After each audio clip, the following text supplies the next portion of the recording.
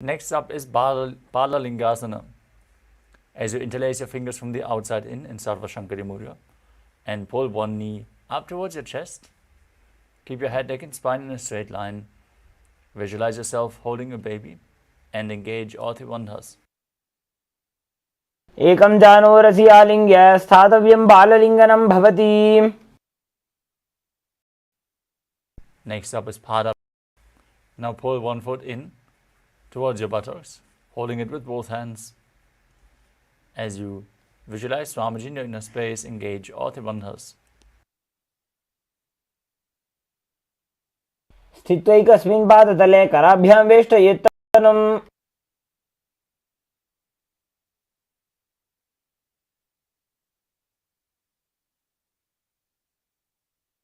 The next asana is Natarajasana. Now hold the sole of the foot from the inside.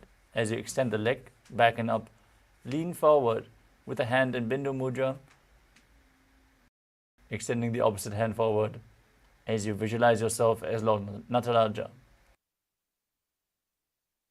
उत्तानपादं क्रौञ्चं च मरीचिं वीरभद्रकम्.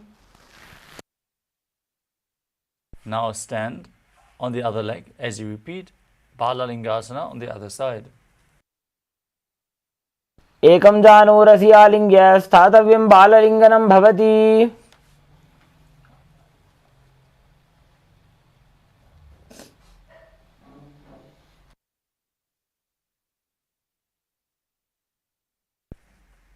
Now pull the other foot towards your buttocks. Repeat Padapidanasana on the other side. स्थित्वैकस्मिन् पादतले कराभ्यां वेष्टयेत्तनम्.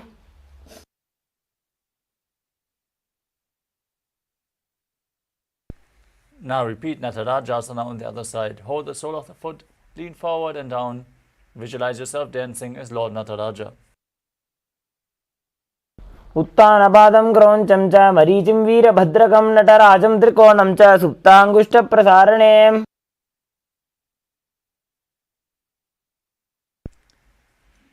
Next up is Ardharajitakarana.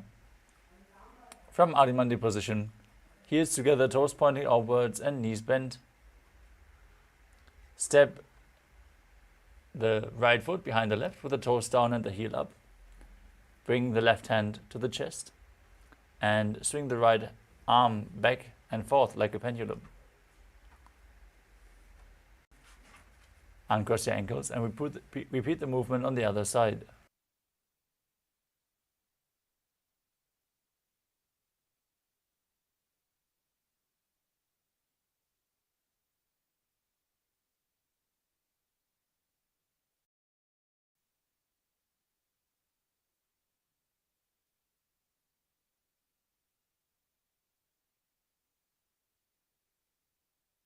Next up is the skeleton dance.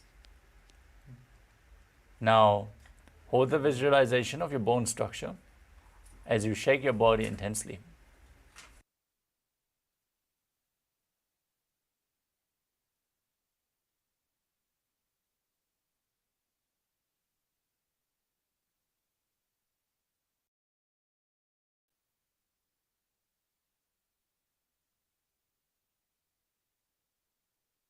Next up is Katicinakarana.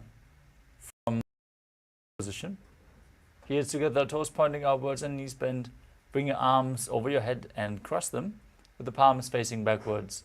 Open your arms wide over top as you turn from side to side, repeating the movement on both sides.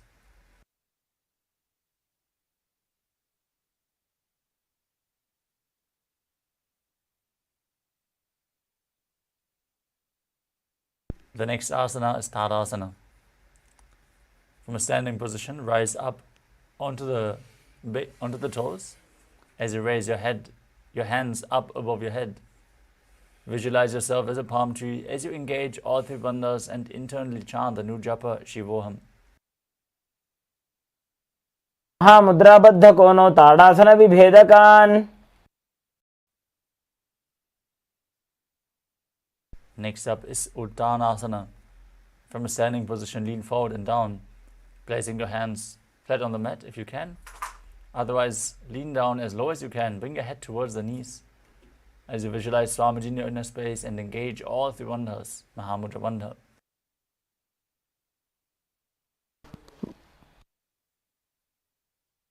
मुद्राबद्ध कोनो ताड़ासन विभेदकान्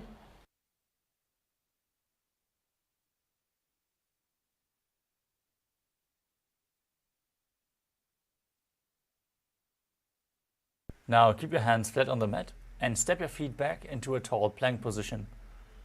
Alternate, rotating your head from side to side as you keep your chin tucked to the chest in Jalandhara Bandha and the Mula Bandha engaged, contracting the perineal floor.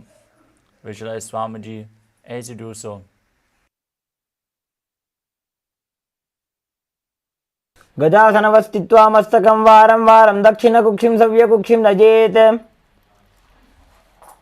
Now lower your body down onto your stomach. Keep your hands at the chest level and the toes pointed backwards.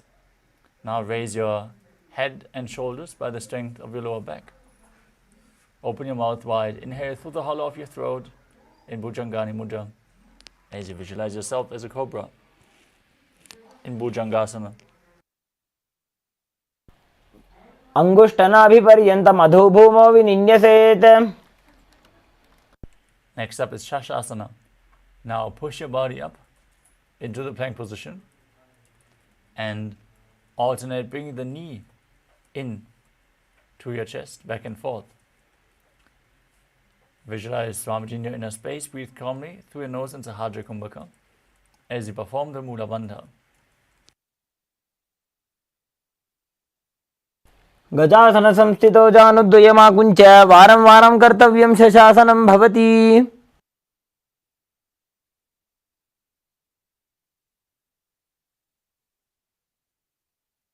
Next up is Rathasana.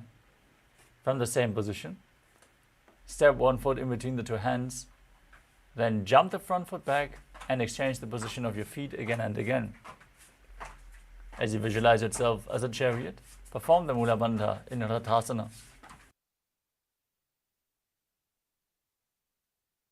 गजासन संस्थितो जानुद्वयमाकुञ्च एकैकं पादं पुरोमार्गेण भ्रामयित्वा कर्तव्यं रथासनं भवति.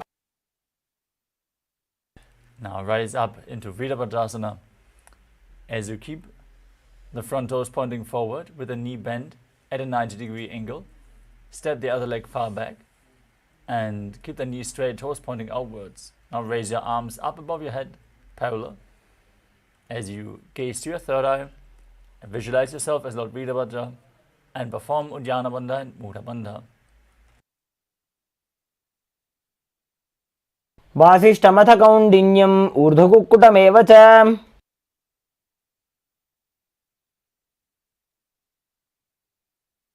Now exchange and repeat Virabhadrasana on the other side. वासिष्ठमथ कौण्डिन्यम् ऊर्ध्वकुक्कुटमेव च. Next up is Vrikshasana, the tree posture. Now stand on one leg and bring the opposite foot towards the inner thigh. Join your hands in Anjali Mudra and raise them up above your head. Visualize yourself as a tree as you perform Uddiyana Bandha and Mudha Bandha. वामोरुमूलदेशे च याम्यं पादं निधायतु. Next up is Garudasana. Bring the raised foot to the opposite hip. Join your hands together in front of your heart in Namaskara Mudra as you visualize yourself as Lord Garuda.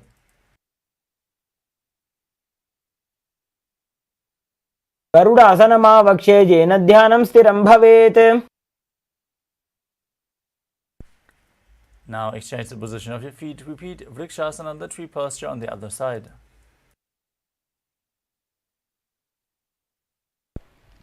गरुडासनमावक्ष्ये येन ध्यानं स्थिरं भवेत्.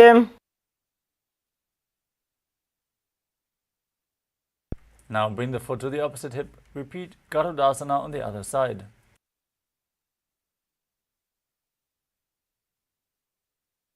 गरुडासनमावक्ष्ये येन ध्यानं स्थिरं भवेत्. The next asana is Trigunasana. As you step one foot forward, and the other one far back. Keep the front toes pointing forward and the back toes facing sideways. Extend your arms parallel to the ground and lean forward and down as you gaze up and visualize yourself as a triangle.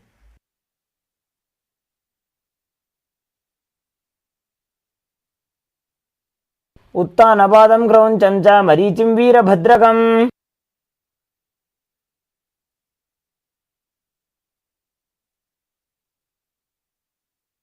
Now exchange the position of your feet.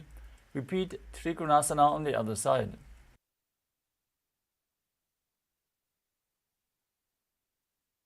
उत्तानपादं क्रौञ्चं च मरीचिं वीरभद्रकम्.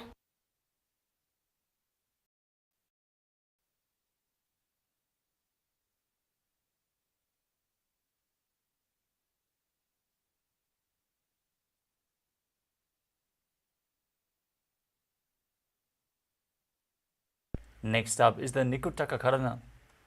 From Arimandi position, heels together, toes pointing outwards, knees bent. Raise one heel off the ground, bring your hands to the chest with the palms facing each other. And now alternate, stomping the raised heel to the other heel up and exchanging the position of your hands.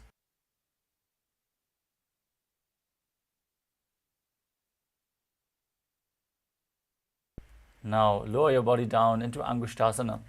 Sit on the raised heels as you balance on your toes with the knees joined together off the mat. Bring your hands to the chest in Namaskara Mudra. Visualize Swamiji and start buzzing like a bee on the inhalation in Brahmari Kumbhaka as you internally chant the new japa Sadashivoham in Angushtasana.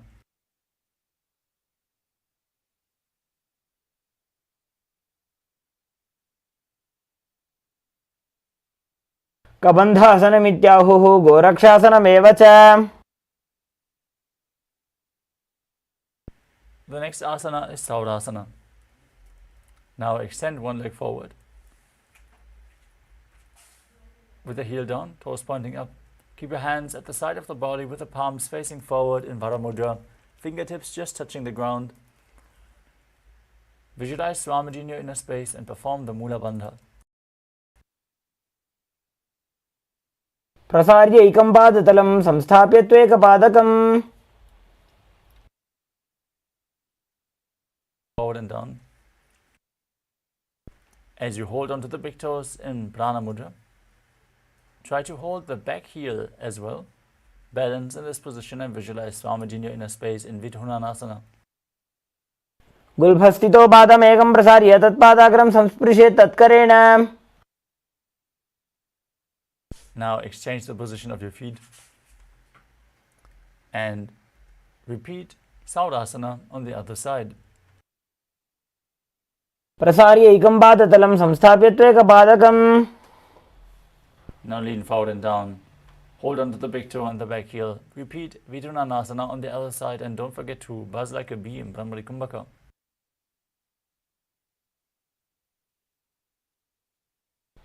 गुल्फौ च वृषणस्याधो व्युत्क्रमेण समाहितः.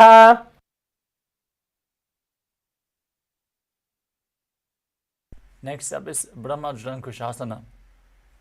Step your feet back and sit on the raised heels.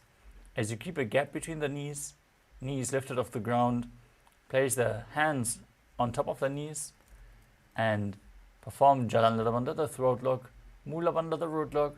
Gaze in between the hands in Shambhavi Mudra, eyes open wide, unblinking, gazing eternally within as you visualize Swamiji in your inner space.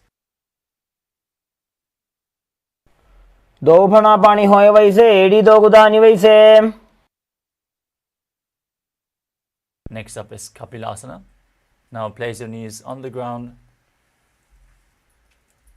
and sit on the raised heels with the toes tucked.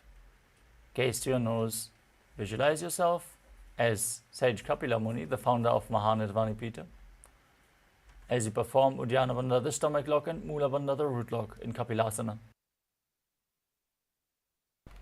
उभय पगतली समटारावे तिनकी माहिली core मिलावे. Next up is Pattalagodakasana. Maintain the same position with your hands on the thighs Shift your gaze to the third eye, visualize Swamiji in your inner space and perform the Mula Bandha.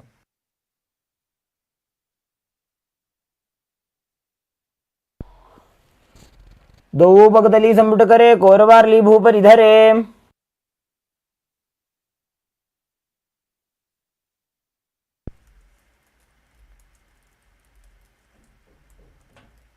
The next asana is Suryasana. Now sit with the toes tucked and the knees open wide. Bring your thumbs and little fingers together. Open up the palms resembling a lotus flower in Padma Mudra and raise your arms up above your head. Gaze through the gap in between the palms as you visualize Lord Surya in your inner space. Perform Uddiyana Bandha and Mula Bandha as you do so.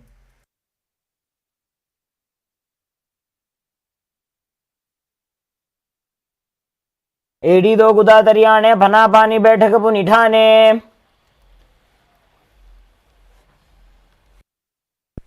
Next up is Mandukasana. Now sit with your feet flat on the mat, down on the heels. Gaze to your third eye. Keep your tongue pressed up against the palate of the mouth in Manduki Mudra, catching the nectar of immortality with your frog tongue as you visualize yourself as a frog. Perform the Mula Bandha and calmly breathe through your nose in Sahaja Kumbhaka.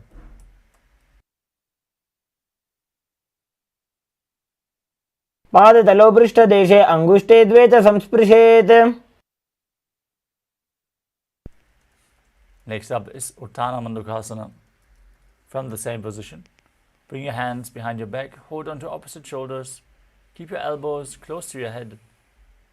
Hold the visualization of being a frog with your tongue up against the palate of the mouth in Manduki Mudra. Gaze to your third eye and perform Uddiyana Bandha and Mula Bandha. मंडूकासन मध्यस्थम कुर्पराभ्याम धृतम शिरः.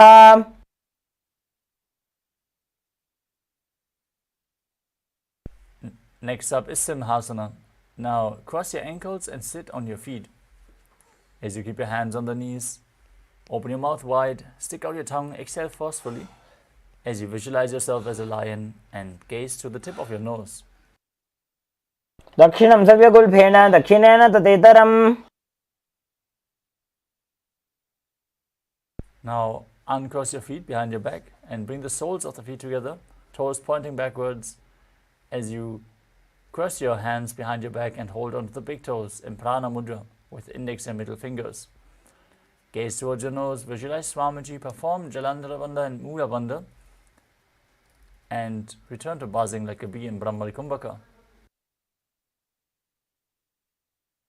गुल्फौ च वृषणस्याधो व्युत्क्रमेण समाहितः. Next up is Kakabhushandi Asana. Now squat with your feet flat and the knees spread apart. Bring your elbows in and around the raised knees and interlock your fingers behind your back in Parashu Mudra. As you gaze to your nose, visualize yourself as a crow.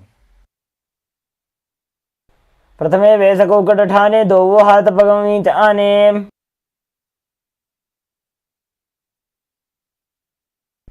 Next up is Kani Pavasana. As you place your palms on the floor, shoulder width apart, bring your knees onto the back of your arms towards your armpits. Lean forward, raise your hips as you lift your feet off the mat. Visualize Swamiji in your inner space and perform the Mula Bandha in Kani Pavasana. आसन को गुण आशी दुष्टा होई तो आछी होई. Next up is Kapali Asana, the first inverted posture of the sequence. If you have any upper back, neck injuries or high blood pressure, take it slow with this asana or any of the inverted postures. If you need support, you can lean against the wall, ask a partner if they can aid you.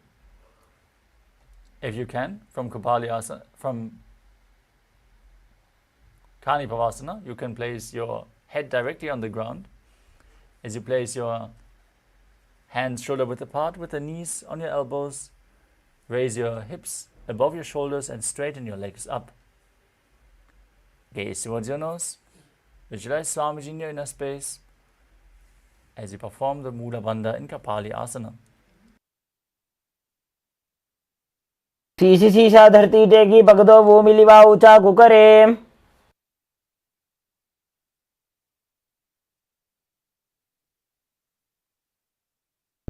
The next asana is Parashvamayudasana. As you squat on the floor, keep your hands down to the mat and twist your body to one side. Bring your knee and hip onto your elbows as you lean forward and extend your legs to the side. Balance on your arms as you visualize yourself as a peacock. मयूरं दंडवत् कुर्यान् मायूरं दंडनामकम्.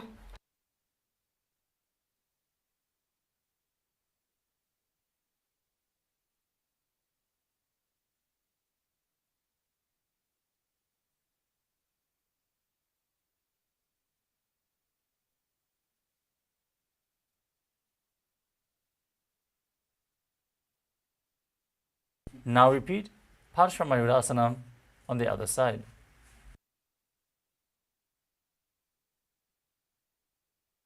मयूरं दंडवत् कुर्यान् मायूरं दंडनामकम्. The next asana is Bhairaganathasana. As you keep your hands flat on the mat, shoulder width apart, step one foot outside the shoulder, in between the two hands. Gaze up towards your third eye. Visualize yourself as Lord Kala Bhairava. As you perform the Mula Bandha. And exhale fully in Richaka Kumbhaka as you hold your breath. आसन को गुण बीती जाई.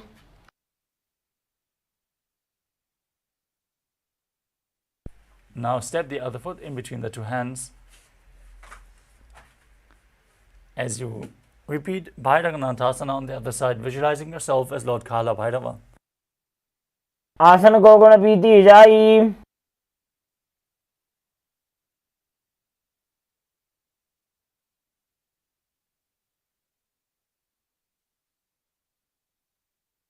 The next asana is Unmukha Pitasana.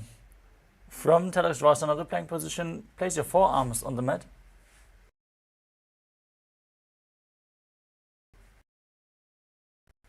Slightly walk your feet forward to raise your hips to your third eye, and when you're in हस्तो चतुष्पदम वाङ्मुखम्. from Unmukha Pitasana, rise back up onto your hands and then rotate your body onto one hand and lift the other hand up towards the sky. Keep your core engaged, your body straight, gaze to the third eye, gaze up along the hand as you visualize yourself as Sage Vashishta. ऊर्ध्वकुक्कुटवासिष्ठ मरीचिहल मत्स्यकम्. Now rotate your body in the opposite direction as you repeat Vashishthasana on the other side. ऊर्ध्वकुक्कुटवासिष्ठ मरीचिहल मत्स्यकम्.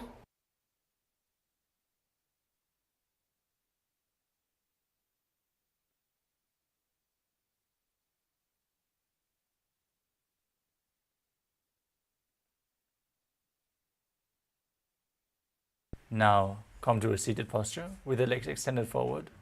Bring your hands beneath the buttocks with the palms facing up. Gaze to your nose. Visualize yourself as Lord Hanuman.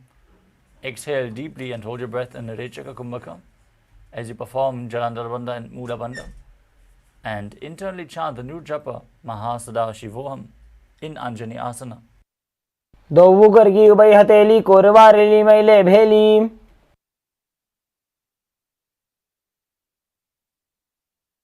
Next up is Paschimottanasana. From the same position, bend from your waist forward and hold onto the big toes in Prana Mudra. Bring your head as close to the knees as you can as you visualize Swamiji in your inner space and engage all three bandhas.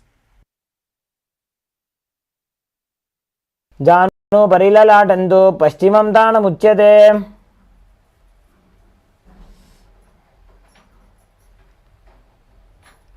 Next up is Ugrasana. From the same position, interlock your fingers behind your head. Lean forward and down as you engage all three bandhas and visualize Kali in your inner space. स्वपाणिभ्यां दृढं धृत्वा जानोपरि शिरोन्यसेत्. The next asana is Marichi asana. As you sit with the legs extended, bring one heel against the groin with the knee raised. Bring your arm in and around the raised knee. Interlock your fingers behind your back as you lean forward and down towards your knee, visualizing yourself as Sage Marichi.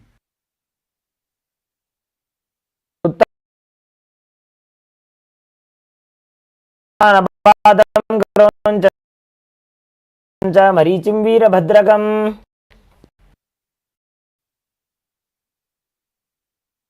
Now drop the knee, lean forward and down, hold on to the front foot with both hands.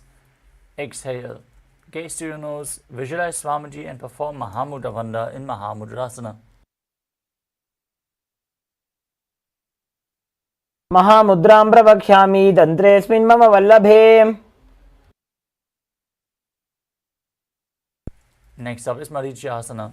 On the other side, bring the other heel towards the groin.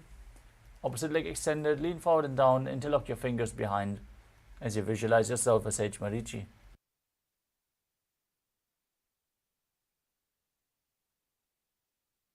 उत्तानपादं क्रौञ्चं च मरीचिं वीरभद्रकम्.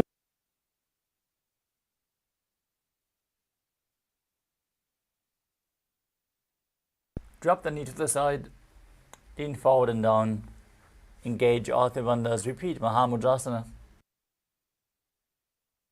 महामुद्रां प्रवक्ष्यामि तन्त्रेऽस्मिन् मम वल्लभे.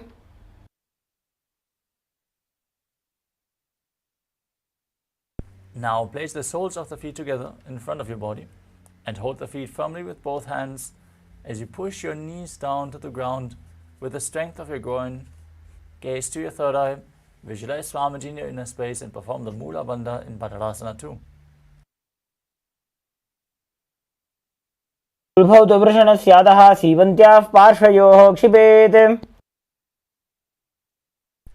Next up is Kali Pavasana. From Padharasana, extend your feet away from the body and place your hands on the knees as you gaze to your nose and perform Jalandhar Bandha and Mula Bandha, visualizing Swamiji in your inner space. पूर्व चरपट चौक कख्यो सोजी वाही विधि जो कीजे sooji.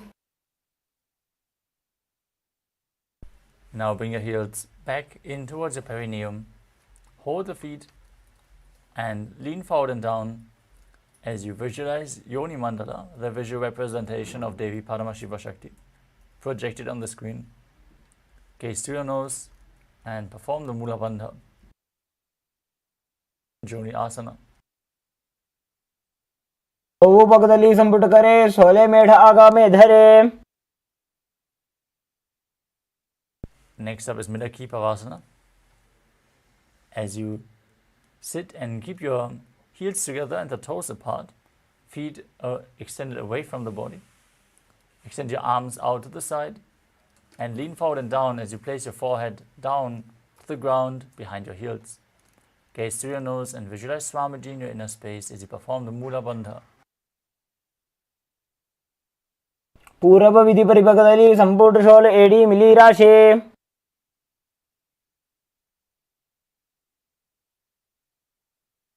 Next up is Siddha Samadhi Asana.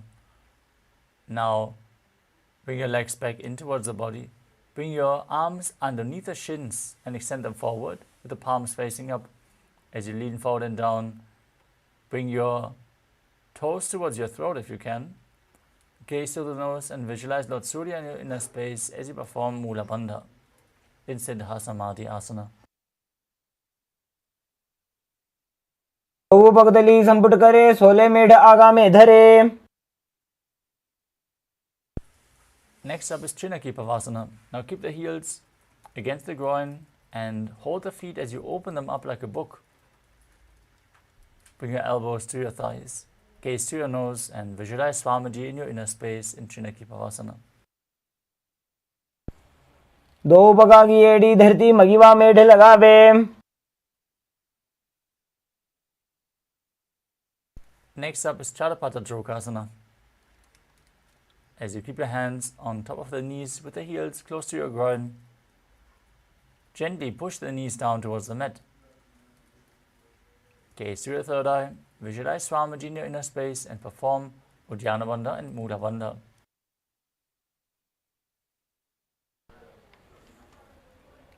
दोबू पगदली संपुट धारे आगाने कर जारे पसारे. The next asana is Bhairavasana. With the soles of the feet together in front of your body, lift the heels up and bring the toes down.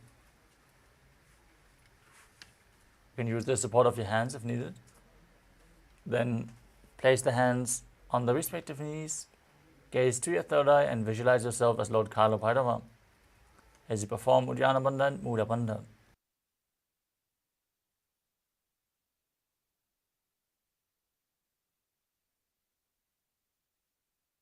गुल्फो संपीड्य चान्योन्यं व्युत्क्रमेणोत्थितं शनैः. Next up is Samanasana. Now keep one heel against the perineum and lift the sole of the other foot towards your chest. Hold your foot with both hands as you gaze to your third eye and visualize Swamiji in your inner space. समानासनमावक्ष्ये सिद्धमन्त्रादिसाधनात्.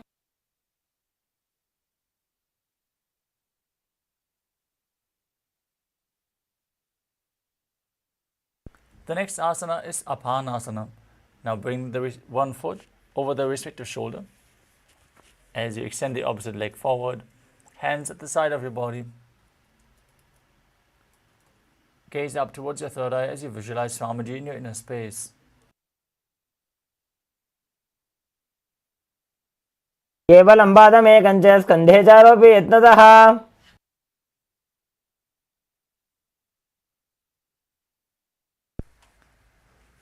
Now repeat Samanasana on the other side by pulling the other sole towards the chest.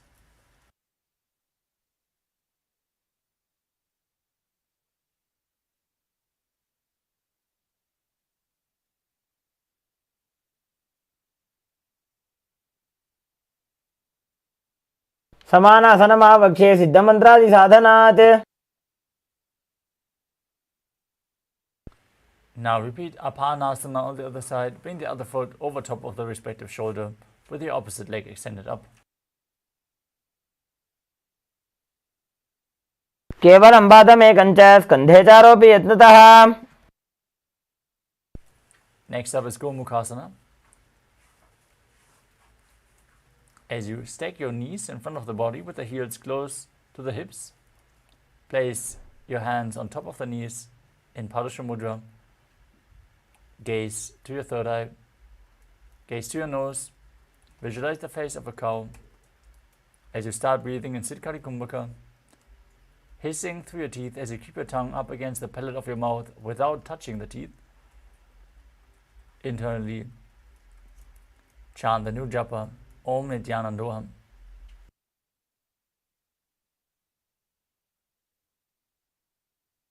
सव्ये दक्षिणगुल्फं तु पृष्ठपार्श्वे नियोजयेत्. Now hold on to the big toes in Prana Mudra. Perform Uddiyana Bandha and Mula Bandha, stomach lock and root lock, as you gaze to your nose and visualize yourself as a Rishika Anasuya in Anasuyasana.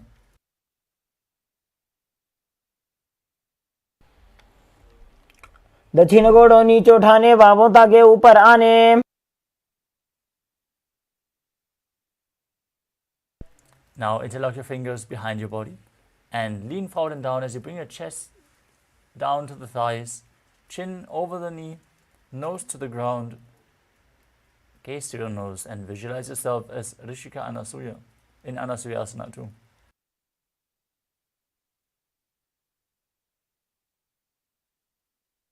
जीमणा गोदा की संधि, ऊपरी डावा गोड़ा की संधि.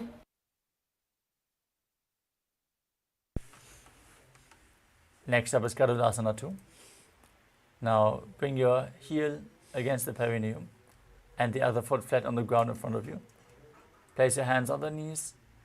Visualize yourself as Lord Garuda as you gaze to your nose and perform the Mula Bandha. डाबो पगमोडी एडी माहिलो गुल्फमूल द्वारनी चैदे.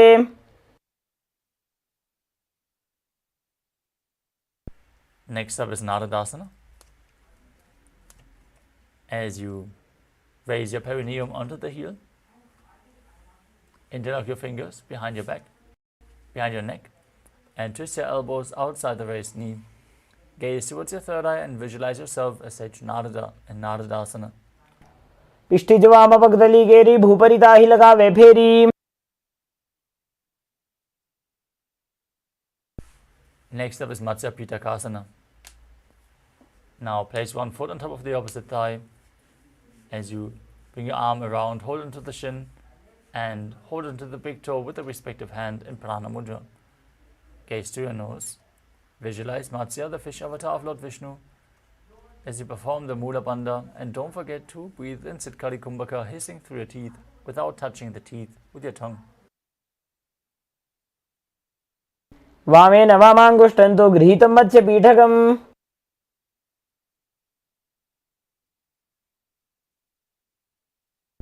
Now repeat Gomukhasana on the other side. Stack your knees, put the other knee on top, interlacing your fingers on both knees, visualizing the face of a cow represented in the name of the asana, Gomukhasana. सव्ये दक्षिणगुल्फं तु पृष्ठपार्श्वे नियोजयेत्.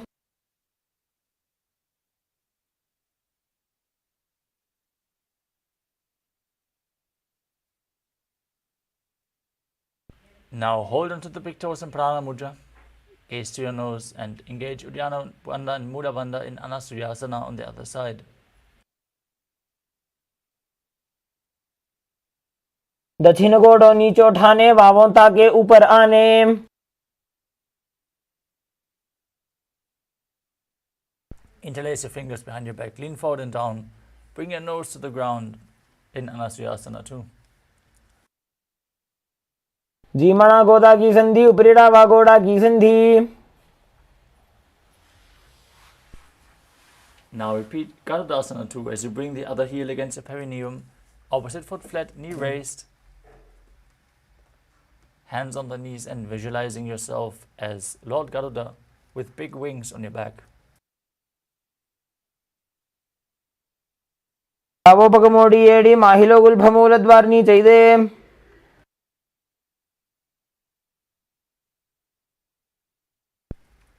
Now repeat Naradasana as you raise your perineum on the heel, interlace your fingers around your neck, and twist your elbows outside the raised knee.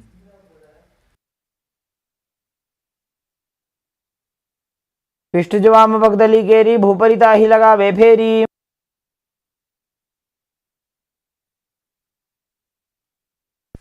Now repeat Matsya Pitakasana, bringing the other foot on the opposite thigh, holding onto the shin and the big toe in Prana Mudra as you gaze and visualize Matsya, the fish avatar of Lord Vishnu. वामेन वामाङ्गुष्ठं तु गृहीतं मत्स्यपीठकम्.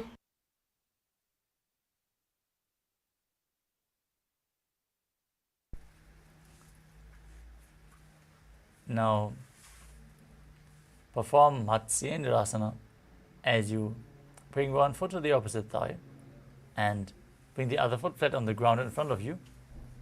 Step over top of your knee if you can, otherwise just keep it in front.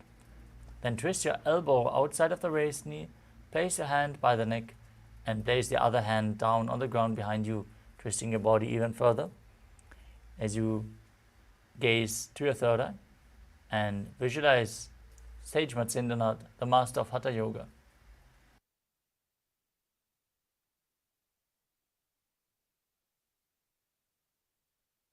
तरं पश्चिमाभासं कृत्वा तिष्ठति यत्नतः. From Matsyendrasana, extend your arm down towards the foot. Hold on to the big toe in Prana Mudra as you hold your other ear with your hand. Gaze to your third eye and visualize yourself as a camel in Kubasana. आसन को गुण झोलो जाए.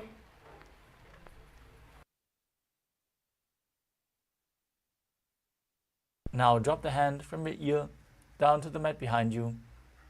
Twist your body even further, gaze to your third eye and visualize Sage Matsyendranath in Matsyendrasana too.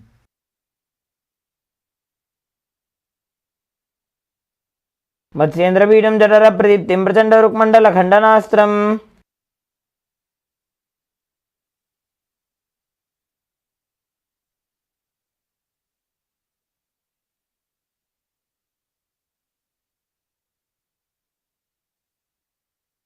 Now extend your legs forward, place the other foot on top of the opposite thigh. Twist your body around the raised knee as you repeat Matsyendrasana on the other side.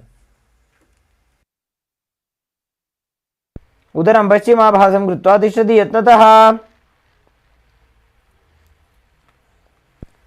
Now extend your arm down to the foot and the other hand is placed on the ear as you gaze to your third eye and visualize yourself as a camel in Kubasana on the other side. आसन को गुण झोलो जाए. Drop the hand behind your body, twist your body even further, gaze to your third eye, visualize Sage Matsyendranath and Matsyendrasana too. मत्स्येन्द्रपीठं जठर प्रतीप्तिं Prachanda रुक्मण्डल खण्डनास्त्रम्.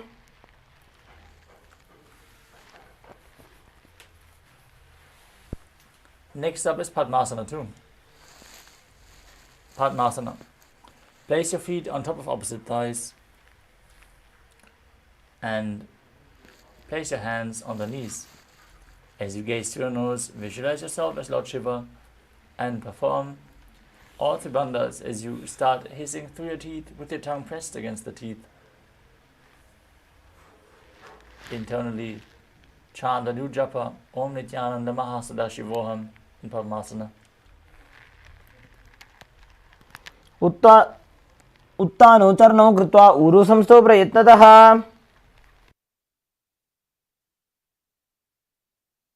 Next up is Padmasana too. Now cross your arms in front of your body, holding onto the big toes in Prana Mudra. Gaze to your nose, visualize yourself as Goddess Parvati, the consort of Lord Shiva. As you keep breathing in Sitali Kumbhaka with your tongue pressed against the teeth and perform the Mula Bandha.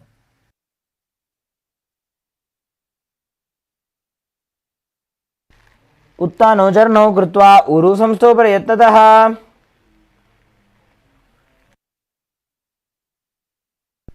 Next up is Kukkutasana. From Padmasana, place your hands in between the thighs and calves and place your hands flat on the mat. Lift your body off the mat and balance as you visualize yourself as a rooster, calmly breathing through your nose in Sahajra Kumbhaka.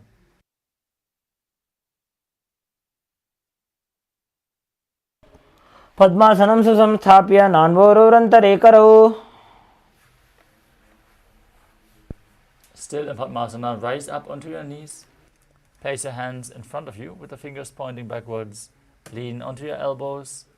Find balance and lift your knees off the mat as you visualize Swamiji in Badhakikiyasana. धरामोष्टभ्यकरद्वयेन तत्कोर्परि स्थापितानाभिपार्श्वः. Next up is Mayurasana.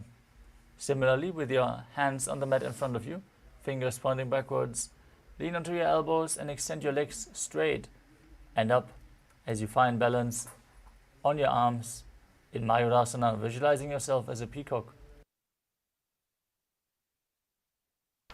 अथ पक्षे Mahadev मयूरासनमुत्तमम्. Now lay your body flat on the mat.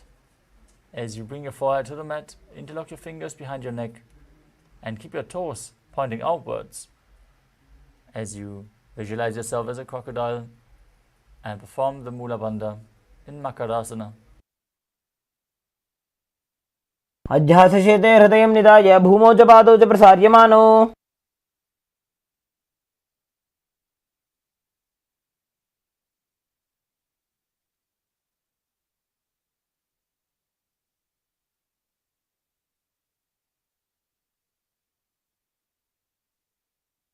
Next up is Shalabhasana. As you lay down on your stomach and place your hands next to your chest, raise your entire legs off the mat by the strength of your lower back. Visualize yourself as a locust and breathe calmly through your nose in Sahajra Kumbhakam in Shalabhasana. अध्यासशेते करयुग्मवक्षो भूमिमौष्टभ्यकरयोस्तलाभ्याम्. Now hold onto the feet and pull them outside the hip. Pull them as close to the ground as you can as you visualize yourself Ustrasana. अध्यासशेते पदयुग्मव्यस्तं पृष्ठे निधाय अपि धृतं कराभ्याम्. Next up is Dhanurasana. As you lay on your stomach, holding onto the feet, backing up as you lift your shoulders and head. Gaze up towards your third eye as you visualize yourself as Pinaka, Lord Shiva's bow. Perform the Mula Bandha as you do so. प्रसार्य पादौ भुजदण्डरूपौ करौ च पृष्ठे धृतपादयुग्मम्.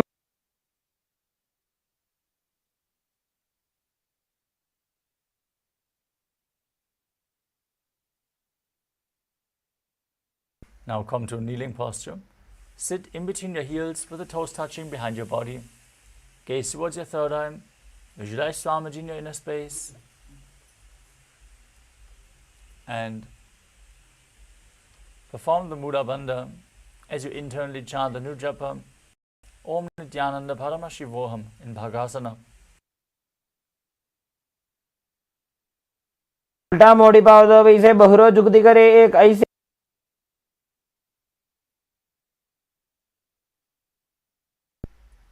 Next up is Gohi Asana, the next inverted posture of the sequence. Set yourself up in front of a wall if needed. Now place your forearms on the mat, elbows shoulder width apart. Interlock your fingers in Padasana Mudra. Place the crown of your head to the mat. Hold your head with your hands. Walk your feet forward. Raise your hips. As you gaze to the nose and visualize Swamiji in your inner space. And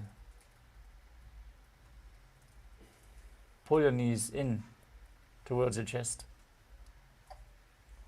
in Gohi Asana. दो हाथ की कहुनी जोई पुनः कलाई जाने दोई. From Gohi Asana, extend your legs up straight into Shirshasana. Gaze to your nose. Visualize Swamiji in your inner space and perform the Mula Bandha. विपरीतं मण्डलं च द्विधैव विदितं हिनः. Gently lower down your legs. Come to a seated posture with the legs forward.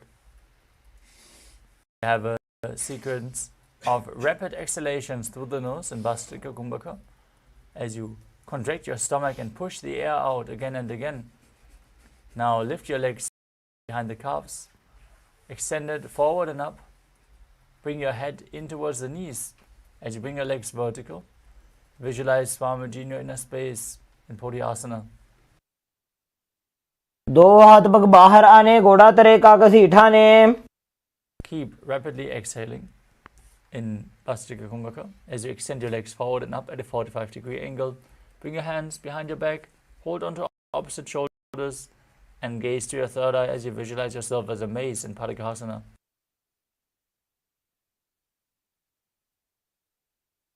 उत्तानं शयनं कृत्वा पादौ मिलित्वा प्रसार्य.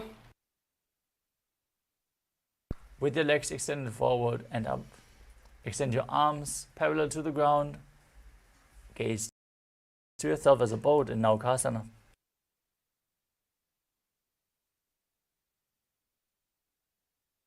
उत्तानं शयनं कूर्पराभ्यां भूमिमवष्टभ्य. Next up is Rudrasana. As you sit and lift your feet up, scoop your hands below and pull them in towards your chest. Balance as you keep rapidly exhaling. Gaze to your nose and visualize yourself as Lord Rudra. पगतली संपूट करी हाथस्योपग उचाई. Now breathe calmly as you lay down on your back. With the feet flat, knees raised, hands by the heels.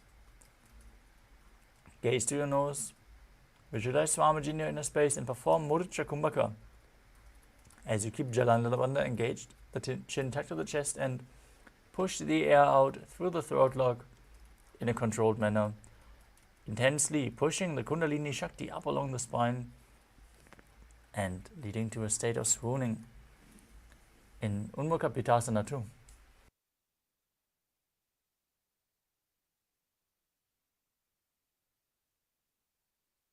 ऊर्ध्वे च जानुनी कृत्वा शवित्वोर्ध्वमुखं तथा उत्थाप्य हस्तौ तिष्ठेत्तु पीठ उन्मुख नामके.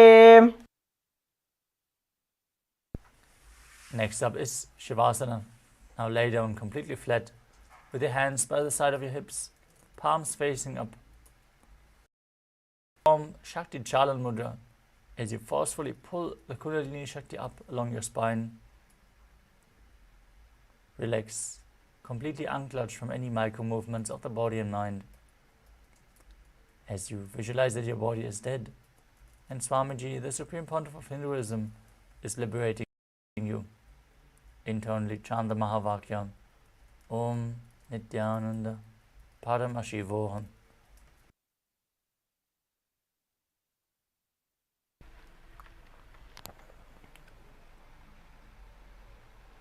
उत्तानं शववद्भूमौ शयनं तु शवासनं शवासनं शान्तिहरं चित्तविश्रान्तिकारकम्.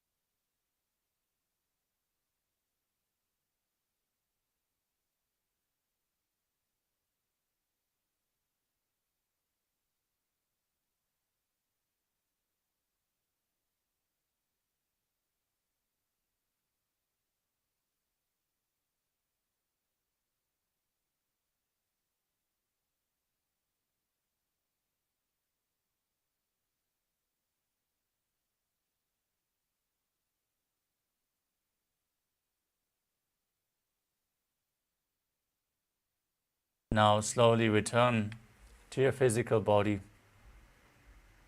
Start to wiggle your fingers and toes, your wrists and your ankles, your elbows and your knees. Pull your knees up towards your chest. Start to rock your body from side to side and sit up.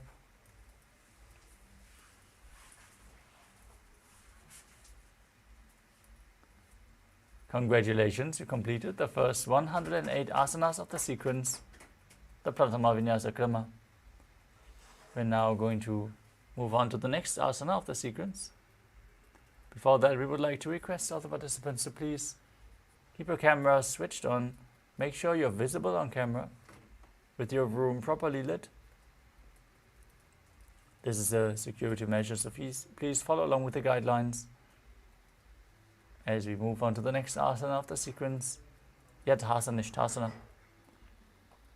Sit in a posture that brings ease to your physical and mental space.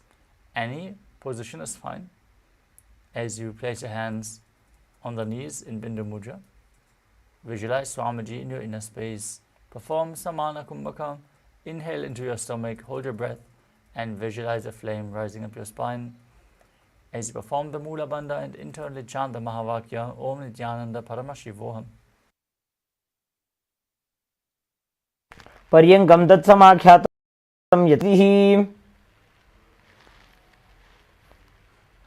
Next up is Samasana.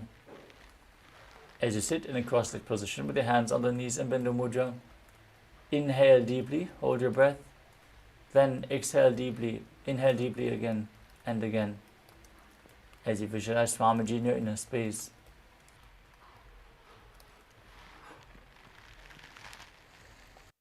इदानीं गर्भिणीनां योगाभ्यासो यथा लघु.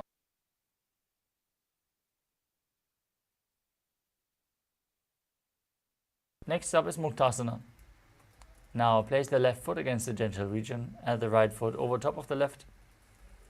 Keep your hands flat on the knees, gaze towards your nose, and visualize yourself as a sage liberated by the Supreme Pontiff of Hinduism.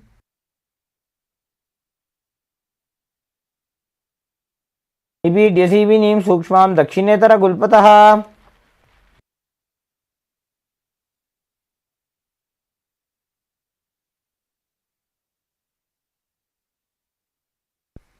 Next up is Siddhasana.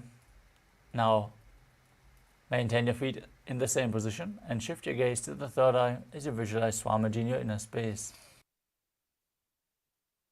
स्थानुसंयमितेन्द्रियोचलदृशा पश्यन् भ्रुवोरन्तरं चैतन्मोक्षकपातभेदजनकं सिद्धासनं प्रोच्यते. Next up is Siddhyasana. As you maintain the same position as in Siddhasana, switch your gaze to the ground in front of you. Engage all three bandhas as you visualize Swamiji in your inner space. Keep breathing in Samana Kumbhaka.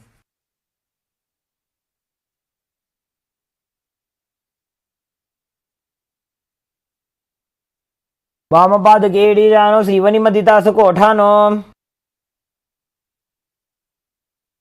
Next up is Rudrasana 2. Rotate your hands on top of the knees into Bindu Mudra.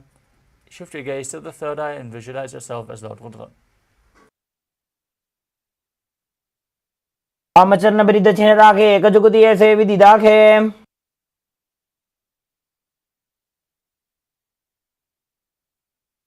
Next up is Sandhadhurnasana. Maintain the same position. Shift your gaze to the nose as you embody tranquility and an unshakable nature. आसन की गुण मन की चंचलता meet.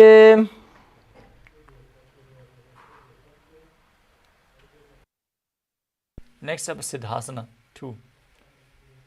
As you maintain one heel on top of the other, bring your hands to the navel, cup your palms, one over the other, resembling a lotus flower as you visualize Swamiji in your inner space.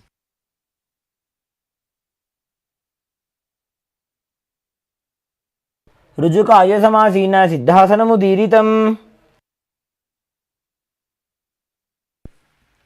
The next asana is Bandha Yoni Asana. Maintaining your legs in the same position. Set the sankalpa to manifest the womb of creation and get ready to enter Shanmukha Mudra. Exhale deeply, perform the Mula Bandha. Push all the air out as you close your mouth with ring and little fingers, the nostrils with the middle fingers, the eyes with the index fingers, and the ears with the thumbs. यत्र मध्ये महादेव बन्धयोन्यासने शृणु. Next up is Virasana. As you place one foot on the opposite thigh and the other foot below the opposite thigh, keep your hands on the knees in Bindu Mudra and embody the state and space of bravery.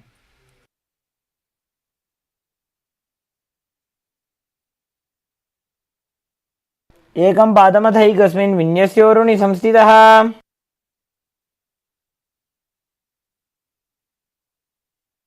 From the same position, with your hands on the knees in Bindu Mudra, shift your gaze to the third eye and visualize sage Valmiki, the great poet and author of Ramayana in Valmikasana.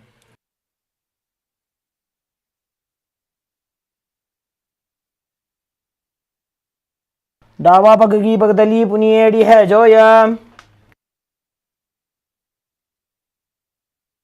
Next up is Joni Mudra. From the same position, rotate your hands on top of the knees, keep them flat on the knees as you gaze to your nose and visualize Yoni Mandala, the visual representation of Devi Paramashiva Shakti.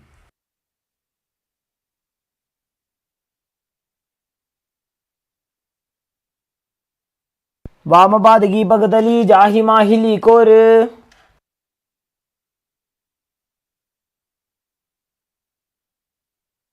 Next up is Yoni Asana.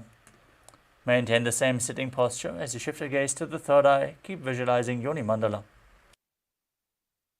योन्यासनं पर्वतेन योगं योगफले निलम्. Next up is Vajrasana 3. As you bring the soles of your feet together, heels close to your perineum, hold your feet with both hands, push the knees down, gaze to your nose and visualize yourself as Lord Veerabhadra as you perform Uddiyana Bandha and Mula Bandha. गुल्भौ च वृषणस्यादः सीवन्त्याः पार्श्वयोः क्षिपेत्.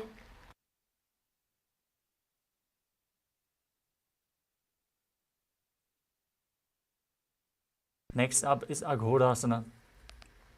As you keep the soles of the feet together,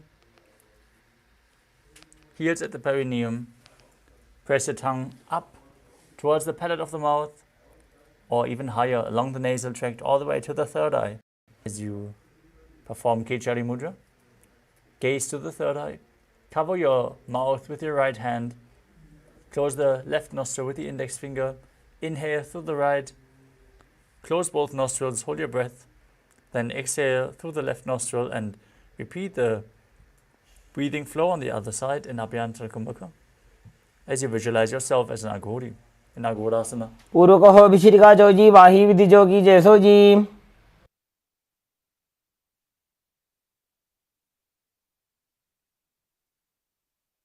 Next up is Kanadipavasana.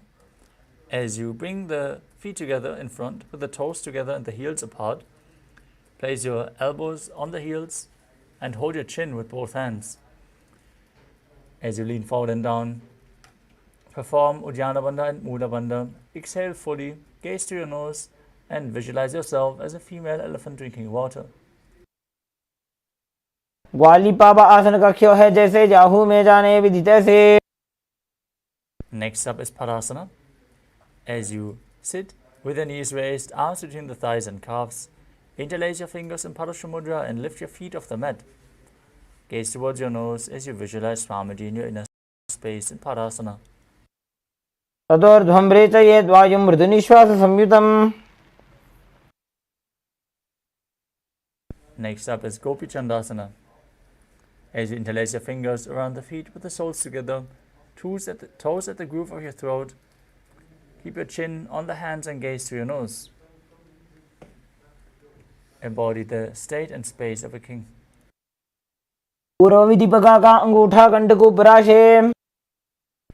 Next up is Uddarasana. Now, insert your hands underneath the legs and hold the feet with interlocked fingers as you bring your feet up to the chest and the head down with the chin touching the soles of the feet. Gaze to your nose and visualize your body free from any defects. दो भगदली संपुटटाने उभय हस्त करी उरद हिताने.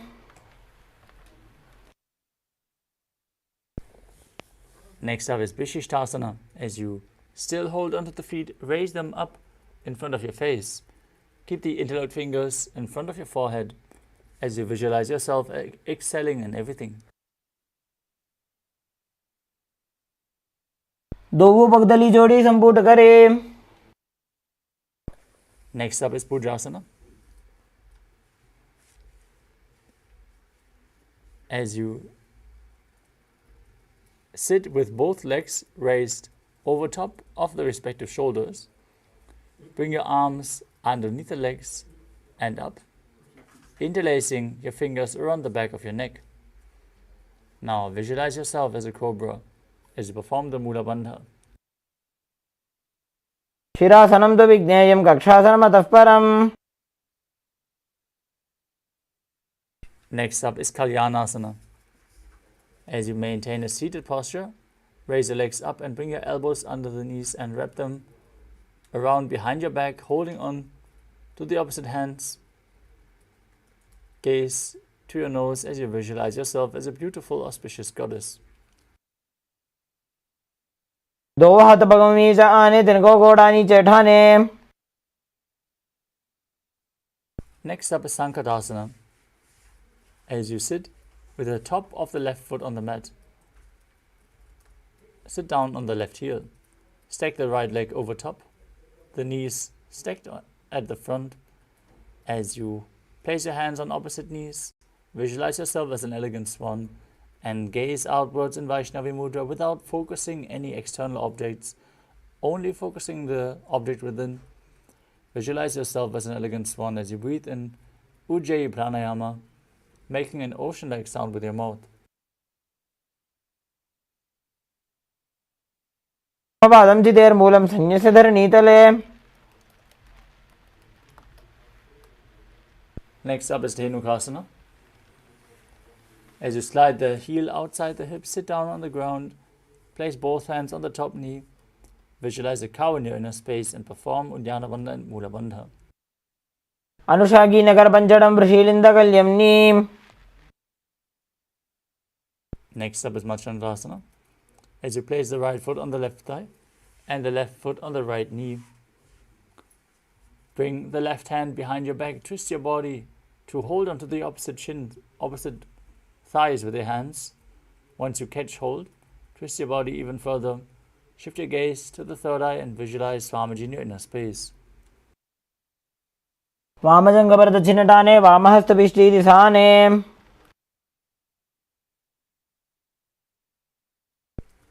Next up is Machandrasana 2.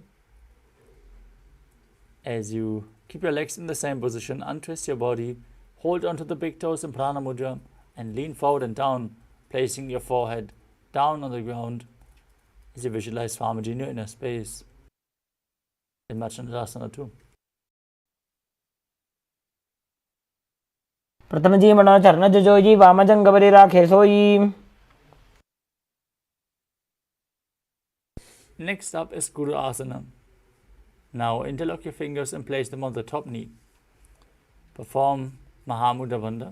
All three bandhas engaged as you visualize Swamiji, your Guru, in your inner space in Guru Asana.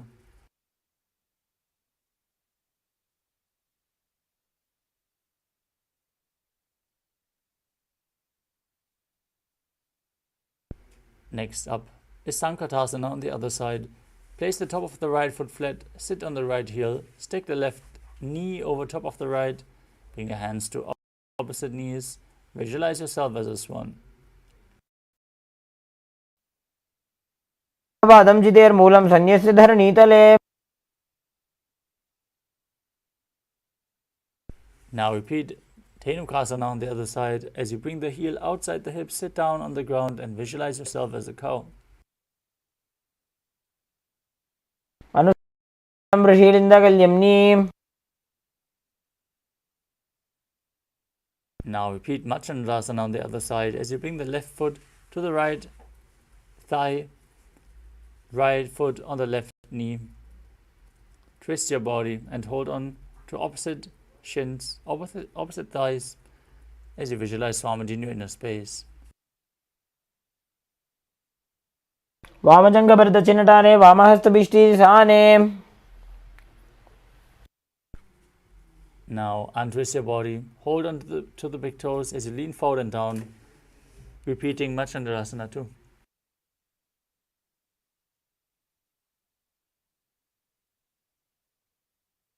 ప్రథమజీమణ చరణజజోయి వామజంగపరి రాఖేసోయి.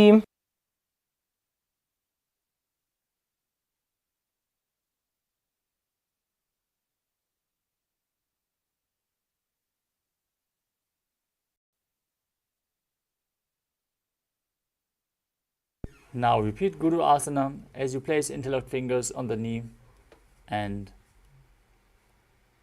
perform all three wonders, visualizing Swamiji, your Guru, in your inner space. గురుమూలేతరపాదస్య కనిష్ఠికా ప్రదేశగుల్భం సంస్థాప్య.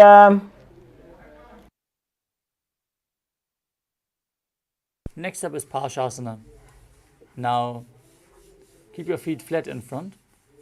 Hold on to opposite knees and pull them in towards your chest as you gaze to your third eye. Keep your tongue up in Kechari Mudra and visualize Swamiji in your inner space. పాదతలే భూమో నిధాయ Janu నివృసి నిధాయ.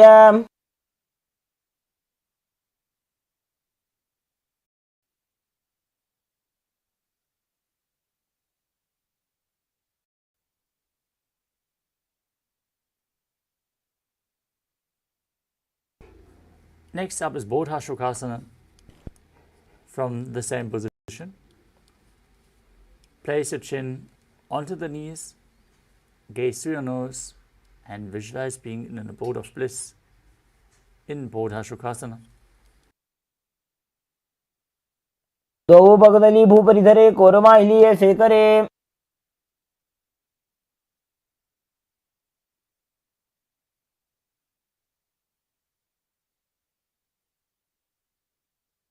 Next up is Kurakatasana. From the same position, bring your arms underneath the knees and hold on to opposite elbows. Gaze towards your nose as you visualize Swamiji in your inner space.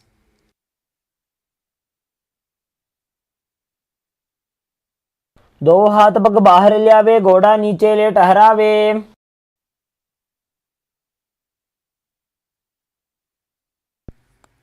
From Kurakadasana, cross your ankles with the right foot over top and the toes pointing up. Visualize the great sage of Maharishi Sumati as you gaze through your nose in Sumati.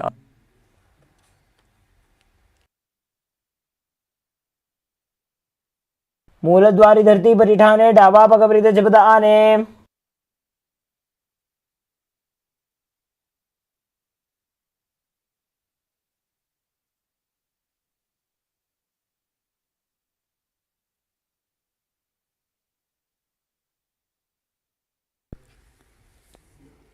Next up is Dandasana. Now extend your feet straight out in front of you as you extend your arms up. Interlock your fingers with the wrists pointed outwards. Perform all three bandhas, gaze to your nose and visualize Swamiji in your inner space.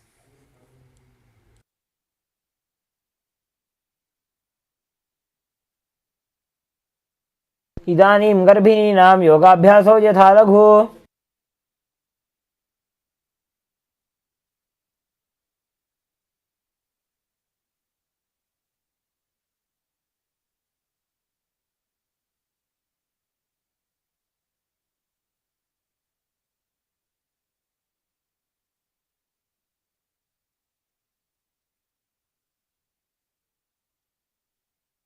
Next up is Arambhasana. As you sit with your legs straight, hold the big toes with index and middle fingers and lean your chest forward and down. Bring your head to the knees as you inhale through one nostril, exhale through the right alternately. Visualize Swamiji in your inner space as you perform Nadi Shodhana without using the support of your hands, cleaning your. तो वो पग मिलीवा पसारी पगा का अंगूठा पकड़ी लीलाट घोड़ा लगावे.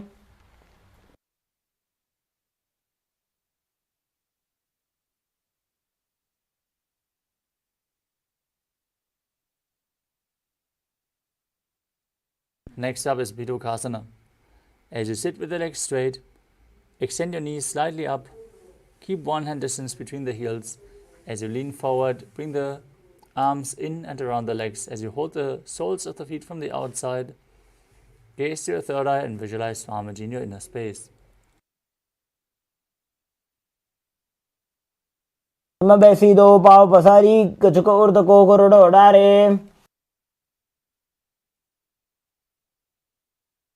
Next up is Jalandharibhasana. As you extend both legs forward, bring your arms underneath the shins with placing your head on the heels. Gaze to the nose and visualize Swamiji in your inner space.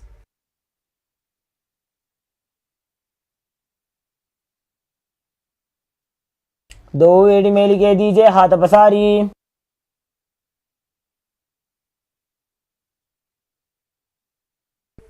Next up is Urdhva Paschimottanasana.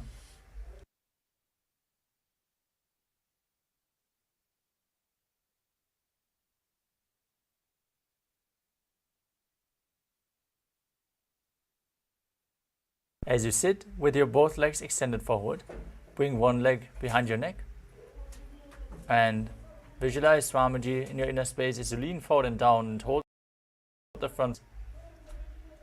Perform the Mula Bandha and breathe in Pratyahara Kumbhaka.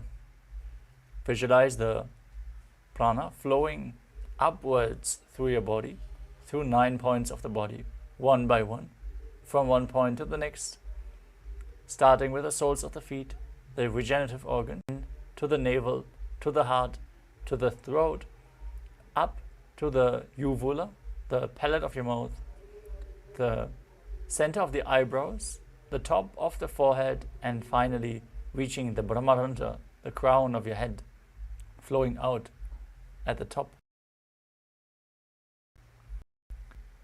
These 9 points are revealed by Mahadeva himself. Perform the Mula Bandha and push the Kundalini Shakti up in Urdhva Paschimottanasana. पश्चिमतानवत् स्थितिं कृत्वा एकं पादं ग्रीवायां धृत्वा तिष्ठेत्.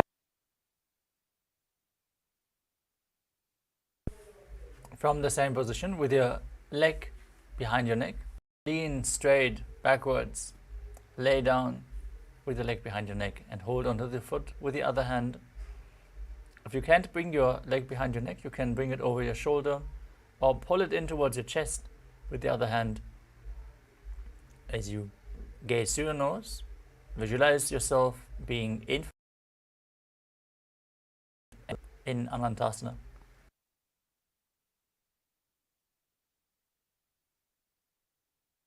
एकैकं पायि ग्रीवायां विन्यस्य.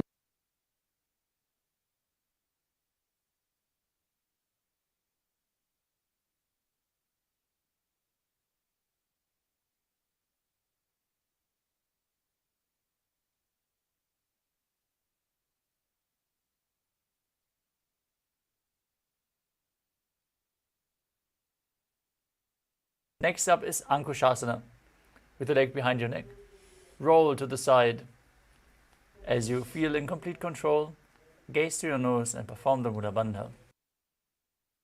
उत्तानसहित एकैकं पादं ग्रीवायां कुर्वन्. Next up is Chasana. Now pull both knees towards your chest. Hold them with opposite hands and pull them close to your chest as you roll your body from side to side and visualize Swamiji in your inner space. उत्तानशयनं जानुनि हृदयवष्टम्भ.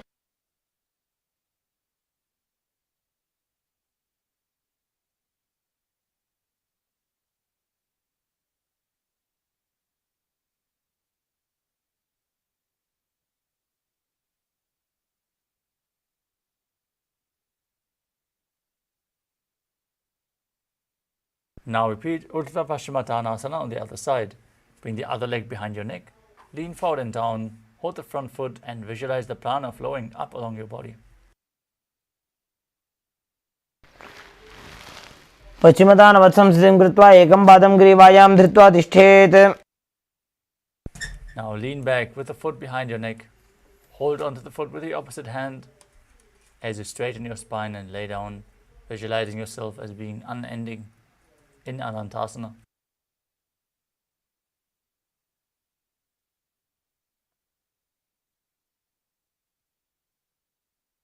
उत्तानशयनि एकैकं Pai ग्रीवायां विन्यस्य.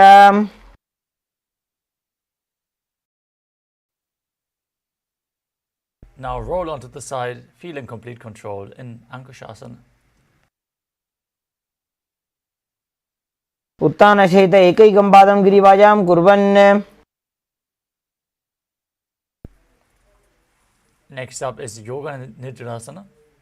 As you lay on your back, one by one, bring your legs behind your neck and then interlock your fingers behind your back as you gaze to the nose and visualize Swamiji in your inner space.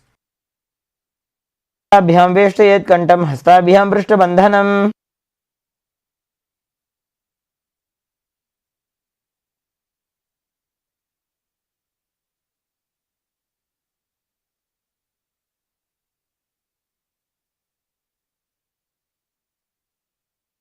Next up is Ardha Dhammasana. As you lay on your back, raise your legs towards your head, wrap your hands around the legs and interlock your neck. Gaze towards your nose as you visualize Lord Vishnu blessing you from within.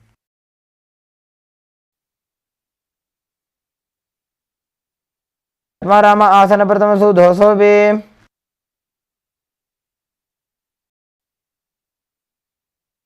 Next up is Kochikasana. As you lay on your back, pull your knees up towards your chest with the soles facing up towards the sky, and then extend your arms out to the side. Now gaze to your third eye and visualize Swamiji in your inner space as you perform the Mula Bandha.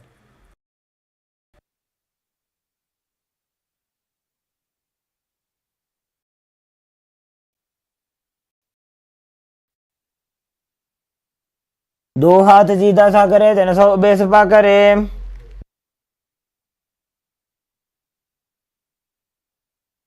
From Kochikasana, with your arms extended out to the side, knees pull to the chest, drop one knee to the side, and extend the other leg down. This is the first step of a 3-step sequence we're going to perform on both sides. Now bring both knees bent to the side, extend both legs to the side and hold the feet, gaze away from the feet. Return to the center with both knees against your chest. Drop the other knee to the side, opposite leg down. Bend both knees to the side. Extend both legs to the side, holding the feet, gazing away from the feet as you visualize Swamiji in your inner space in Jatara Parivritti. परिवृत्य कुक्षि भागे त्रिधा हि परिकीर्तितः. Next up is the Dvipadapitam. As you lay on your back, hold your ankles with your hands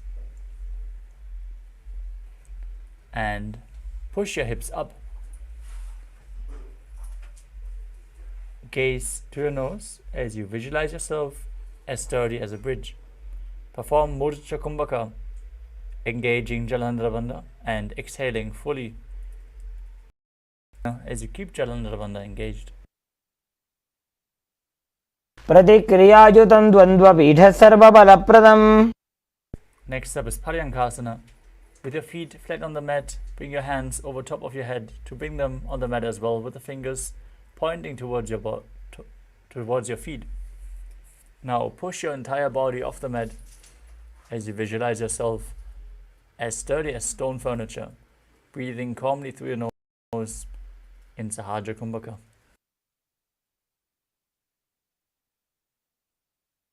उत्तानशयनं हस्ततलाभ्यां भूमिमष्टभ्य.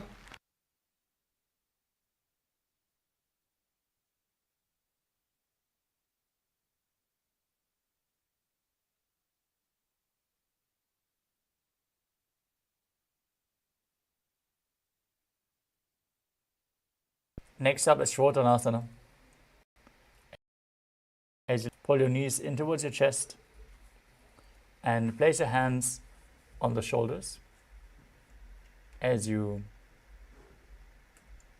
move your hips in a circular motion, visualize yourself as a dog playfully rolling around on its back.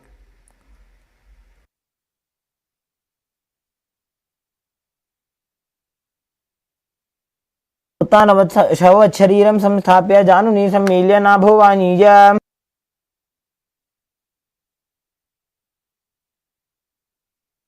Next up is the Viparita Karani. As you lie supine and raise your hips and legs up with the legs extended straight on the mat below, helping you balance. Move your legs in a circular motion and visualize Swamiji in your inner space.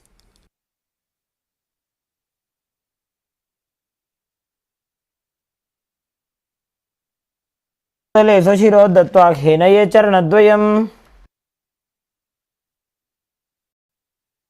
Now stop the movement. Be straight in this position in Viparita Karani too. विपरीताख्या सर्वाधिव्याधिनाशिनी.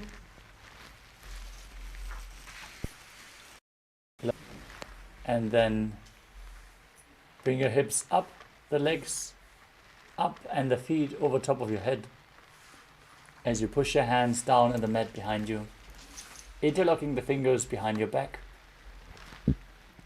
as you visualize yourself as a plow in Langalasana. Perform Jalandhara Bandha and Mula Bandha.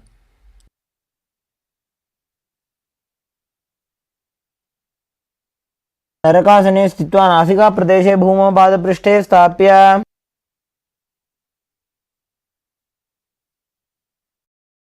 Next up is Shaita Paschimottanasana.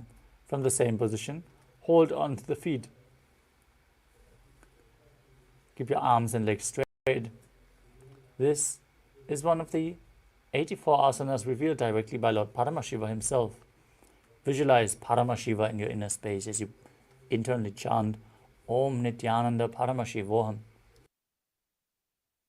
Anam Shaitvat Kurvita Shaitapaschimatanakam. Next up is Supta Konasana. From the same position, bring your hips over the shoulders as you spread your legs wide. Visualize Swamiji in your inner space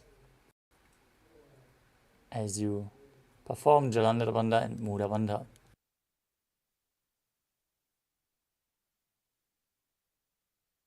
परिवृत्य कोक्षे भागे त्रिदाहि परिकीर्तितः. Next up is Chakrasana. Now join your feet back together above your head, hold onto your ankles and roll onto your back as you keep your legs straight, visualizing yourself as a chakra, a wheel in Chakrasana.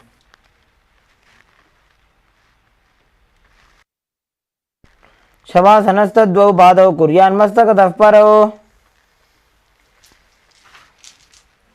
Next up is Supta Prasarita Parangushtasana. As you lay on your back, keep your legs straight above your body and hold onto the big toes in Prana Mudra. Then perform the Mula Bandha and breathe in Ujjayi Pranayama. Make an ocean-like sound with your mouth as you inhale, as you visualize Swamiji in your inner space.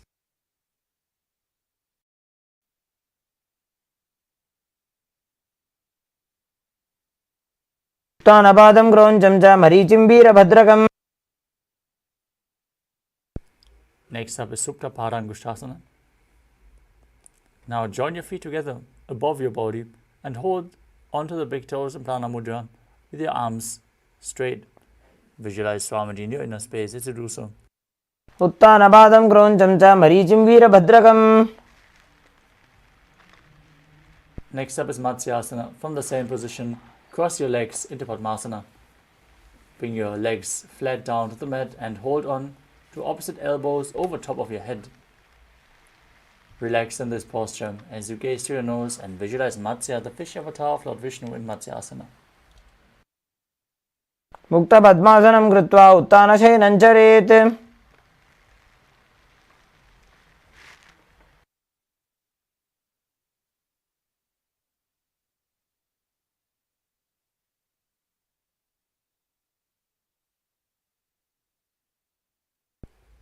Next up is Parasharamasana. From the same position, bring the back side of the right hand on top of the left, the palms facing up. Above your head, gaze towards the nose as you visualize Lord Rama in your inner space.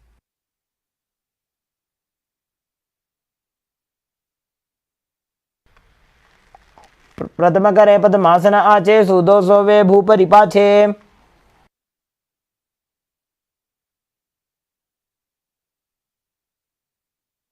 Next up is Sarvangasana.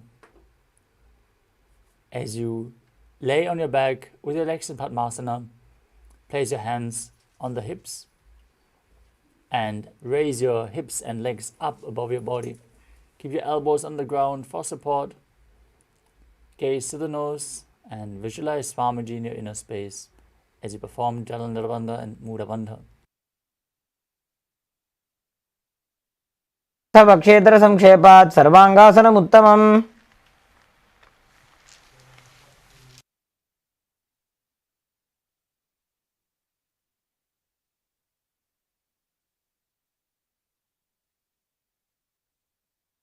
Next up is Vrishikasana. As you lay on your back, bring one foot over top of the opposite thigh. Stretch your arms up above your head and hook the fingers forward as you gaze to your third eye and visualize yourself as a scorpion. प्रथमशयन सुधो शीशिकेशिके सन्धि सुदाखे. Now repeat Vrishikasana on the other side by bringing the other foot on top of the opposite thigh. प्रथमशेन सुधो शीर्षकेशिकी संधि सुदाखे. Next up is Vrishaparakshipaasana. As you interlock your fingers behind your neck, stretch your legs up. Keep them off the ground as you alternate, bringing them in towards your chest, back and forth. Visualize Swamiji in your inner space and breathe calmly in Sahajra Kumbhaka. Don't let the movements take away the control over your breath. Breathe calmly.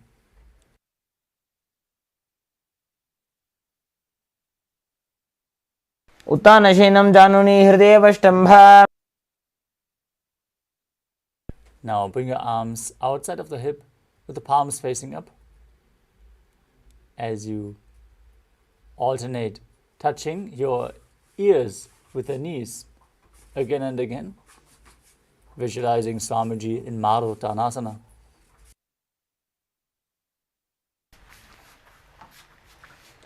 उत्तानशयनं जानूनि हृदयेवष्टम्भ. Next up is Vriksasana. As you lay on your back, place your feet flat on the ground and then stand up and sit back down again and again as you visualize yourself as a wolf. उत्तानशयनं कृत्वा पादतलाभ्यां भूमिं धृत्वा.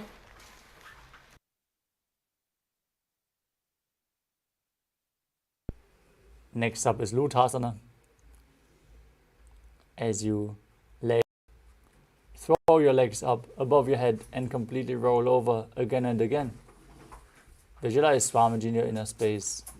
Perform the Mula Bandha and finally end in a prone position, laying on your belly.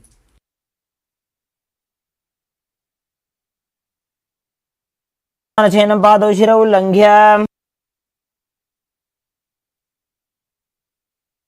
I see our participants are enjoying watching our acharyas do the back rolls. The next asana is Sadatasana. As you lay on your stomach, keep the hands by the shoulders and contract your lips as you make a whistling sound like a flute. As you inhale, visualize yourself as a chariot, carrying warriors into a battle for Dharma on your chariot back. Perform the Mula Bandha as you do so in Sadatasana.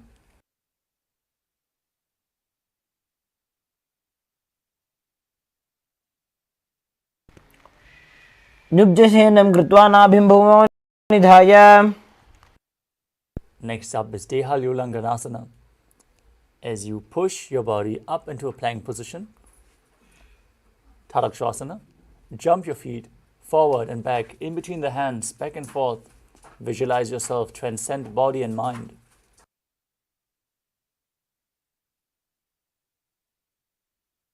हस्तद्वयं बद्ध्वा तन्मध्ये चरणद्वयं मुड्डानैव बहिरानीय.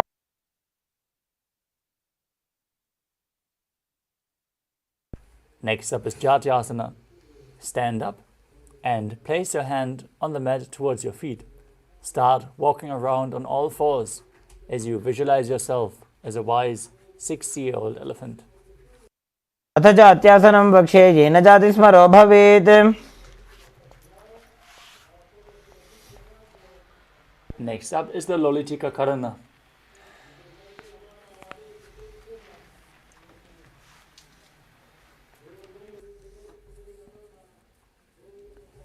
As you bend backward, open up your chest wide, bring your hands to the side of your body and rotate your arms around the body and move your head in all directions.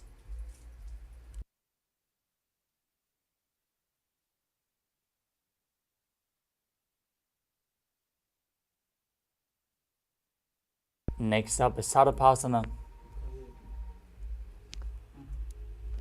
Now tie your feet with a rope if you have a rope available, and then stand erect like a rod.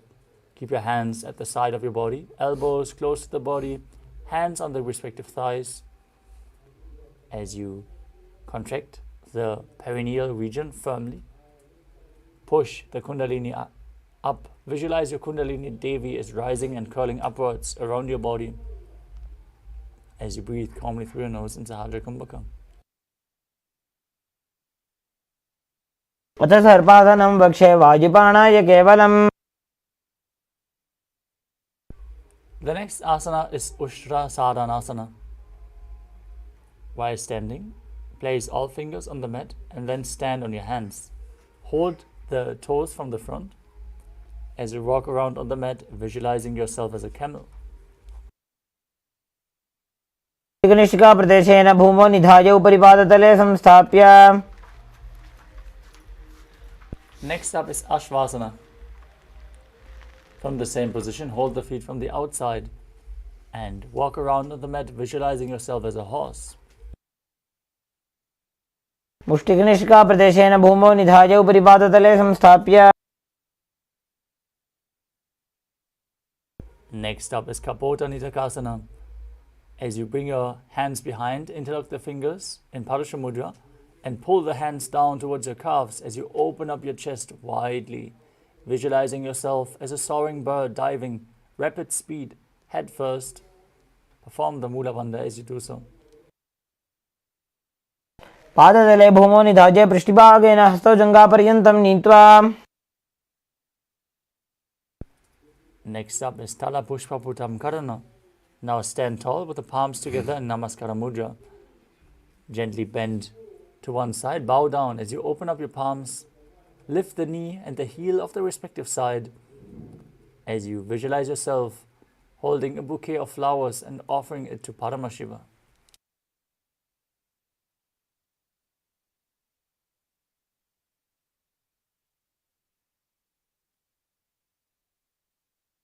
The next asana is Khadgasana. Now visualize yourself as a rhinoceros. Gaze to your nose and then lay down on your stomach and jump your feet back up to your hands. Stand up, bring your hands in Namaskara Mudra in front, forming the horn of the rhinoceros.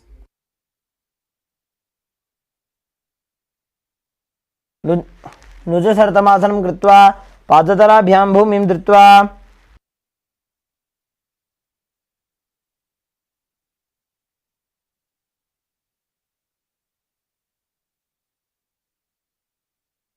Next up is the Uttanottanam.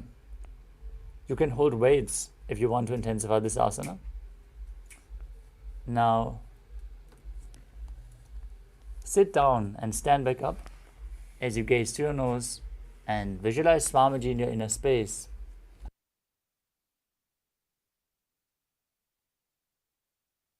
पुनः पुनः उत्थातव्यम् असितव्यम् इति उत्थानोत्थानं भवति.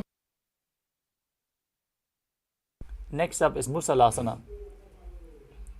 As you stand straight on the mat, raise your arms up above your head and jump repeatedly, visualizing yourself as a mace. सरलं स्थित्वा ऊर्ध्वं बाहु नयेत्.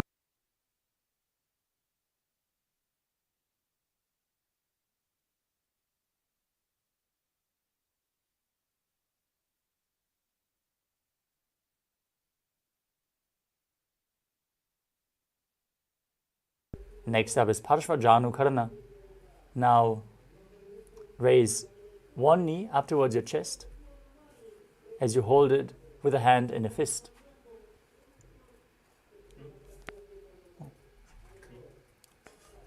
Excuse me. The next asana is Uchir Shakasana. Now take one foot and pull it up towards your chest. Then sit down and stand back up as you alternate the feet again and again. Gaze to your nose and visualize Swamiji in your inner space. एकैकं पादतलं कुक्षौ निधाय तिष्ठेत् उत्शीर्षकं भवति. Now we will be performing Parshvajanu Karana. Now pull one knee up towards your chest and hold it with a hand in a fist as you keep the other knee bent with the toes pointing outwards. Place the other hand on top of the thigh with the fingers pointing inwards.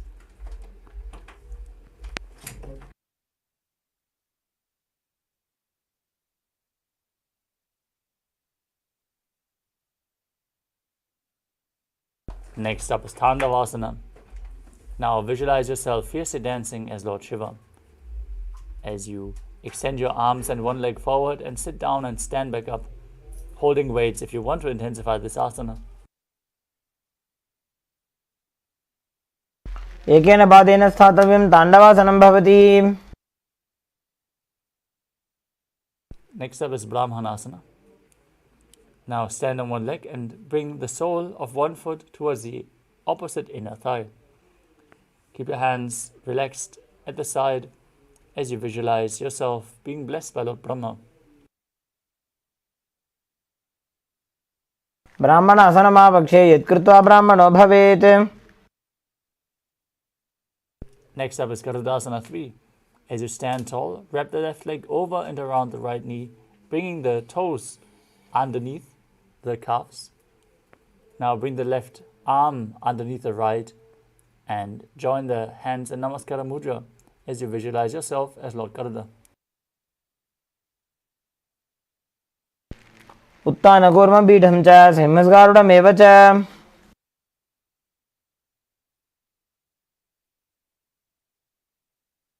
Next up is Ekapadasana.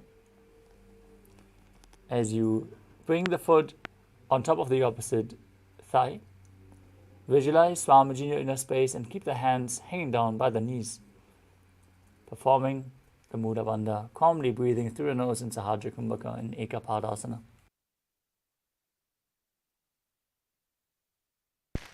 दक्षाङ्घ्रिं जङ्घोपरि निधाय च.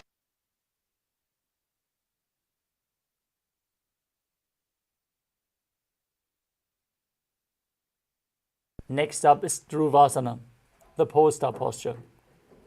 Now visualize yourself as the North Pole Star as you hold on to the big toe of one foot and extend it out to the side, quickly rotating on the standing leg. एकेन हस्तेन दण्डरूपस्य एकस्य पादस्य अग्रं धृत्वा.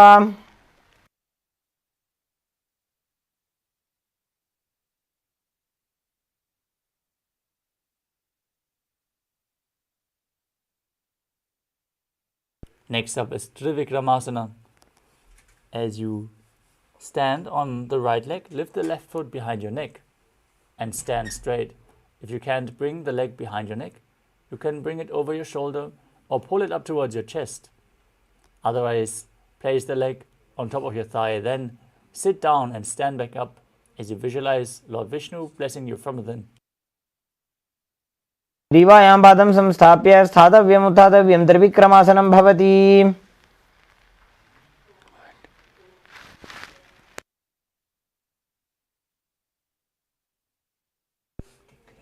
Now repeat Parshvajanukarana on the other side. Pull the other knee up towards your chest. Hold it with a hand in a fist.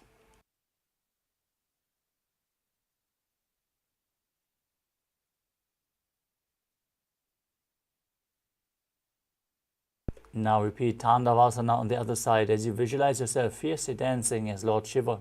Sit down and stand back up. एकेन पादेन स्थातव्यं ताण्डवासनं भवति. Now bring the sole of the foot to the inner thigh. Keep the hands at the side as you repeat Brahmanasana on the other side. ब्राह्मणासनमावक्षे यत्कृत्वा ब्राह्मणो भवेत्. Now repeat Garudasana 3.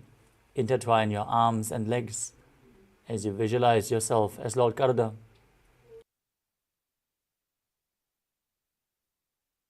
उत्तानकूर्मपीठं च सिंहस्गारुडमेव च. Now repeat Ekapadasana on the other side. Bring the foot to the opposite thigh, hands at the sides. Visualize Swamiji in your inner space.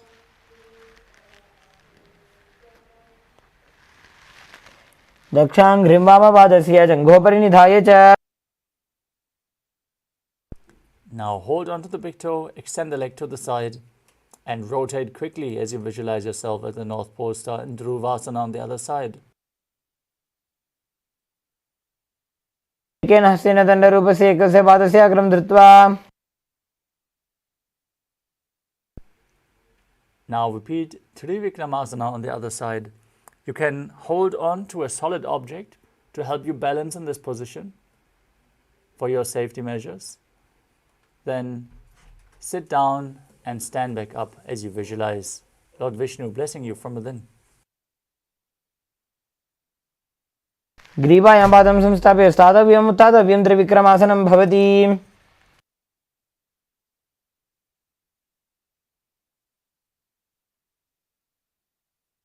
Next up is Samanaka Karana. Now stand with your heels touching, toes pointing outwards, and the hands slightly extended away from the body, fingers pointing one by one in a natural, relaxed position after this sequence of intense asanas.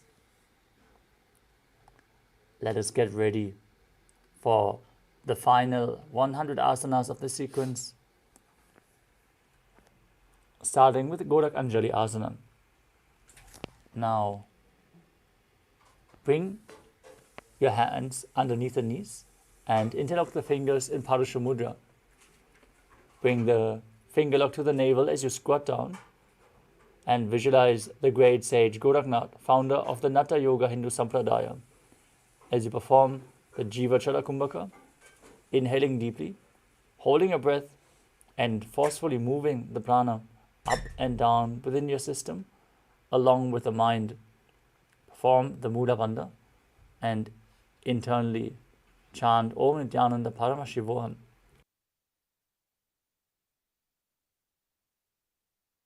प्रथम हि वो होए बाहुरी नीचो पुनि होवे. Next up is Kanchi Asana. As you insert your hands between the thighs and calves and then wrap them around behind your butt, interlace your fingers in Padusha Mudra, visualize Swamiji in your inner space and perform the Mula Bandha.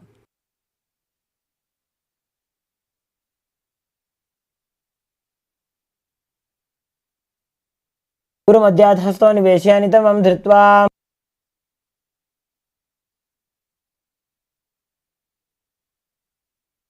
Next up is Bhaidu Asana. As you bring the feet together and sit in a squatting position, with the heels touching your perineum, hold the hands at the back and sit upright as you gaze to your navel and visualize Bhagavan Kala Bhairava, the Lord of Time, in Bhaidu Asana. दो बूपक की थलिया की माहिली core मिला जी फना पानी उकड़ मोड़ वैसे. Next up is Varahasana. As you squat all the way down to the ground, with your feet together, toes apart, bring your hands together in Anjali Mudra and raise them up behind your back with the fingers pointing down towards the ground. Keep your elbows at the head, gaze to your nose and visualize yourself as Varaha, the boar avatar of Lord Vishnu.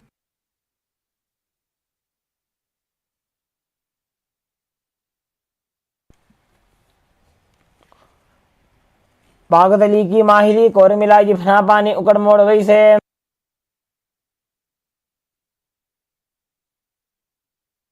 Next up is Pripitasana. Now hold onto the big toes in Prana Mudra and raise your hips to the same level as your knees. Visualize Swamiji in your inner space.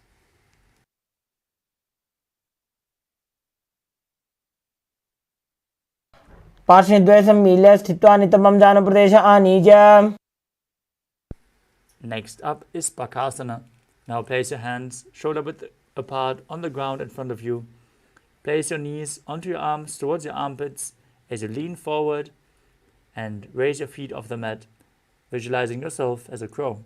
हस्ताभ्याम अवनिमविष्टभ्याम. Now with your hands flat, place your head onto the mat and raise your body up onto your head as you stretch the legs up straight and cross your legs into Padmasana. Gaze to your nose and visualize Swamiji in Sushtanga Kapali Asana. आसन को गुण कपाल आछो होई. Lower your legs down, come to a kneeling posture. As you sit in between the heels with the toes touching behind your body, gaze to your nose and visualize you are sitting in the secret seat with Paramashiva and Guru in Guptasana. जानोर्वोरन्तरे पादौ कृत्वा पादौ च गोपयेत्. Next up is Vrikshasana too. Now place your hands on the ground and lift your body up straight into a handstand. Everyone should perform this asana to purify the 7 chakras. If you have a partner by your side, ask them to aid you. Otherwise, you can jump your legs up if you can't hold the asana, or use a wall for support. Try your best. Again, this asana cleanses the 7 chakras. Now, visualize yourself as a tree with deep roots growing into the ground as you perform the Mula Bandha.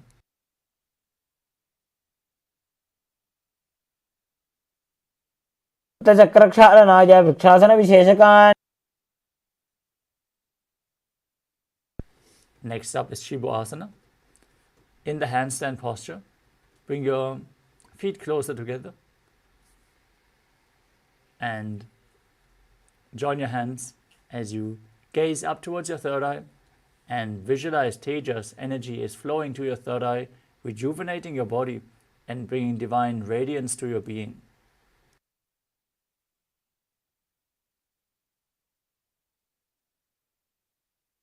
पग जोड़ी माही Gulf मिलाए.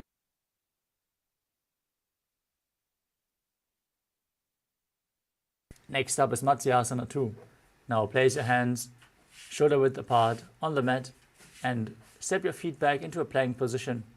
Now lower your body down to the mat and back up again and again. Visualize yourself as a fish in Matsyasana 2.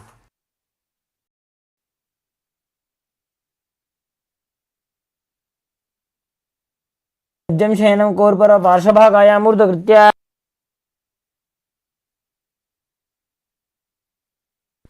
Lower your body down to the mat as you keep your hands on the hips and lift your chest from left to right.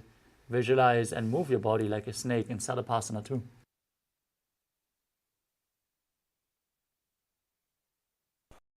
युज्यं शयनं कृत्वा हस्तौ नितम्बं संस्थाप्य. Next up is Niralambanasana. Now stretch your toes straight behind. Keep your elbows on the mat in front and hold your chin in Padma Mudra, the Lotus Mudra, as you feel self-supported and completely independent.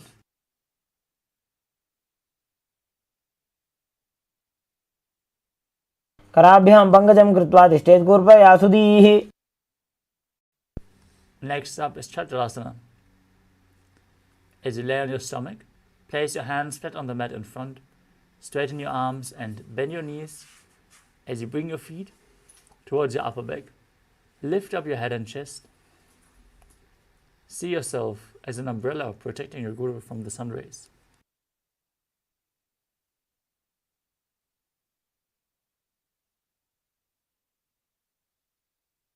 अर्ध्यासनं स्थित्वा हस्ततलाभ्यां भूमिं धृत्वा. Next up is Vajrasana. As you sit in a kneeling posture with your perineum on the heels, stretch your arms out in front. Bring them down to the mat as you bring your forehead to the ground as well. Gaze to your nose and visualize yourself as Vajra, the weapon of Indra, symbolizing your indestructibility in Vajrasana. इदानीं गर्भिणीनां योगाभ्यासो यथा लघु. Now push your hips up into Gajasana. As you alternate striking the ground with your hands, experience yourself as a powerful ram in Meshasana. गजासन संस्थितो एकैकं बाहुं भूमौ ताडयेत्.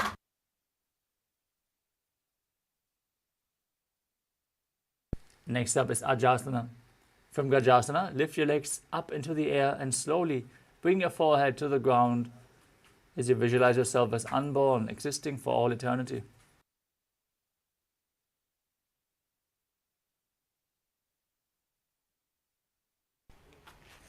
गजासन संस्थितौ पादद्वयमन्तराळे कृत्य.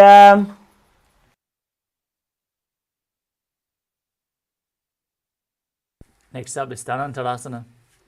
As you sit in a kneeling position on your heels, with the legs together, interlace your fingers around the toes and pull the feet towards your perineum. Then place your hands on the respective knees.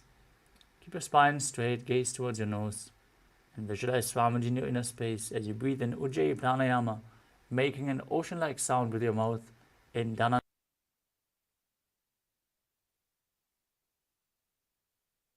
पूर्व विधि परिहाता की काकसी से फणा शरा मोड़ी. Next up is the Angamuttanam. Now, interlace your fingers and stretch your arms in front, to the side, up, back, in all directions, and then interlace them behind you. Repeat the same as you give massage to various different joints and muscles of your body. Visualize Swamiji in your inner space and perform the Mula Bandha in the Angamuttanam. हस्तयोः अङ्गुलीर्बद्ध्वा हस्तयोर्मध्यात् सर्वमङ्गं निष्कासयित्वा. Next up is Garudasana 4. Now sit on your heels in Vajrasana, then turn the feet outwards. Keep the toes pointing away from the body. As you keep your spine straight, hands on the knees, and visualize yourself as Lord Garuda, flying Lord Vishnu and Lakshmi on his back. जङ्घोरुभ्यां पीड्य स्थिरकायो द्विजानुना.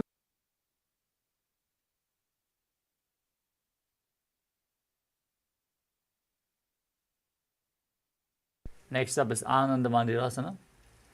As you sit with your legs folded back, toes pointing backwards, knees open wide, holding onto your ankles, place the front of your buttocks on the ground and gaze to your third eye as you visualize yourself residing in the blissful space of a temple.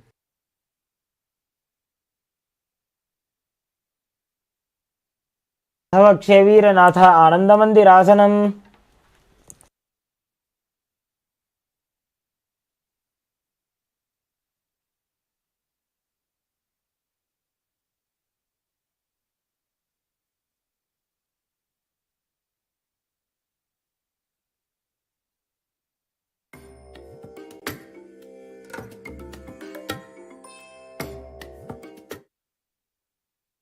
Sorry for the technical glitch. We're going to continue with the next asana of the sequence, Mandukasana. Now sit with your knees wide, feet overlapping on your ankles. Keep your hands under the knees and gaze to your nose. As you visualize yourself as a frog, keep your tongue up against the palate of the mouth in Mandukya Mudra, catching the nectar of immortality. As you perform Uddiyana Bandha and Mula Bandha in Mandukasana too.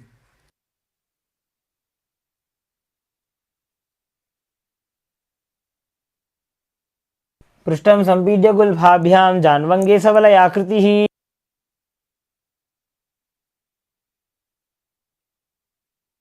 Next up is Narasimhasana.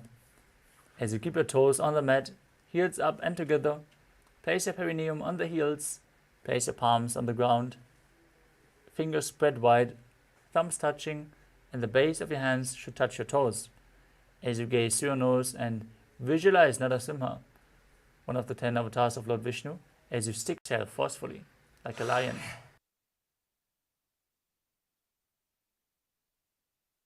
दो फणा पाणी होय वैसे एड़ी Mailer गुदानी वैसे.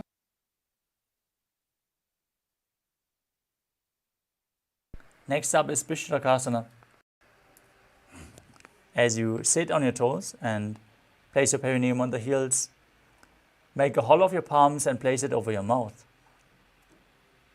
Keep your thumbs under the teeth and close your lips as you inhale through the right nostril and exhale through your mouth as per your capacity in Vishraka Pranayama.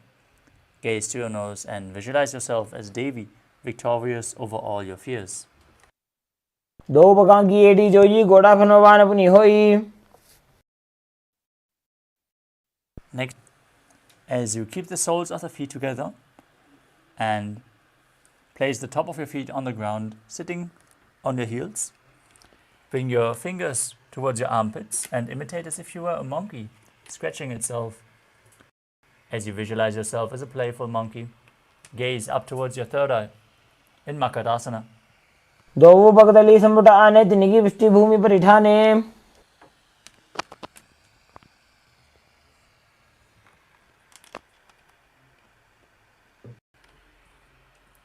The next asana is Vajrasangarasana.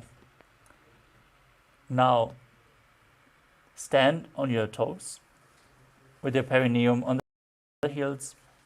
Keep your knees wide. Bring your hands behind the back and hold on to opposite elbows. As you gaze through your nose, and embody diamond-like strength for you and your Sangha, your spiritual community.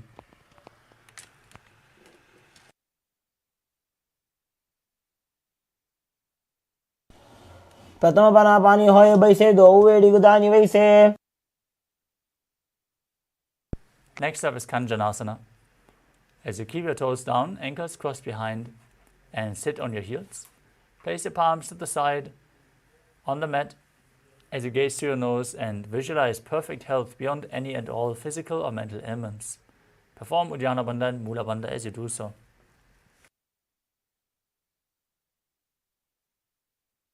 खञ्जनासनमावक्षे यत्कृत्वा सुस्थिरो भवेत्. Next up is Kurmasana. From the same position, bring your hands on top of the knees and make your upper body stiff like the shell of a turtle as you visualize yourself as a turtle with a stable body in mind to live for centuries. Gaze to your nose.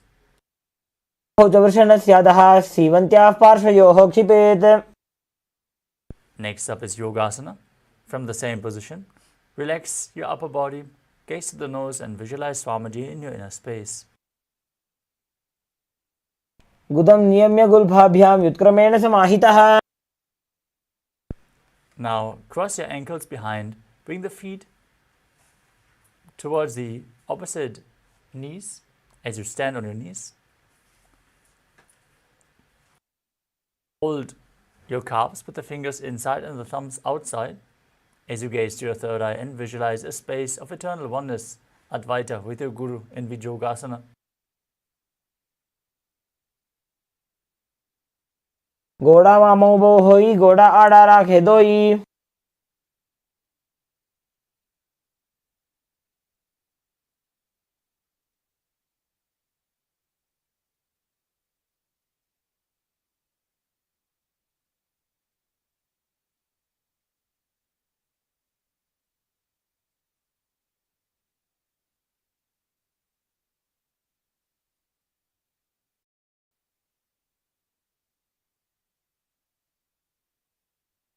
Next up is Ushtrasana 2.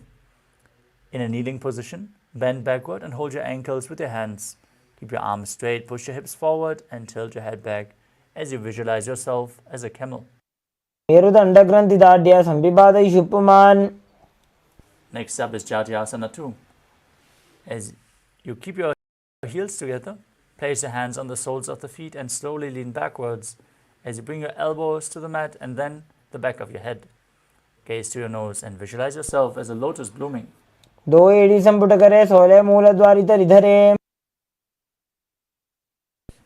Next up is Viratasana. As you sit on the knees with the thighs and calves together, lean back to touch your back to the ground and then rise back up again and again.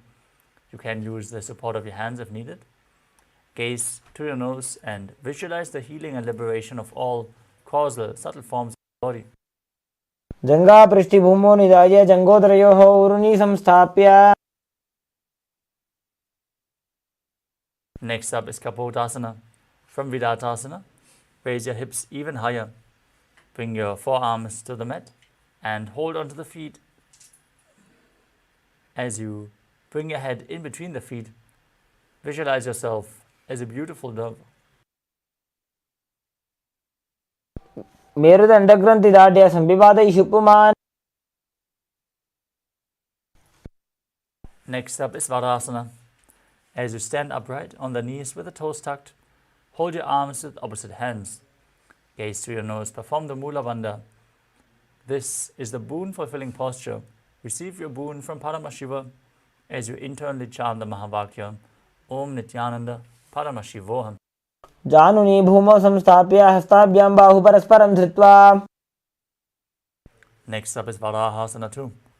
As you keep your knees together with the toes tucked, lean forward and down, bring your elbows to the mat and hold your head with your hands as you place your perineum down on the raised heels. Visualize yourself as Varaha, the boar avatar of Lord Vishnu.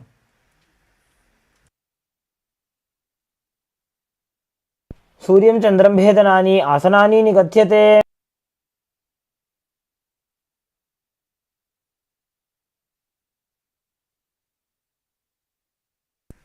Next up is Andhasana. Mundasana. Sorry. Now kneel down and place your forearms on the mat, elbows shoulder width apart. Interlace your fingers and place the crown of your head to the mat.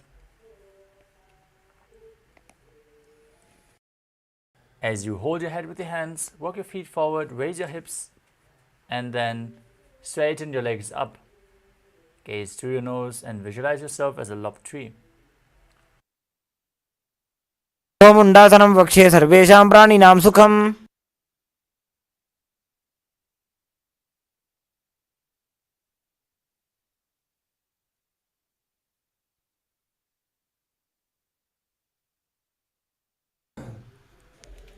Next up is Andhasana.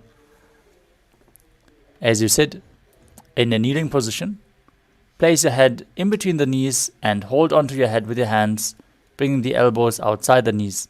Gaze through your nose, visualize Swamiji, breathe calmly through your nose.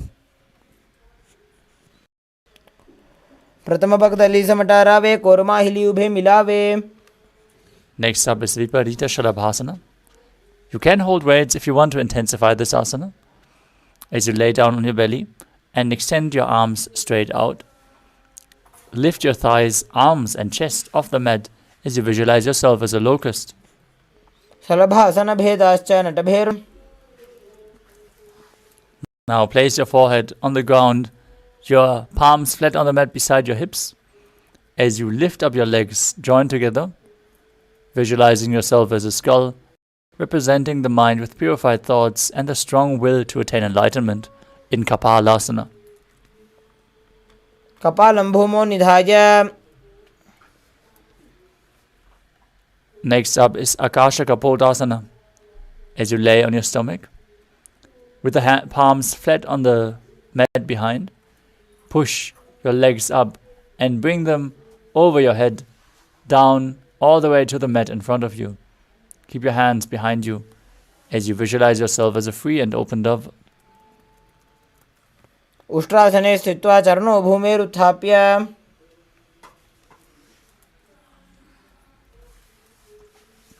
Next up is Chatakasana. As you sit in a kneeling position, bring your forearms down on the mat in front of you. Be sturdy as you visualize yourself as a sparrow. कूर्बरवर्यन्तो हस्तो धरामोष्टभ्य. Next up is Vrishchikasana too. As you kneel down with your forearms on the ground in front of you, raise your feet over and up. Touch your feet to the head as you visualize yourself as a scorpion. विच्छेव पुच्छ प्रतिमाङ्ग्रिभाषणी धृत्वा स्वशीर्षे चिबुकं विधार्यकौ. Next up is Vrishasana. As you sit in a kneeling position, bring the left foot outside the hip with the toes pointing to the side. Sit on the right heel. As you place your hands in front, visualize yourself as a bull. Forcefully inhale through the nose, then hold your breath and slowly exhale through the nose again in Antaranga Kumbhaka.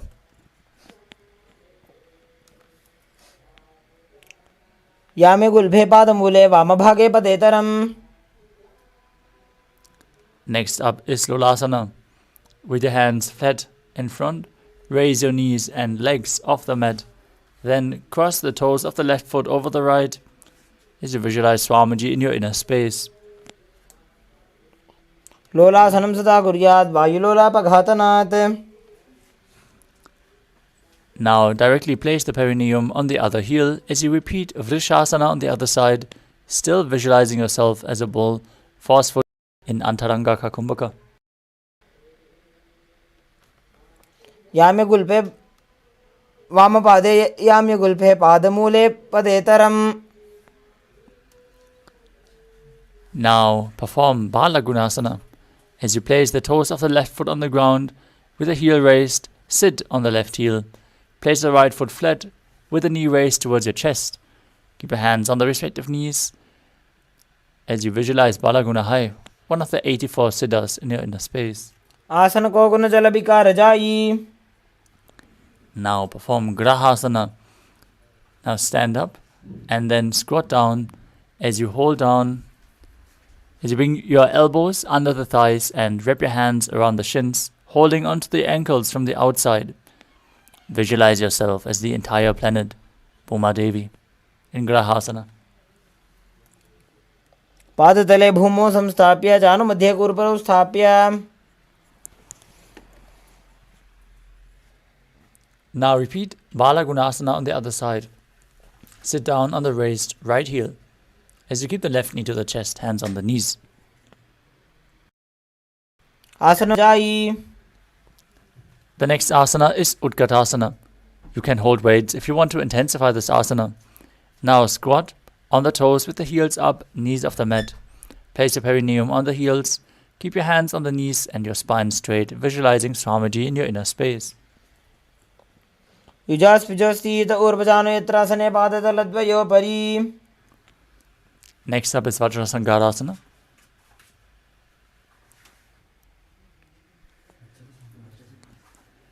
As you sit on the toes with the perineum on top of the heels, keep your knees wide apart and hold on to opposite elbows behind your back. Visualize Swamiji in your inner space. Keep breathing in Antarangaka Kumbhaka.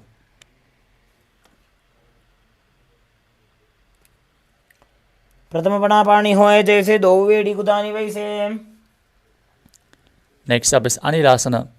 Now place your hands flat on the mat in front of you and step your heels onto the hands. Keep your arms straight, knees bent, squat down all the way as you gaze through your nose and visualize you are able to consume and live off of air alone. दो हाथ भूमि पर इठाने कहुनी जाड़ी ना भिलग आने. Next up is Padukasana. As you place the back of your hands onto the mat, with the fingers pointing towards your body, step your feet on top of your hands and wrap your hands around the feet like a shoe. Start walking around and visualize yourself wearing padukas walking across India. हस्ततलयोः पादतले कृत्वा तिष्ठेत् गच्छेत् पादुकासनं भवति.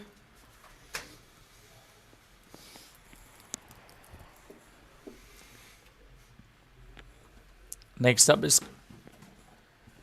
Kukkutoranasana. As you place your palms on the mat, raise both feet upwards into the air and let them fall back down. Do this again and again as you visualize yourself as a rooster.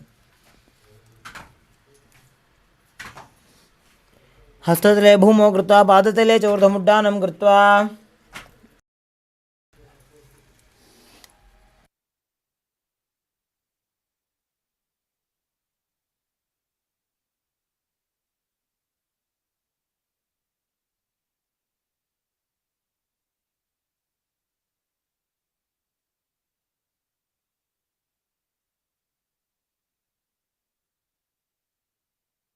Next up is Viparita Nrityasana. As you place your hands on the mat, raise your legs upwards into a handstand.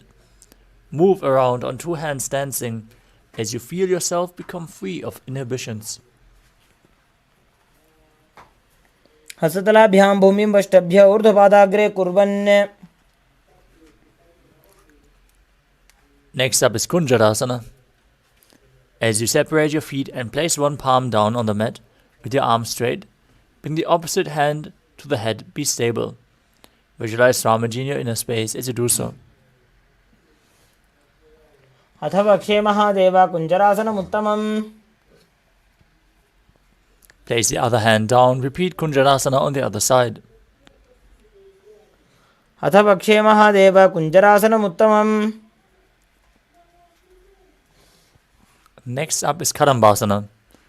As you sit on the ground with your feet flat, heels close to your body, hold onto the respective ankles with your hands and lift your feet off the ground, visualizing yourself as a Kadamba tree, a pious tree that promotes a long life. पार्श्विभ्यां भूमिं वष्टभ्य. Next up is Pavana Muktasana. As you sit with your heels at the perineum, hold your opposite knees and pull them in towards your chest with your hands. As you visualize any excess vata being released from or balanced within your system. द्वयोस्तु पादयोः पाणिं लात्वा तम्बके. Next up is Chakrasana. As you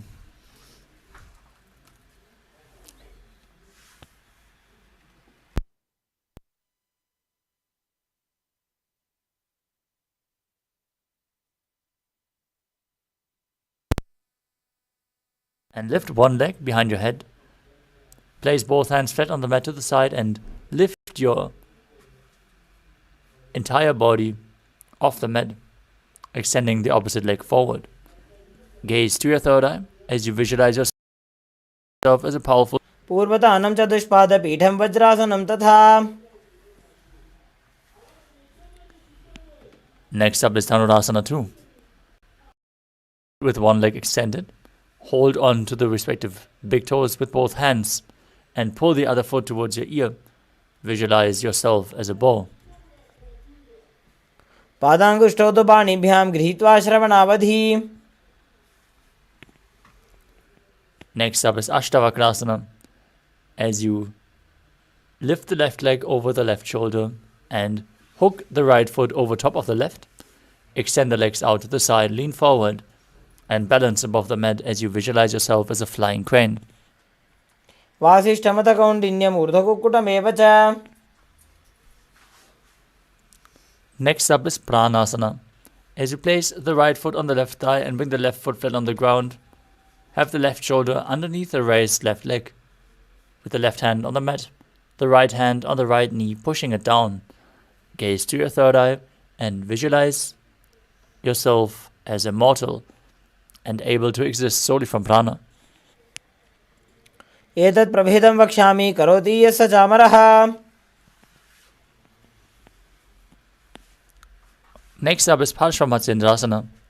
Now keep the right foot at the left hip with the knee flat on the ground. Step the left leg over top of the knee. Twist your elbow outside the raised knee. Bring your arm underneath the raised leg and interlace your fingers behind your back in this intense stretch as you gaze to your third eye and visualize the great sage and yogi Matsyendranath, the master of Hatha Yoga. पार्श्वाभ्यां धृतदेयास्तु पार्श्वमत्स्येन्द्रमुत्तमम्. Now extend your legs back and front. Bring the other leg behind your neck as you lift your body off the mat in Chakrasana on the other side. पूर्वतानं चतुष्पादपीठं वज्रासनं तथा. Now repeat Dhanurasana 2 as you hold on to the big toes, pull the other foot towards your ear, and visualize yourself as a bow. पादाङ्गुष्ठौ तु पाणिभ्यां गृहीत्वा श्रवणावधि. Now repeat Ashtavakrasana. Bring the right foot over the right shoulder, hook the left foot over top, extend the legs to the side and balance on the mat, visualizing yourself as a flying crane. वासिष्ठमतकौण्डिन्यम् ऊर्ध्वकुक्कुटमेव च.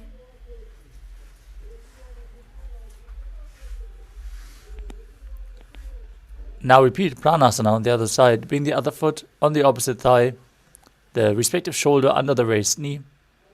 Push the other knee down to the mat as you gaze to your third eye and visualize yourself being immortal, able to exist solely from prana. एतत् प्रभेदं वक्ष्यामि करोति यस्य चामरः. Next up is Parshvamatyendrasana on the other side. Now bring the right heel to the left heel to the right hip. Step the right foot over top of the left knee. Twist your elbow outside the raised knee. Bring the hand underneath the knee. Interlock your fingers behind your back. Gaze to your third eye and visualize Sage Matsyendranath, the master of Hatha Yoga. वामोर्मूलार्पितचक्षपादौ जान्वो बहिर्वेशितचक्षुतोष्णा. The next asana is Ardha Paschimottanasana. Now bring one heel towards the perineum. and lean forward and down as you hold onto the front foot with both hands. Bring the head towards the knee as you visualize Swamiji in your inner space. एकं पादं प्रसार्य एकं पादस्य पार्श्वनासीवनी संपीड्य.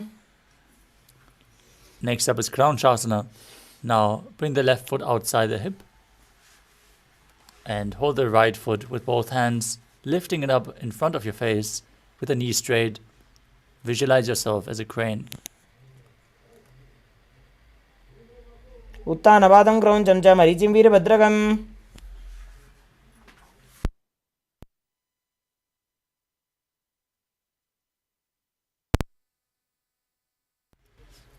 Now repeat Ardha Paschimottanasana on the other side. Bring the other heel against the perineum, opposite leg straight, lean forward and down, and hold the front foot with both hands as you visualize Swamiji in your inner space. एकं पादं प्रसार्य एकं पादस्य पार्श्वनासीवनी संपीड्य.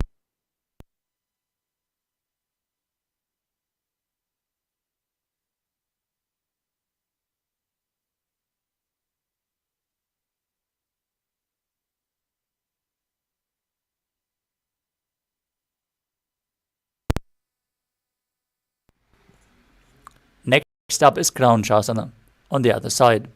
Bring the right foot outside the hip, hold the sole of the left foot and extend the leg forward and up as you visualize yourself as a crane.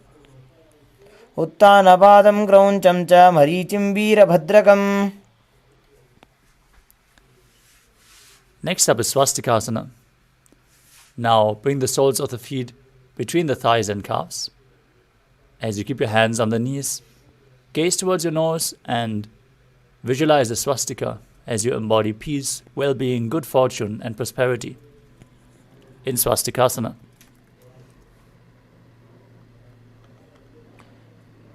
ऋजुकाय समासीना सिद्धासनमुदीरितम्. From Swastikasana, cover your heels with your hands as you gaze to the nose and visualize the great sage Goraknath, founder of the Natha Yoga Hindu Sampradaya. Perform the Jalandhara Bandha and Mula Bandha in Gorakshasana. जानोर्भोरन्तरे पादौ उत्तानो व्यक्तसंस्थितौ. Next up is Pakasana 2. Now bring the left heel against the perineum and the right foot on top. As you visualize Swamiji, gaze to your third eye and meditate on Arihanta, the enlightened one. Get ready to perform Shanmukhi Mudra. Exhale deeply. Perform the Mula Bandha. Push the air out as you bring your little and ring finger to the mouth. Close your nostrils with your middle fingers, the eyes with the index fingers, and the ears with the thumbs in Bhagasana 2. वामपार्श्वमुखं संस्थाप्य दक्षाङ्घ्रिवामजगने. Next up is Yogasana 2. Now place your feet on top of opposite knees as you keep your hands on the ground beside you with the palms facing up. Keep your spine straight. Gaze to the nose as you visualize Swamiji in your inner space and perform Kakachantra Kumbhaka. Without touching the teeth, keep the tongue at the lips and inhale through the tongue as you keep your mouth in the shape of the beak of a crow. Gaze to your nose and perform the Mula Bandha. उत्तानौ चरणौ कृत्वा संस्थाप्योपरि जानुनोः. Next up is Urdhva Kukutasana.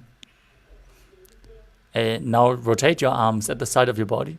Place the palms down and push your body off the mat with the legs, visualizing yourself as a rooster. शिष्टमदकौण्डिन्यमूर्धकुक्कुटमेव च. Next up is Siddha Haratali Asana. From Padmasana, insert both hands through the knees and place them on the mat. Avoid lifting your body up. Stay seated on the mat. Gaze to your nose as you visualize Swamiji in your inner space.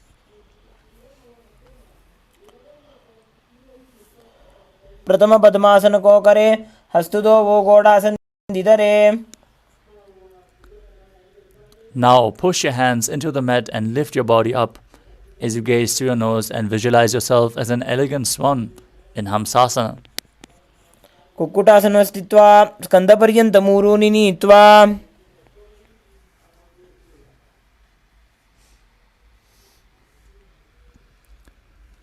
Next up is Karmukasana. From Padmasana, place your hands between the thighs and sitting. Reach your hands behind the body and interlace your fingers in Parashu Mudra as you bring your forehead to the floor in front of you. Gaze towards your nose and visualize yourself as Pinaka, Lord Shiva's bow, as you perform the Mula Bandha.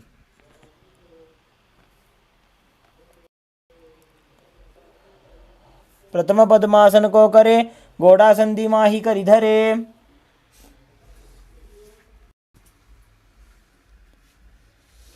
Next up is Kurmasana 2. From Padmasana, insert both hands through the thighs and calves. Bend your elbows and then hold on to the respective shoulders as you visualize yourself as a turtle, having a stable body in mind to live for hundreds of years in Kurmasana 2.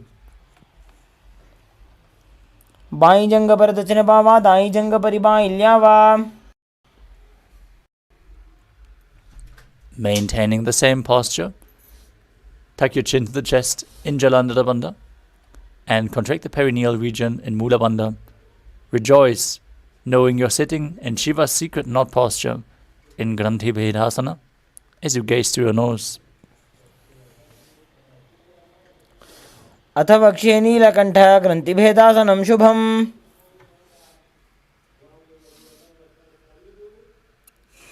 From the same position, roll onto your back.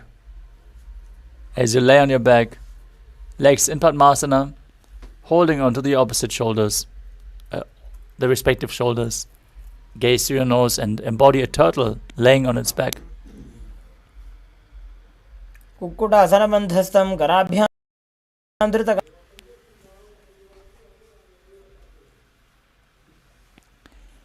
Now sit back up into Padmasana. Then between the thighs and calves. Keep one palm flat on the mat and hold its wrist as you push your entire body up on one hand, visualizing yourself as a rooster in Pangu Kukkutasana. कुक्केन हस्तेनान्यसमनिबन्धं धृत्वा.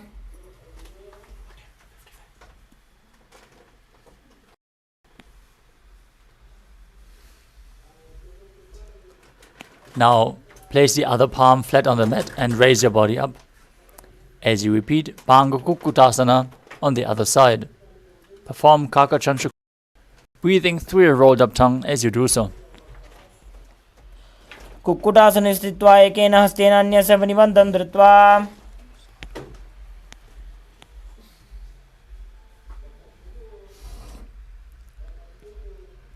Now from Padmasana, place your elbows and interlace your fingers in Parashu Mudra. Rest your chin on the knuckles, press your thumbs to the throat as you visualize you have gone beyond all greed and covetous in Gridasana. जानोर्भोरन्तरे पादौ उत्तानो व्यक्तसंस्थितौ. Next up is Padmasana 3. From Padmasana, hold one hand over the other with the palms facing upwards. Keep your spine straight, gaze to your nose, visualize Swamiji, perform all three bandhas. उत्तानौ चरणौ विधाय विधिवत् शक्ति स्थितौ योगिरात्. Now place your hands on the knees, gaze through your nose and visualize Paramashiva as you perform the Mula Bandha in Padmasana form. एतत् पद्मासनं कुर्यात् प्राणवायु प्रसिद्धये. With one hand on the respective knee, the other hand around the big toe, move the toe round and round as you visualize yourself as Paramashiva's bow and then repeat the movement on the other side in. अथान्यासनमावक्ष्ये योगपूरकरक्षणात्. Now cross your arms behind your back and hold on to the opposite big toes as you keep your legs in Padmasana. Gaze to the nose, engage all three bandhas, and visualize yourself as Paramashiva's bow in Karmukasana 3. कार्मुकासनमाक्षित्य उदरे पूरयेत् सुखम्. Next up is Dridhasana, maintaining the same position. Lift your chest up, gaze to your third eye, and visualize yourself as the action of Paramashiva's third eye, destroying anything you come across. ऊरुभ्यामुपरि स्थाप्य पादयुग्मं प्रयत्नतः. Maintaining the same position, roll onto your back. If you can't hold onto the big toes, that's fine. Keep your arms crossed behind. Gaze to the nose and visualize yourself as a snake in Nagarasana.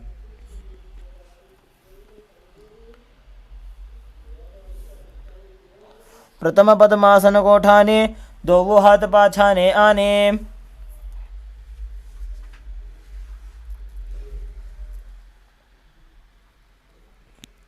Next up is Kandukasana. As you lay on your back, free your legs and arms, and then pull your knees in towards your chest. Raise your feet, tuck your chin to the knees as you squeeze your body into a ball in Kandukasana. Breathe calmly through your nose as you do so. वेत्रासने स्थित्वा हस्तपादान् निष्कुष्य. Next up is Urdhva Bhavanasana. Place your feet flat on the mat with a knee raised. Interlace your fingers behind your neck. Breathe calmly through your nose as you visualize Swamiji in your inner space. Gaze at the tip of your nose as you do so. प्रथमे सूधो सही न करावे घोड़ा उभा राशि मिलावे. From the same position, place your upturned palms underneath the heels. Push your hips up. Perform Jalandhara Bandha and Mula Bandha. Breathe in Murcha Kumbhaka as you visualize yourself as a powerful alpha ape in Marakata Pitasana. उत्तानशयनं पादतले उत्तानहस्तयोः स्थापयेत्. Next up is Uttana Shikibhitakasana. As you lay supine, raise your hips up and support your hips with your hands placed at the waist. Keep the elbows down, bearing the weight of your body. As you gaze to the nose, visualize Swamiji in your inner space and perform Jalandhara Bandha and Mula Bandha. जङ्घोरुबलहीनश्चेत् उत्तानशिखिपीठकम्. Next up is Narakasana. As you lay supine with your arms flat, raise your hips and legs up straight. Balance on the mat with your arms for support as you visualize yourself blissfully traversing through Naraka Loka unscathed in Narakasana. जङ्घोरुबलहीनश्चेत् उत्तानशिखिपीठकम्. Next up is Tirana. Your hands to the hips and slowly lower and angle your legs as you keep your core engaged.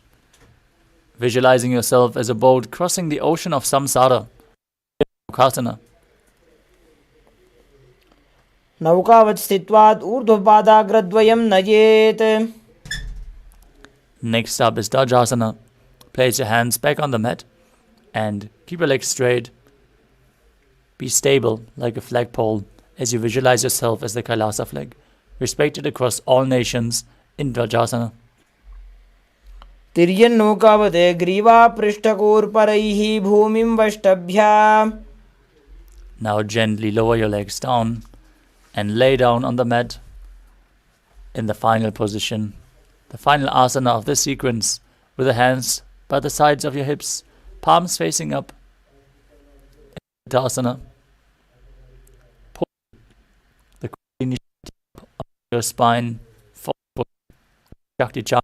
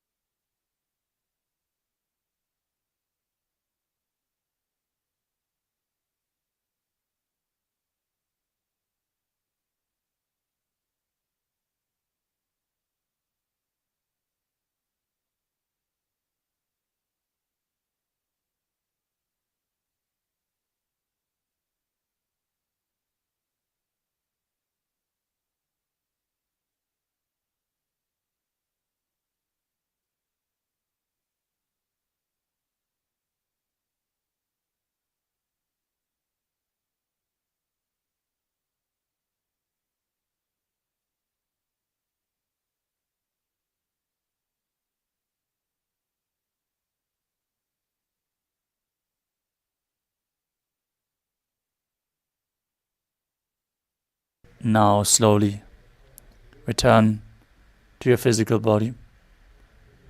Start to wiggle your fingers and toes, your wrists and your ankles, your elbows, knees.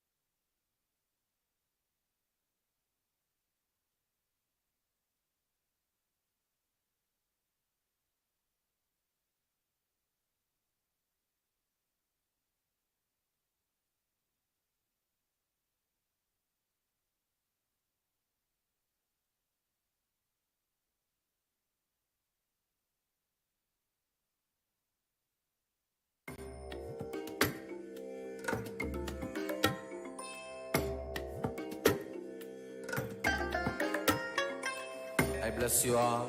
Let you all open all your three eyes and manifest the powers of Mahasadashiva. Om Nityananda Paramashivoham. Om Nityananda Paramashivoham. Om Nityananda Paramashivoham. Om Nityananda Paramashivoham. Om Nityananda Paramashivoham. Om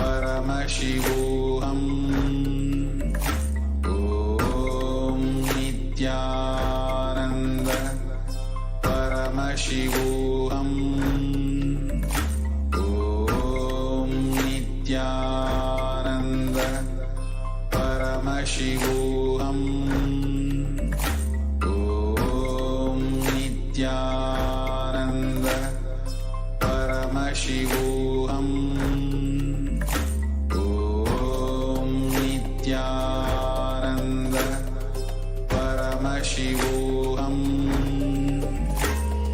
Om Nityananda Paramashivoham. Yes, Nityanandam. Om Nityananda Let all the participants quickly settle down. Om Yes, Nityanandam. I request all the participants to quickly settle down. Let's get ready for the power manifestation. Paramashivoham. Prepare all the items. Keep it ready for the power manifestation. Paramashivoham. Atmalinga, Jnananjana, Krishna Shila, all the alchemy products Paramashivoham. have blessed all of us, members, powers. Bring your items, book and pen. Let's bring everything. Let's settle down in a place. We're going to start a power manifestation in a couple of minutes. So let's get ready now.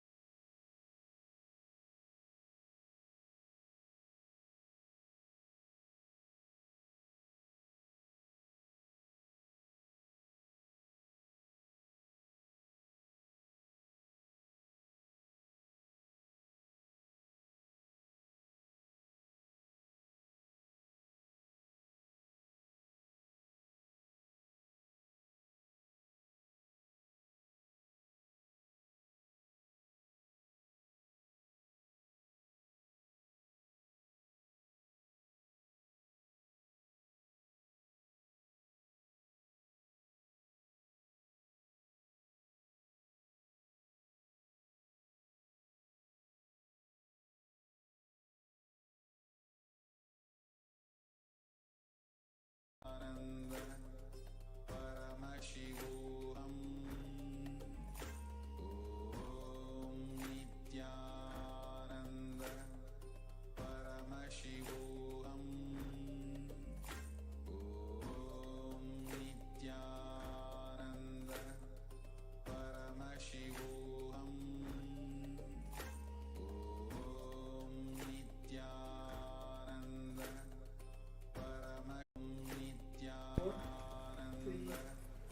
Paramashivoham.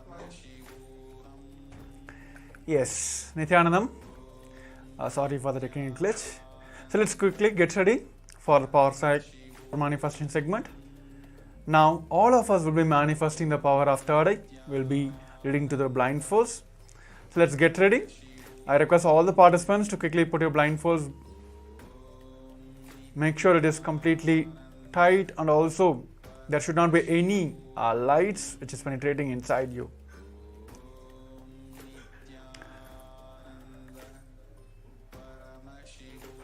Yes.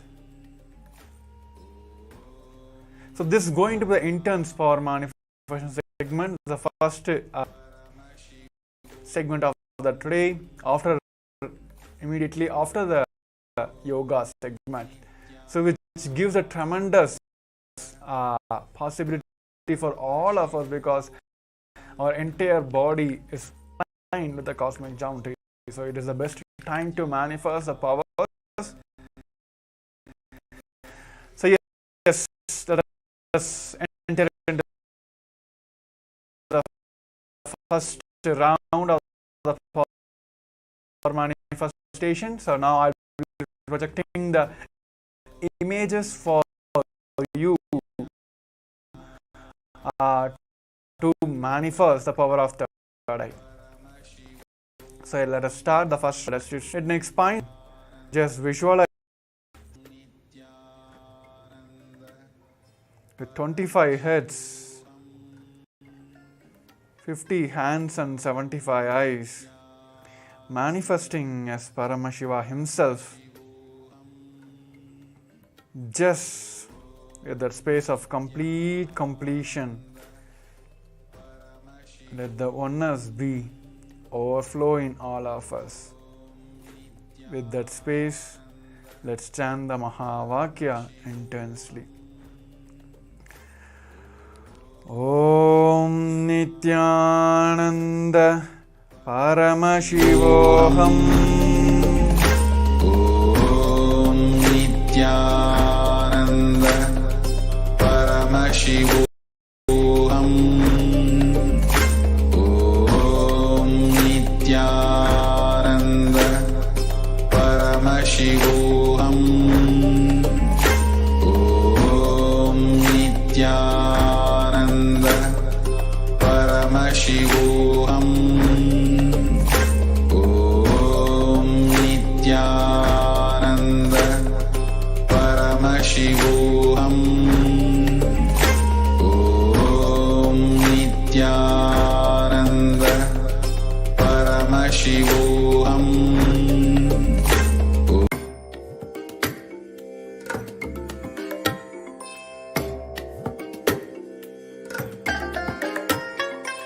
I bless you all. Let you all open all your three eyes and manifest the powers of Mahasadashiva. Om Nityananda Paramashivoham. Om Nityananda Paramashivoham.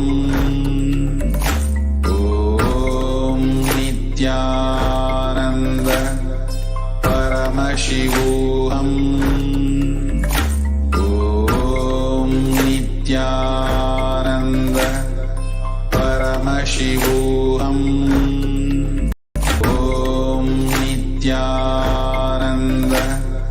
Paramashivoham. Om Nityananda Paramashivoham. Om Nityananda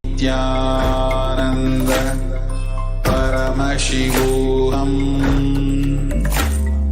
Om Nityananda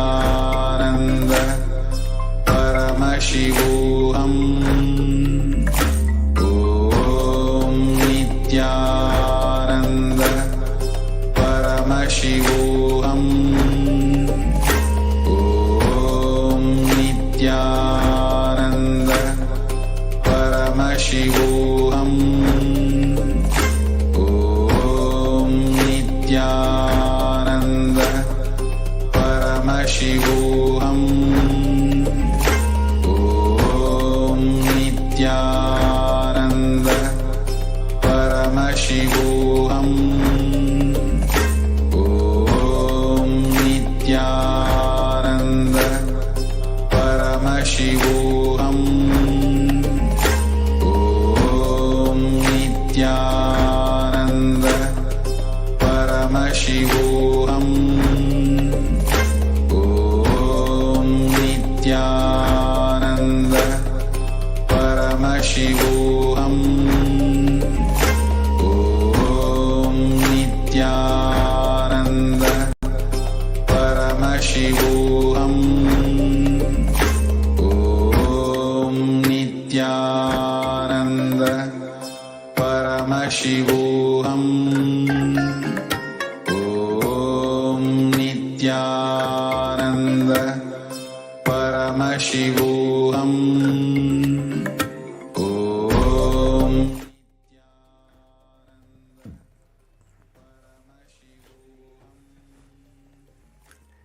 You can remove your eye blindfolds. You can open your eyes. Yes. So before verifying the answers, let us hear from all of you.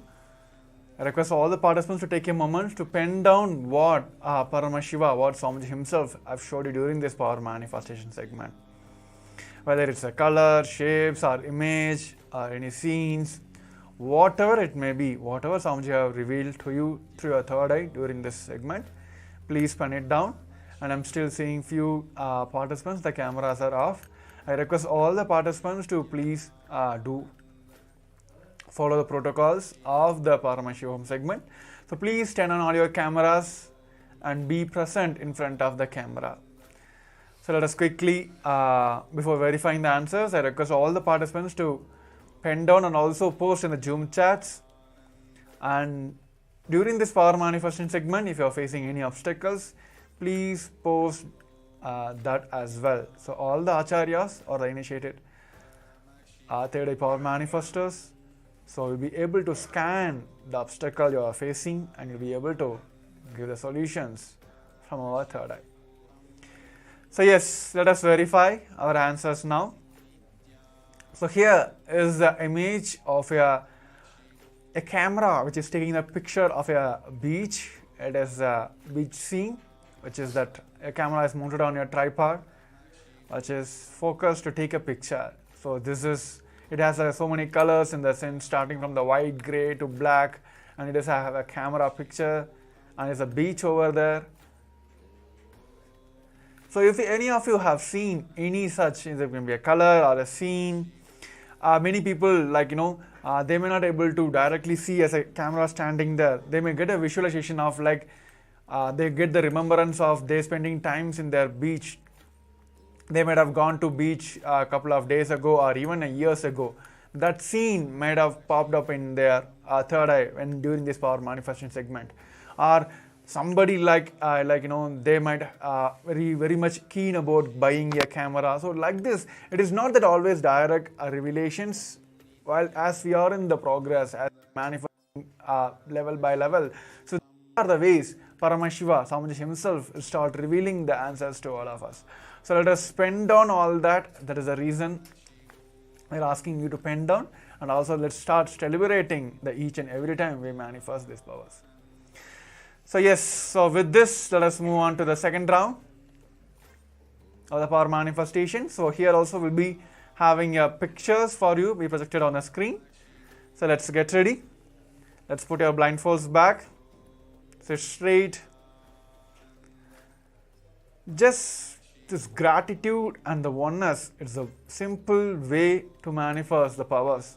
Let's surrender everything at his feet and just merge and just float in the oneness with Swamiji. That is the key factor for this power manifestation.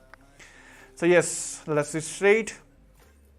Make sure your blindfolds are proper. Just visualize third eye and remember all the oneness moments, the Swami Onnada moments you had with the Swamiji. With that complete restful awareness peace. Let's chant the Mahavakya. Om Nityananda Paramashivoham. Chant very intensely, even loudly, your entire body, that your entire body should reverberate with the Mahavakya. Om Nityananda Paramashivoham. Om Nityananda Paramashivoham. Om Nityananda Paramashivoham. Om Nityananda Paramashivoham. Om Nityananda Paramashivoham. Om Nityananda Paramashivoham.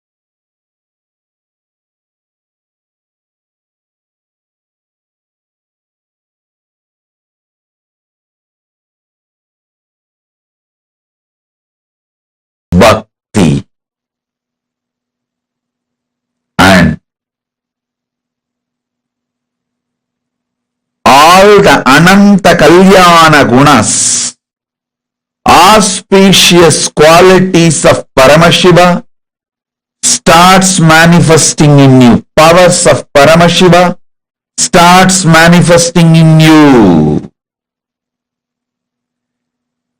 Listen, you just need to know what is swimming and see somebody is swimming, then simply your muscle memory starts manifesting swimming.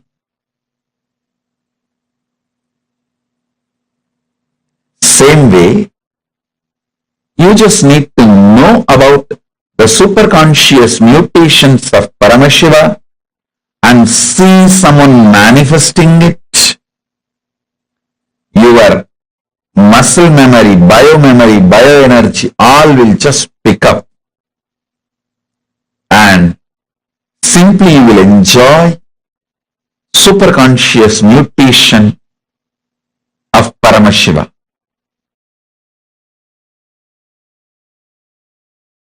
See, when the initiation into unclutching, first time when you unclutch, that experience only, Patanjali calls it as asampranyada samadhi. The first unclutching experience. Beautifully in Ramakrishna's life it happened. Let me describe how Ramakrishna moved from sampranyada samadhi to asampranyada samadhi. Ramakrishna had all kinds of experience with the Kali's Murti, with the deity of the Kali.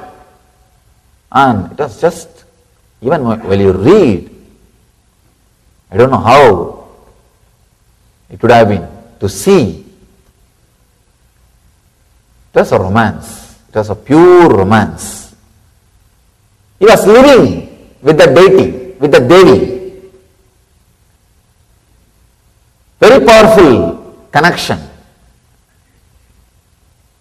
He used to keep a small thread near her nose just to check whether she is really breathing. And he says she always used to breathe. And he always saw the thread waving. The thread will be moving with that air, with the prana, with that breathing. Not only this, so many things. Can give you one example of him putting the conch bangle. The bangle is made out of conch. If you are from Bengal, you can understand. They will make bangles out of conch.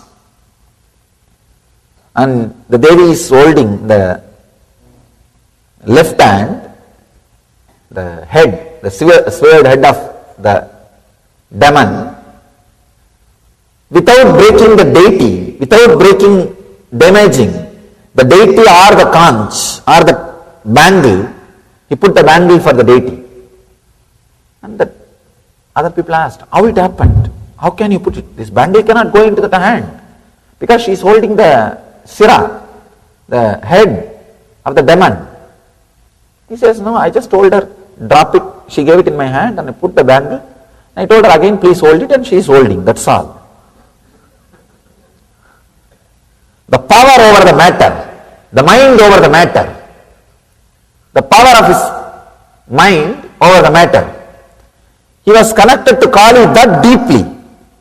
He was living in Sampranyada Samadhi. He was constantly living in Sampranyada Samadhi.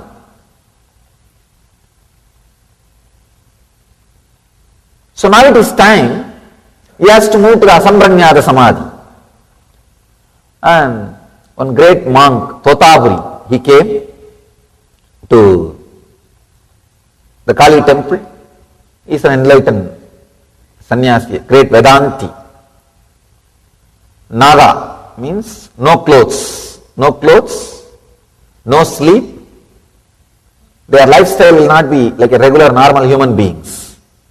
Naga Sampradaya sannyasi, very powerful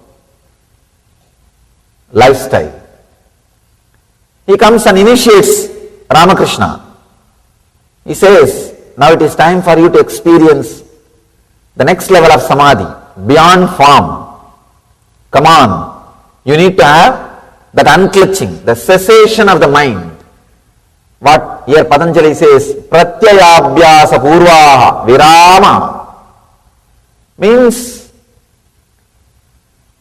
the mental function of clutching with the thoughts as to end. See, even if you are clutched with the Kali, it is a mental function. Please understand. Maybe highest level of function, high frequency level of function, but it is a mental function. You can experience in your life sometime, early morning when you are out of dream state, but you are not completely fully awake. That those few seconds you can see, you want to possess your body, but you can't move your body. You are out of your dream state, but you are not completely awake. That state means in between. You can see those few moments only, suddenly you will try to move your body with force. You will try to jump out and fall out of the bed. Even though it is the high frequency, almost the action's ending, it is an action. There is a clutching with the Kali. So, beautifully, Totabari says, it is time you go beyond. You have to be initiated into Vedanta. You have to be initiated into next level Samadhi. This guy says, wait, I will go and ask my mother's permission. I will run. He ran. When Ramakrishna came back, he said, yes, my mother told me, I can go for this practice, you can teach me. Totabari asked, you said you want to take permission from your mother, but you went inside the temple? Ramakrishna says, yes, that is what I meant. She is my mother. I am living with Kali. I asked her now. She said, please take it. Then Totabari started laughing. Oh God. Totabari could not understand. Ramakrishna is living with Kali. And he said, all right, I don't want to disturb his faith. It's okay. Let him experience the next level, Samadhi. Then he initiates, he says, now concentrate on the Ajna Chakra and unclutch completely from all your thoughts. Ramakrishna says, I am able to unclutch from all the thoughts, but I am not able to unclutch from Kali's form. I am not able to unclutch from Kali's form. He says, I am stuck. The moment I see her, even the idea to unclutch disappears from me. I am just completely drowned. Sambranyada Samadhi, the first level Samadhi. But the beauty is that Samadhi itself is so powerful, it will lead you to next level. It has to lead you to next level. Totabari says, no, you have to go beyond. Then Kali, she herself appears and says, my son, don't bother, cut my form with this sword. He says, she gives her own sword. She says, think this as a sword of knowledge and cut my form. You will go beyond my form.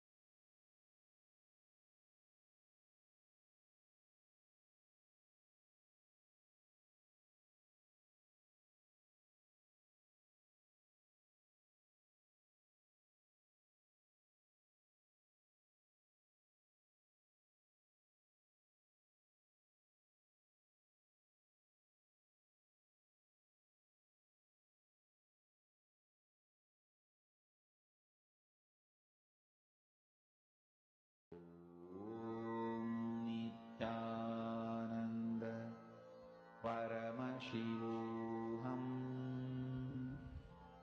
Om Nityananda Paramashivoham. Om Nityananda Paramashivoham. Om Nityananda Paramashivoham. Om Nityananda Paramashivoham. Om Nityananda Paramashivoham. Om Nityananda Paramashivoham. Om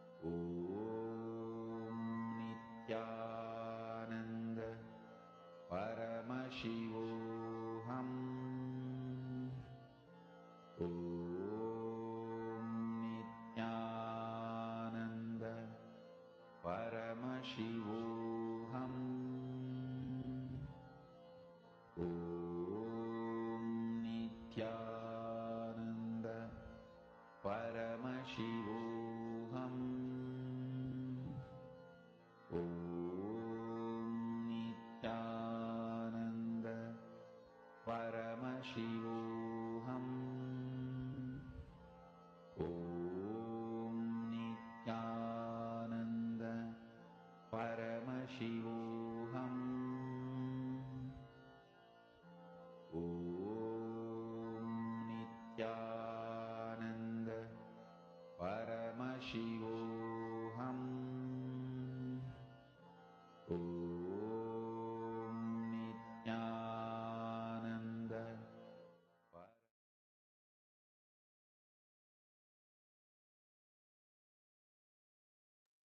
Three, two, one.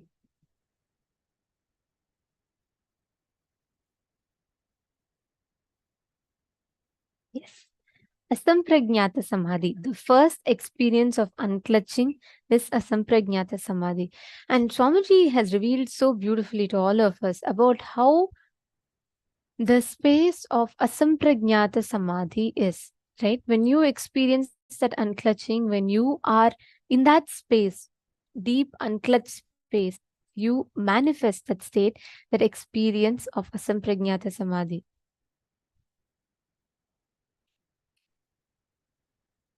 Constantly you think about your life.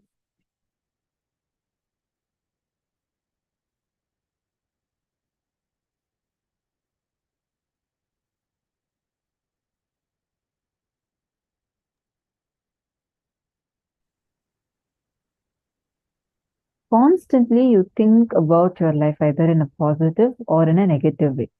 You think your life is a chain of beautiful incidents, or you think of your life as a chain of many sufferings. Usually all of us think on it only as a chain of suffering. Whether we think of it as a chain of suffering or as a chain of beautiful incidents, both of these are just expressing ignorance.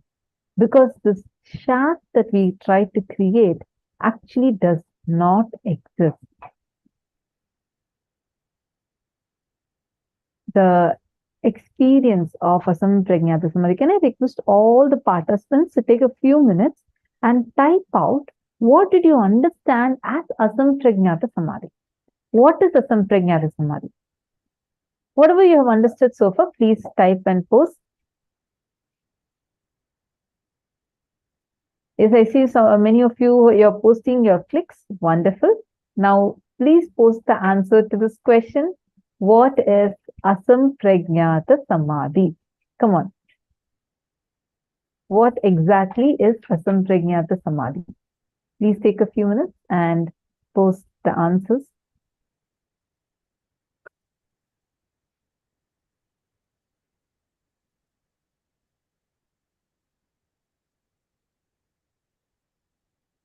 Ma Nitya Naresha, Ma Meena Narayanan, Ma Dona, All of you, please post. What do you think is Asampragnata Samadhi? What did you understand as Asampragnata Samadhi? Cessation of mind, okay.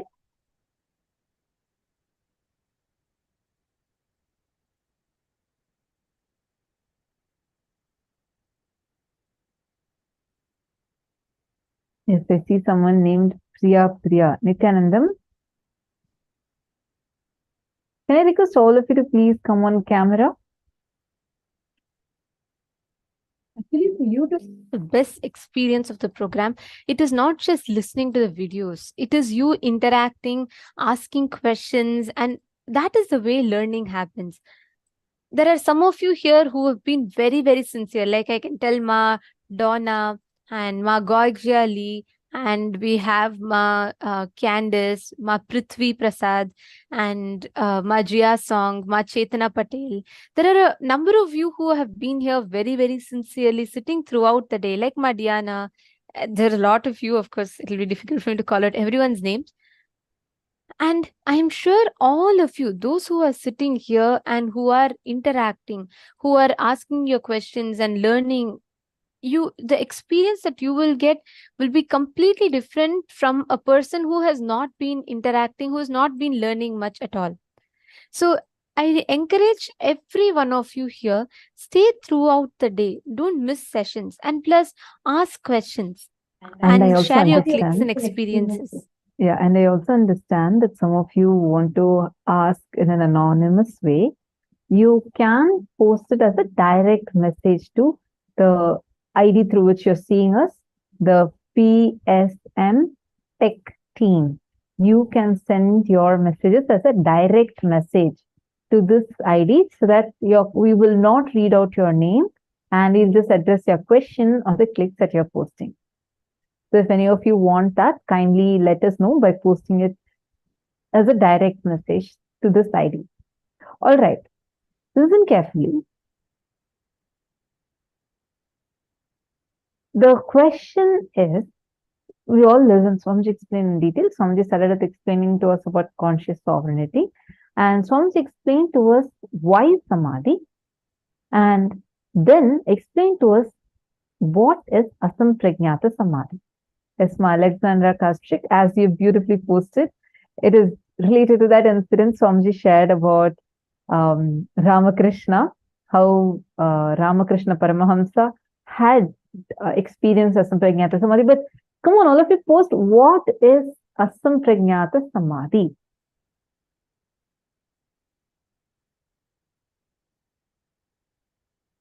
Okay, first unclutching experience, peace beyond the form and senses, total unclutching, no attachment.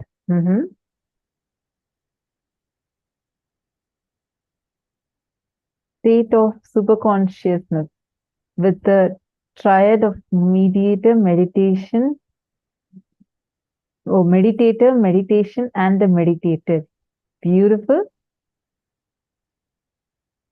Going beyond form, unclutched from the form of God. Okay, wonderful. My opinion is posted, all are delusion. See, the state is not where you experience everything just as delusion, but my Yoga Jnana Rupini, just adding to what you have posted, it is where, like how beautifully they are posted, the immense unclutching you have, where you don't even clutch to the form of your very Ishtadevata itself. See, this Samadhi will happen only when you unclutch from everything else. That is why Sampragnata Samadhi, then from Sampragnata Samadhi, Asampragnata Samadhi. Bhagavan Ramakrishna Paramahamsa, he was so deeply connected to Mother Kali. Actually, initially people used to attack him, abuse him, call him as mad, and attack him, target him a lot. That part, that whole thing, none of those things even touched Bhagavan Ramakrishna. He used to only feel like only Mother Kali is there with him, and all other things he just unclutched from the whole world. After that, when he had to go beyond even the form of Kali, that is when Uttapuri comes and gives him the next level of unclutching experience, which is unclutching even from that one thing you're clutched to. All of us, even when we do unclutching, you're still clutched to that one thought, saying, I am unclutching. Even unclutching from that is asampragnata samadhi. You're completely unclutched, especially going beyond your form, beyond the form of you, beyond the form of the God or deity that you're connecting to. It's beyond all the forms. You should never see this samadhi does not manifest by, you should not start saying, okay, that's all, then I had to start unclutching from the form of God. No, you should start with unclutching from your form. As long as you're clutched to your form, you will have to do the physically connecting to the deity. Only after you go beyond your form, Bhagavan Ramakrishna was able to connect with Mother Kali like so beautifully. Literally from a stone deity, he was able to make her open her hand, remove the head from, actually if you have seen the Kali deity, you will know what Swamiji is mentioning about. And he was able to put the conch bangles and able to make the deity stand back again. That phenomenal experience, he was in that state already. Intense unclutching will lead you to a sampragnata samadhi. First, you'll experience sampragnata samadhi. You'll feel like intensely, you'll feel only you and Swamiji exist, or only Swamiji exists. It will be like such a deep feeling connection for you. And from there, you'll experience asampragnata samadhi, experiencing how the formlessness is existing. Today is the day where we experience Lingodbhava. The formless, in form, is Bhagavan Lingodbhava. And that's what all of us are going to be experiencing today.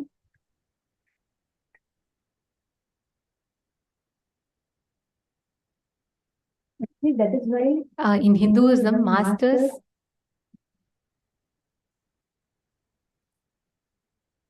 Sorry, yes. That is why in Hinduism, masters are called as the Simha Swapna, because that form comes and wakes you up from the form to the formlessness. That last form that you connect to reach the formlessness is Guru. So that is why even Guru is called as a Simha Swapna. Like that, sometimes there are nightmares which come, which wakes you up from the whole sleep, right? Similarly, master is like that. That Simha Swapna who comes and wakes you up from the dream or the delusion that you are stuck in. All right. Now, the space of Asampragnata Samadhi that we all exist in, that's our true nature in, we experience that every time you unclutch. So whenever you want to experience it, just unclutch. You are experiencing, you're awakened to the state of Asampragnata Samadhi. Now, all of us are going to be entering into the next session.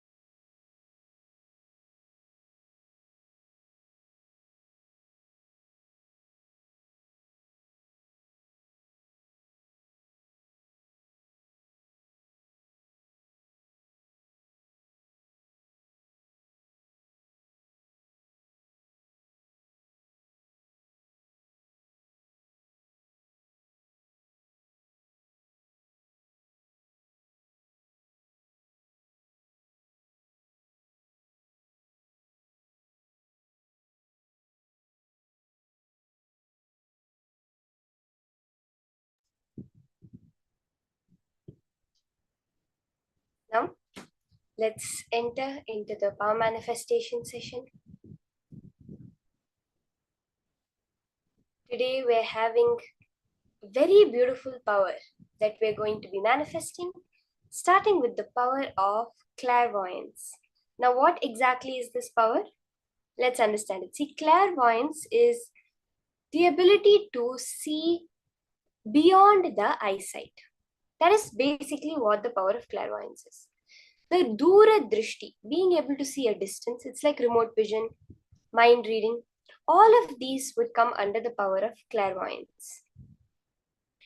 Clairvoyance is a science that a lot of many institutions have been working on, including the US CIA, DARPA, all these kinds of things have all these kinds of organizations have also published a lot of reports where they have been working on the power of clairvoyance.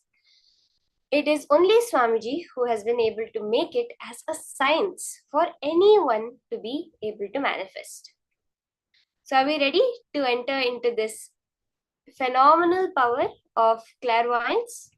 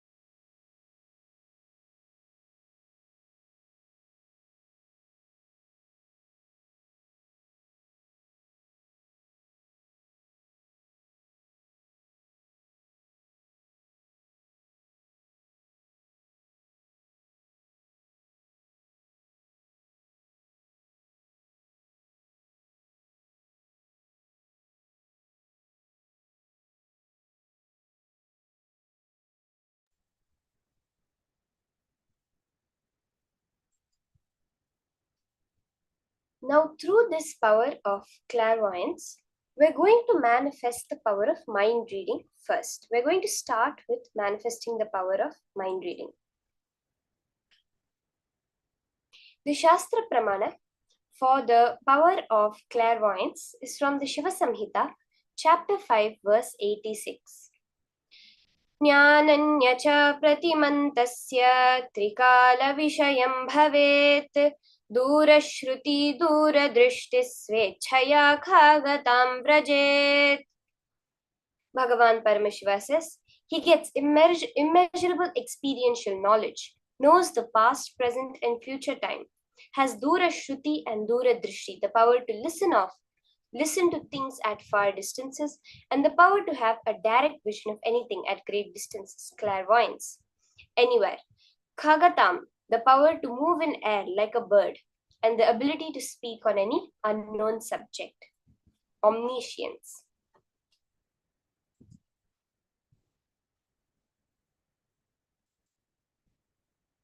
The Apta Pramana for this power is very beautifully demonstrated in the life of Sangha Siddhar.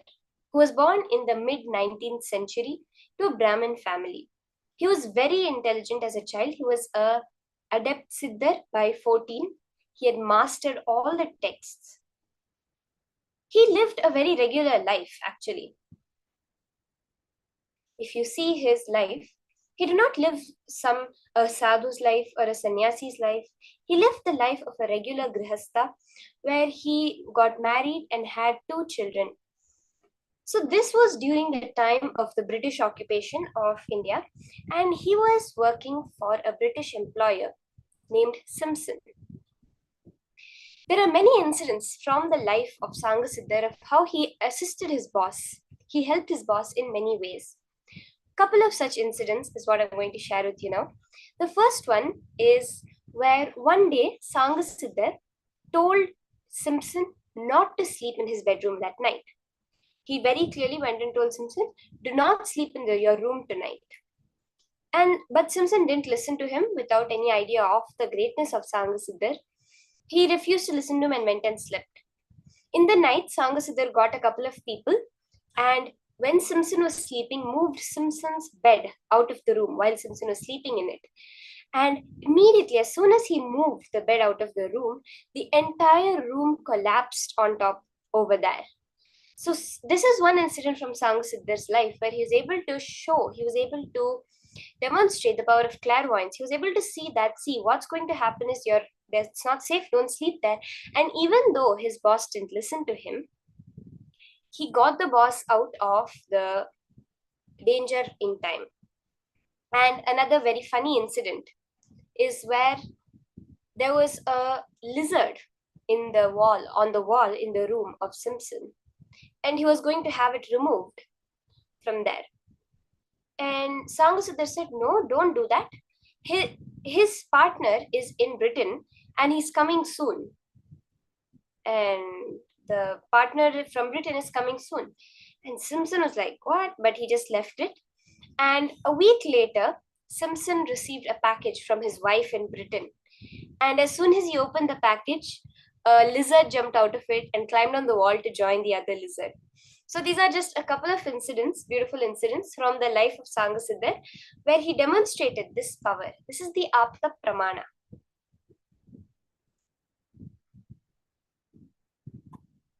Swamiji's own life, we would have heard in the past sessions, where Swamiji has beautifully shared, where he was able to get the answer about the temple, the Ardhanarishwara temple. So the incident was where his friends decided to have a debate with him. They decided to question him, and every time he got a question, the answer to a question right, they would give him 5 rupees, and if he got it wrong, he would have to give them 5 rupees. And he was answering, and finally a tricky question came up, where a boy who was a son of a priest in a temple asked that temple was what deity's temple.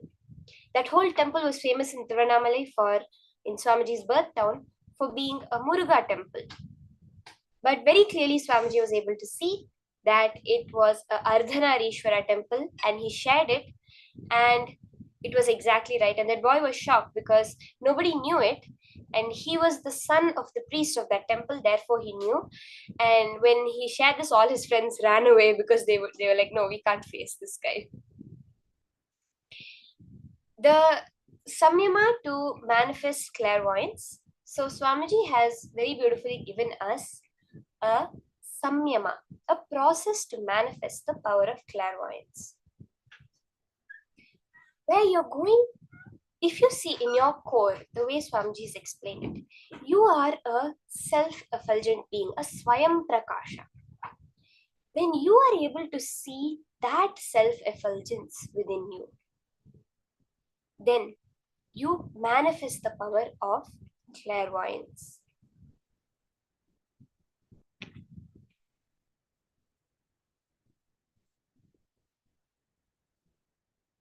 So let's go through the steps of the samyama very quickly. And during the process, during the manifestation, you will be doing the samyama and doing the manifestation.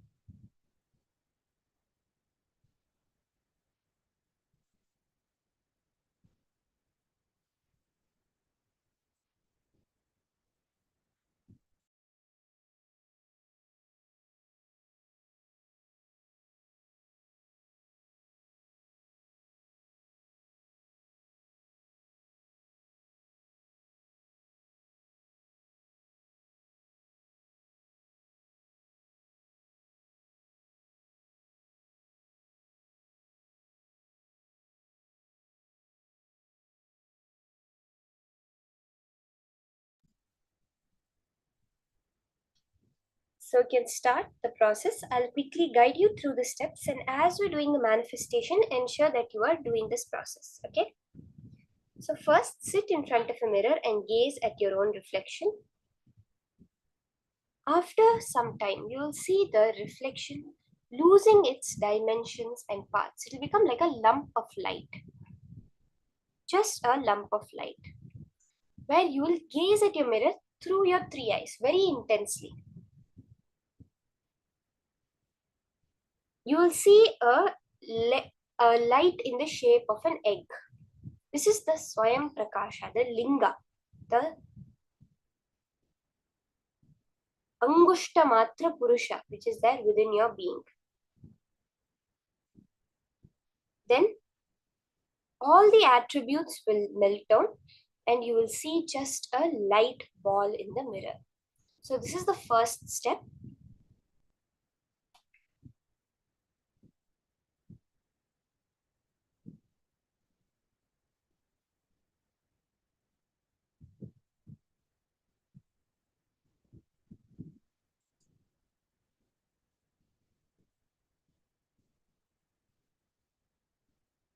Let's all start the process.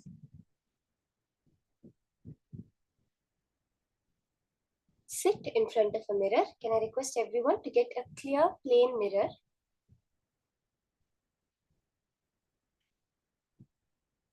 And intensely gaze. We'll do this. Madonna, you've asked, is clairvoyance the same as seeing through the third eye? Clairvoyance is one of the manifestations of the third eye, Ma. There are many powers Swamiji has explained that manifest through the third eye, like third eye reading, means blindfolded and you're able to read, the remote vision, body scanning, X-ray vision. There are various manifestations of the third eye. One of them is the manifesting the clairvoyance.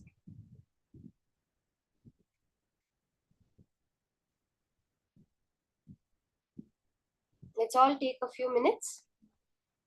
Sit and gaze intensely in the mirror.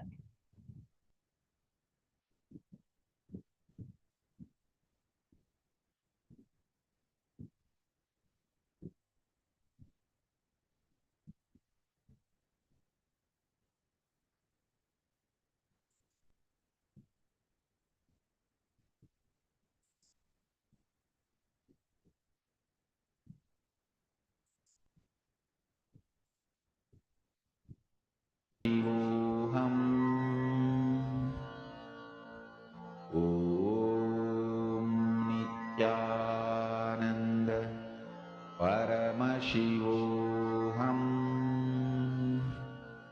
Om Nityananda Paramashivoham. Om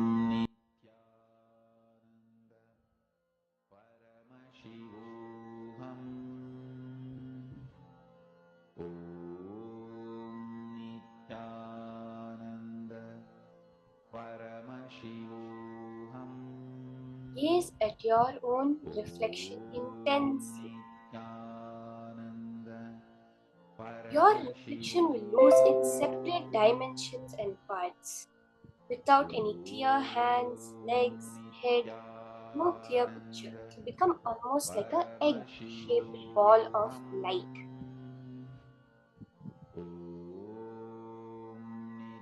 That is the being within you. Paramashivoham. Om Nityananda Paramashivoham. Om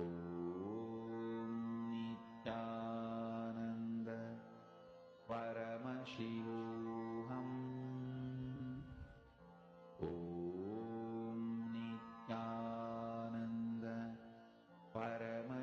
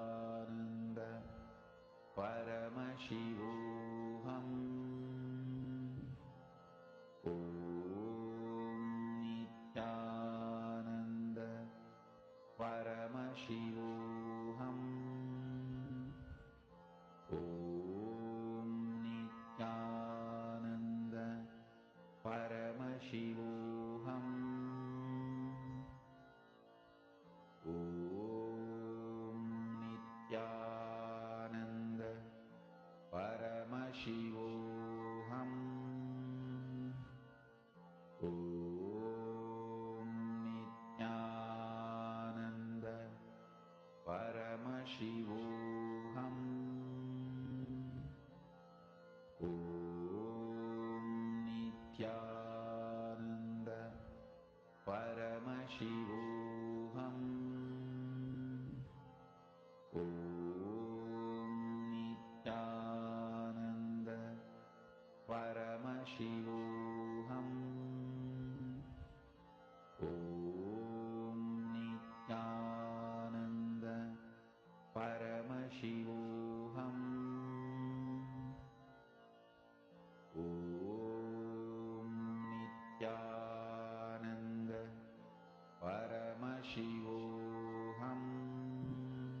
Continue to gaze at your reflection in the mirror. With that intense gaze on it, you will see the whole picture disappearing. Nityananda Paramashivoham.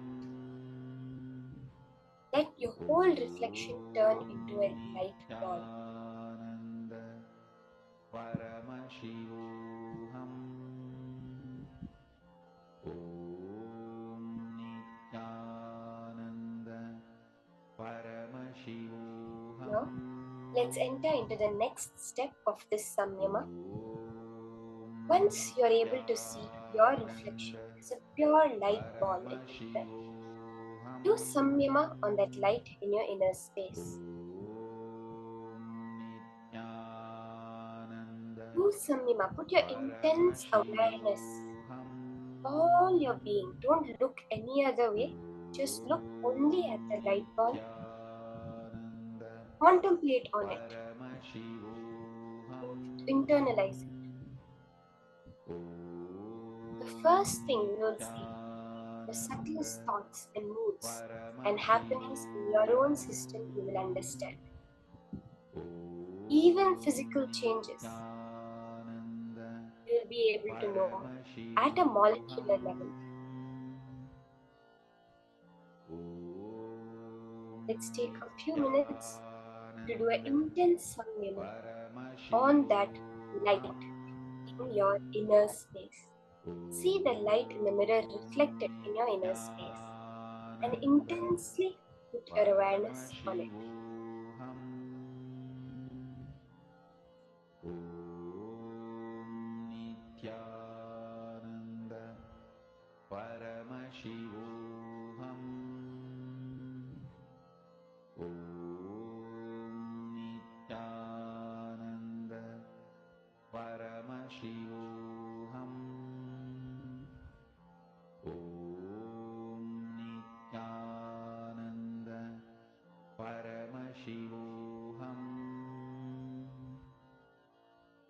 Om Nityananda Paramashivoham. Om Nityananda Paramashivoham. Om Nityananda Paramashivoham. Om Nityananda Paramashivoham. Om Nityananda Paramashivoham. Om Nityananda Paramashivoham. Om Nityananda Paramashivoham. Please do the samyama sincerely. This is the direct technique, the direct process Swamiji has given, Paramashiva has directly given to manifest this power of clairvoyance. Ma Pinyuchan, you can blink, ma, that's not an issue. If blinking happens any natural process of the body. Do not control it, but don't get distracted by any other happenings. Let your gaze be only on the mirror. No issues, ma. You can surely blink. Let any natural process of the body happen, but don't put your awareness outside of that intense light ball in your inner space. Paramashivoham. Om Nityananda Paramashivoham. Om Nityananda Paramashivoham. Om Nityananda Paramashivoham. Om Nityananda Paramashivoham. Om Nityananda Paramashivoham. Om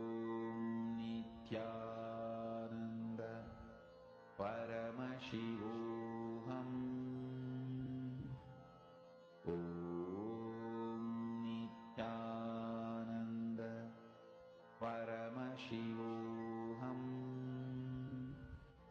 Om Nityananda Paramashivoham.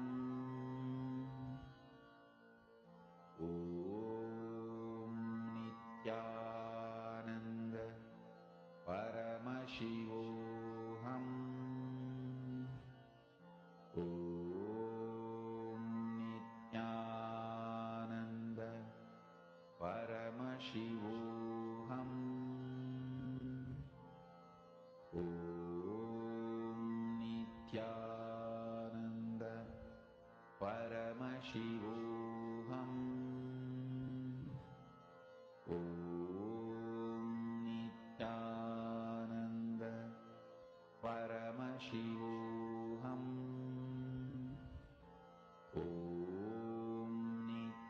Nityananda Paramashivoham.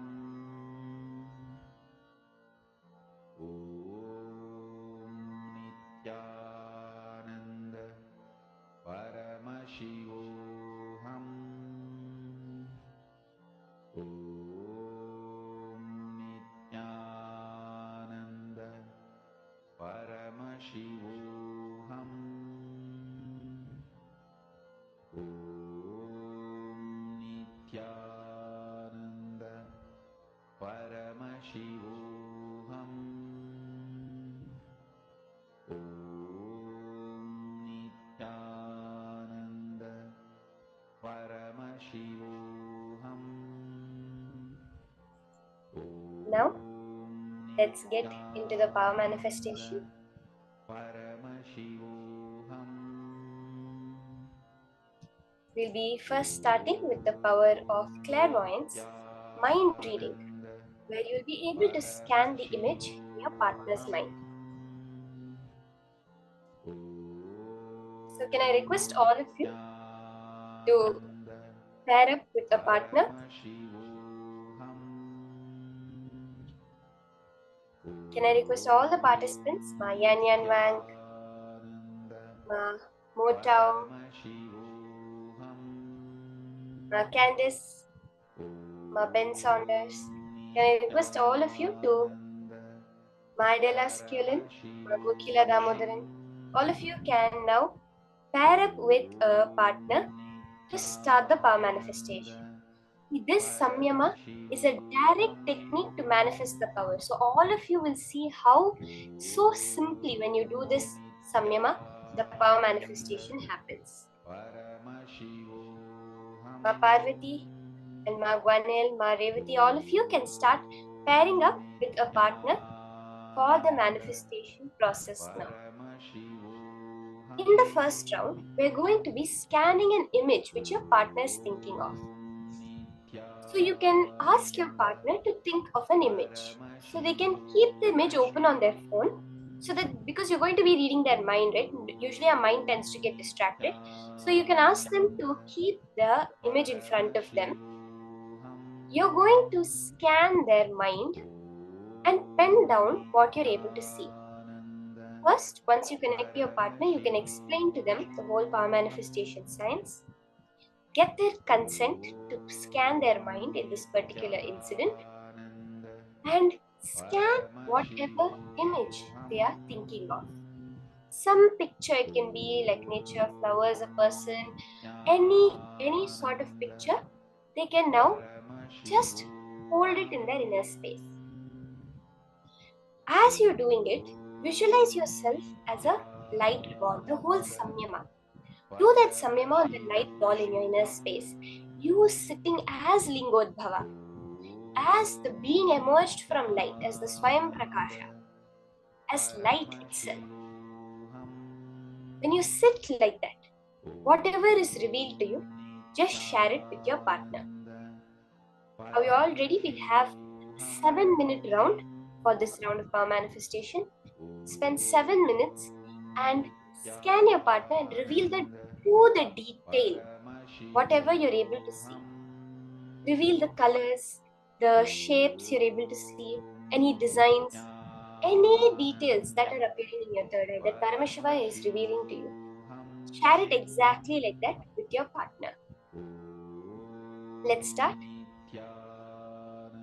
As you're doing it, do the intense samyama of the light ball and chant the Mahavakya, remembering yourself as Angushtamatra Purusha, as Paramashiva.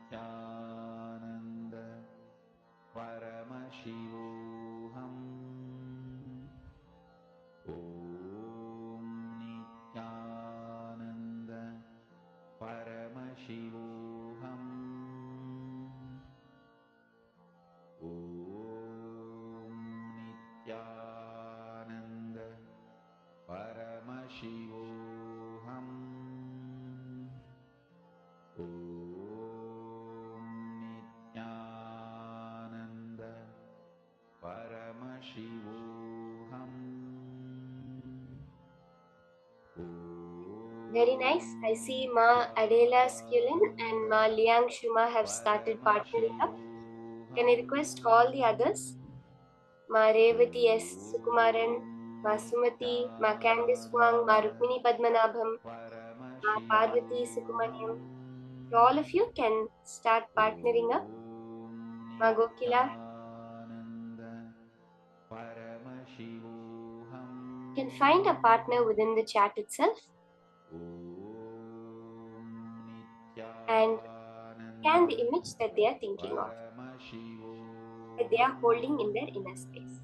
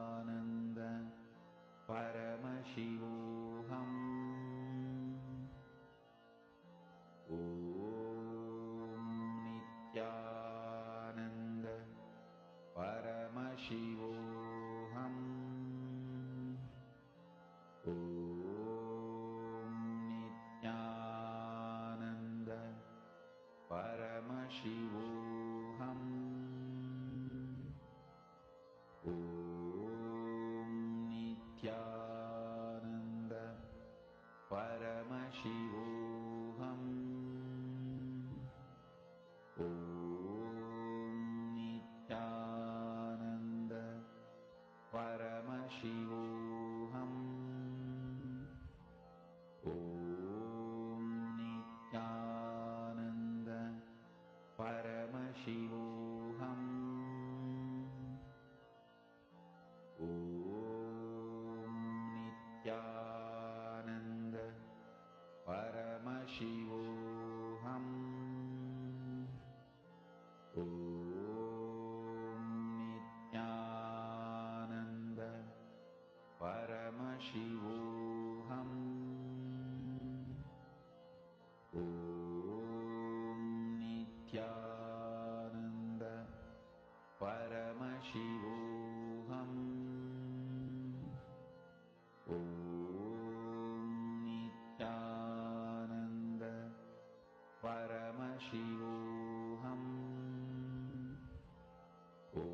Om Nityananda Paramashivoham. Om Nityananda Paramashivoham.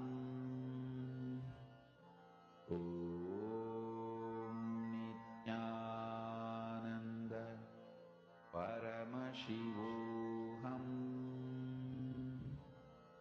Om Nityananda Paramashivoham. Om Nityananda Paramashivoham.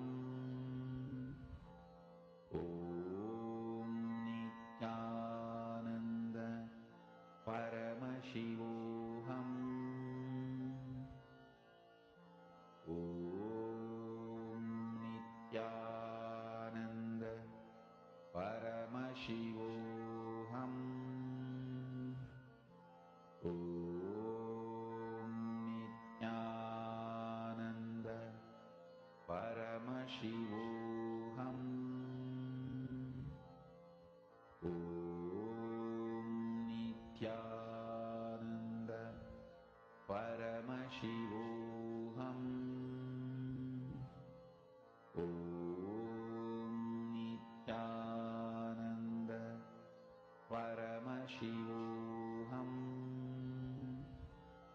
Om Nityananda Paramashivoham.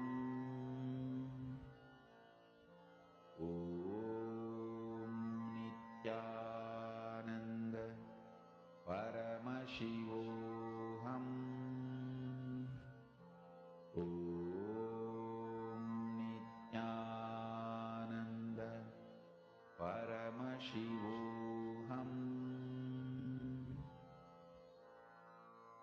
Mahamahavagya, spiritual lullaby for Samadhi. And Suprabhatam, wake up call, wake up song for Paramashiva. This Mahamahavagya is spiritual lullaby for you to fall into Samadhi. Suprabhatam, wake up song for Paramashiva to wake up in you. Just remember this one powerful cognition. This Mahamahavagya puts me in Samadhi. This is spiritual lullaby for Samadhi. And Suprabhatam, wake up song for Paramashiva in me. For Paramashiva to manifest. With this one spiritual powerful cognition, chant this Mahamahavagya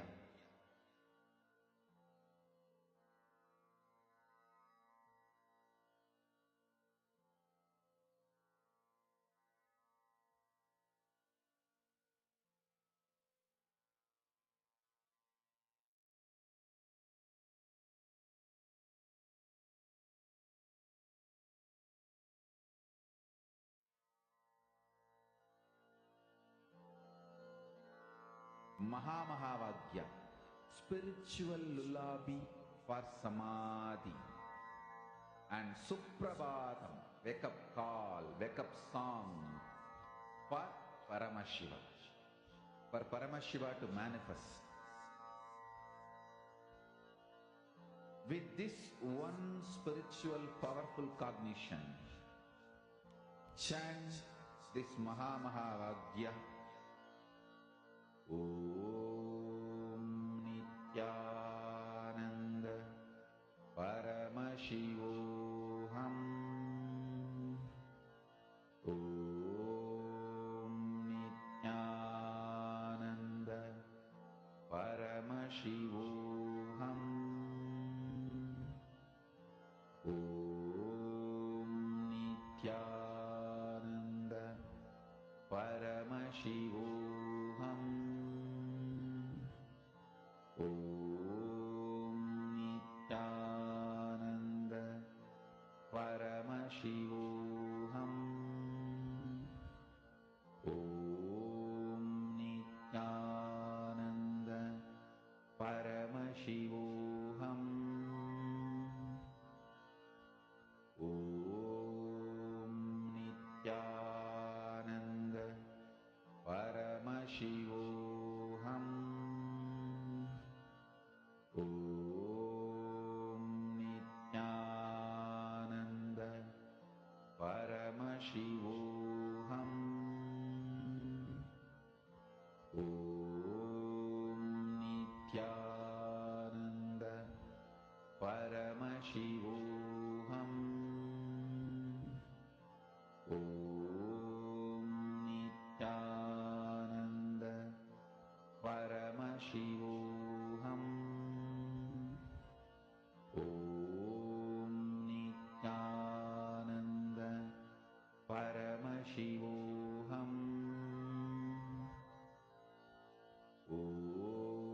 Ma Parvati, you have said that you got it correct. That's awesome, Ma.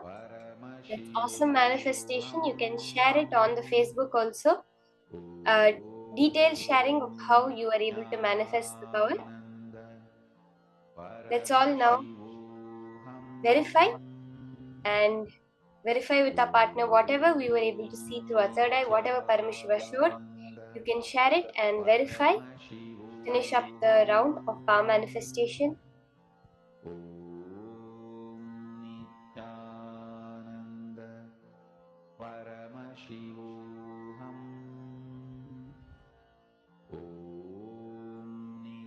Even if you felt that energy, you started to see some colors, even one color you got right is manifestation. Do not underestimate even the smallest manifestation. It is Paramashiva manifesting through you. Can we have everyone take a few minutes and share whatever you were able to see through your third eye, all the manifestations of Paramashiva through you? You can share it with your partner, verify, get the right answer, and celebrate Paramashiva's manifestation. We are here on this planet Earth only to celebrate, not for any other reason. Paramashivoham. Om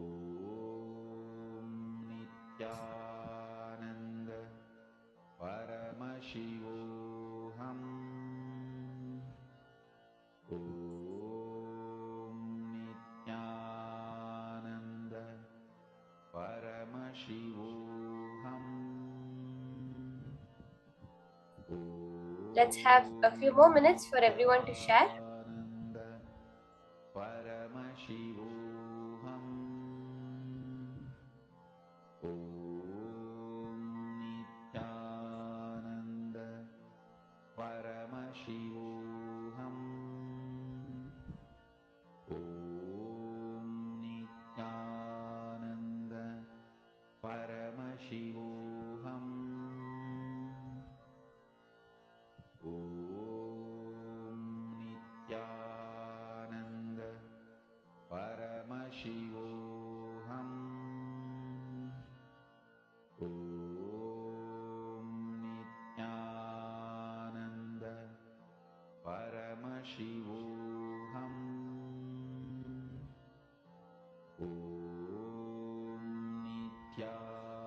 Now, let's enter into the next session from Swamiji.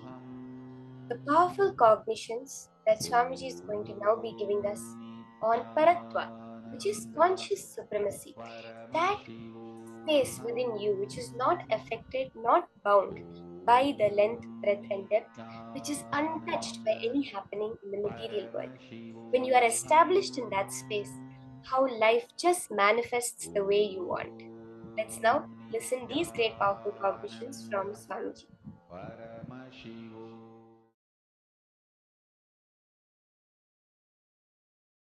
Super conscious sovereignty.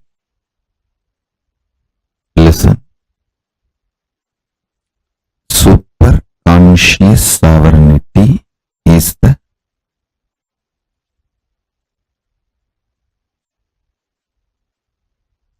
principle, superconscious DNA of Paramashiva will be manifesting today in all of you. Listen. Superconscious sovereignty. Let me explain. Listen intensely. What I am going to say now, the superconscious sovereignty, you don't need to practice. I'm just going to put this like a golden light ball inside you. It will just start manifesting. Listen to this. Your super consciousness is the most supreme, and your super consciousness makes all the patterns, the self-doubt, hatred, denials, or anything restrictive in you, makes all of that irrelevant. Your superconscious sovereignty does not fight with your problems. It just makes your problems irrelevant.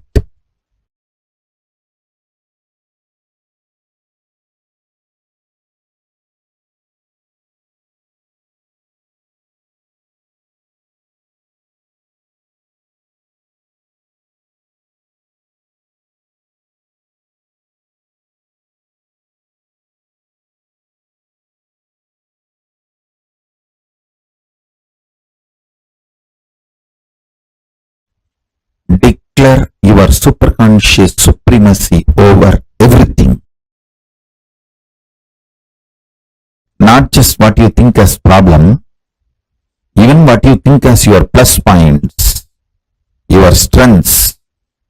Declare your superconscious supremacy.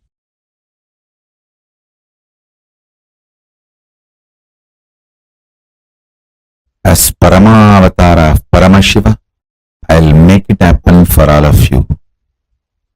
You just declare. Understand?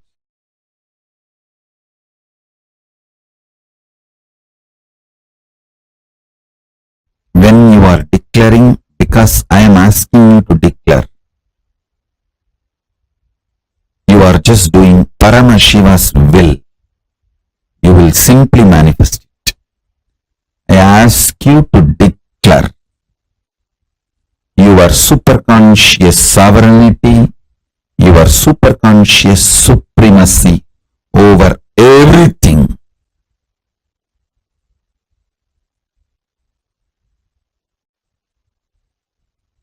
You will see your problems and solutions all become irrelevant.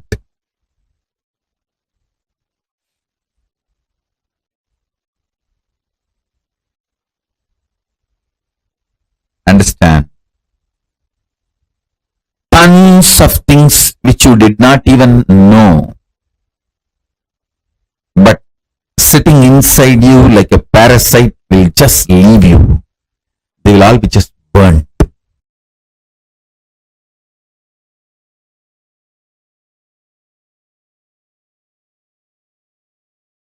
There is a beautiful verse in Vaishnavic tradition. பச்சைமா மலைபோல் மேனி பவளவாய் கமலச்செங்கன் அச்சுதா அமரர் ஏரே ஆயர்தம் கொழுந்தே என்னும் இச்சுவை தவிர யான் போய் இந்திர லோகமாளும் அச்சுவை பெரினும் வேண்டேன் அரங்கமா நகருளானே. Devotee of Vishnu cries to Vishnu, the taste of me celebrating you, singing the glory. பச்சை மாமலை போல் மீனி பவளவாய் கமலச்செங்கன் அச்சுதா அமரர் ஏரே ஆயர்தம் குலக் கொழுந்தே. The taste of singing, the feeling connection, oneness with you is the best. Even if I am made as the head of the Indraloka, as the ruler of the Indraloka, I do not want that. I only want the feeling connection with you. I'll say that is the dhira of a bhakta, a devotee's dhira. Same way, all of you should have the dhira. Paramashivatva, Paramashivagadi, Paramashivapada is the only goal. Till then, you can enjoy whatever comes in the way, nothing wrong. Don't be stuck. You can sit in the couch, but don't put seat belt. You can enjoy, but don't get stuck. I have a beautiful Shastra Pramana to share with you all from Srimad Bhagavatam, 3rd Skanda, 6th Adhyaya, 45th Sloka. ततापरे च आत्मसमाधि योग बलेन चित्वा प्रकृतिं पलिष्टां त्वामेव धीराः पुरुषं विसन्ति. The Dhiras, by their sheer power of samadhi, always being in oneness with their true self, the pure consciousness, conquer the powerful Prakriti, the whole manifest world, and also their own antakarana, the inner space, which are influenced by the three gunas, sattva, rajas, tamas, and ultimately indeed enter into you, O Lord. That's a beautiful sloka about the dhira, the qualities of dhira.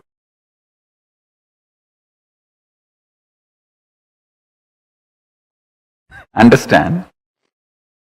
Your self-doubt, self-hatred, self-denial. Please listen. Your greed to achieve in the land which is not in your control strengthens your self-doubt, self-denial, self-hatred. Your self-doubt, self-denial, self-hatred, SDHD gets strengthened if you try to declare supremacy over something which is not there in your hand. You have only next few days in your hand. Declare your supremacy over that few days. You will win the game of life always. But you are trying to declare supremacy over few months, few years, which is not there in your hand, or which is not your territory, which is not your known boundary. Even you do not know how that few years is going to look in your life, which is beyond your boundary.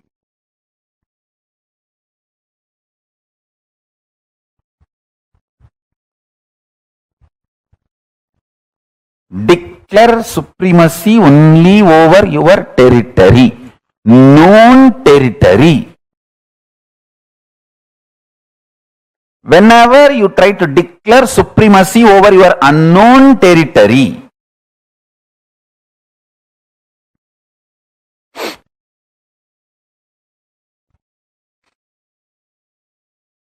So understand,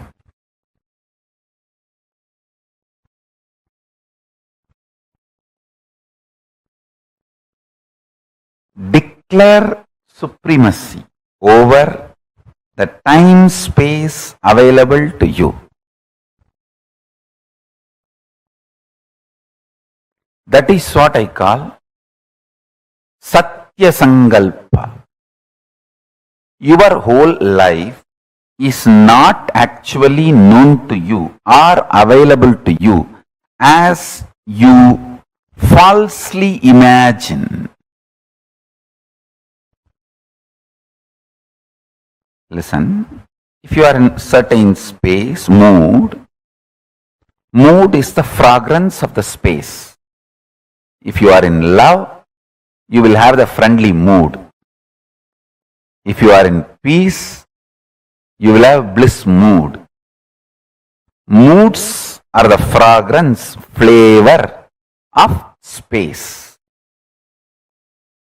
Your ability to retain your space is only the time available to you as your life. For example, if I can retain my peaceful, joyful space and radiate the mood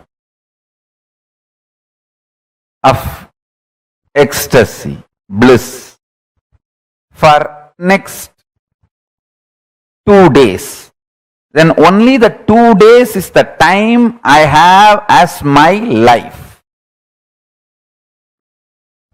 So, I can only plan for the next 2 days, only that will be successful and strengthening my confidence about me. And after 2 days, then plan for the next 2 days. That is the way you consciously start building you. Your Chidabhasa, source space of consciousness, the time-space continuum gets built consciously only with space-based sankalpas. You can handle yourself peacefully, joyfully only for next 2 days, as on now, but you try to make the sankalpa for your whole life, Dumbo, loose. Then you are naturally bound to fail and strengthen your self-doubt, self-hatred, self-denial. SDHD. So make sankalpa only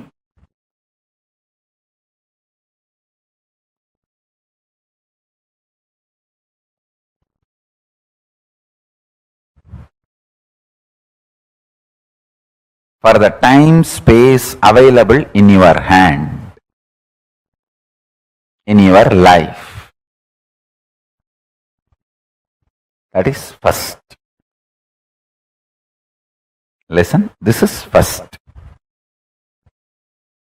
Second,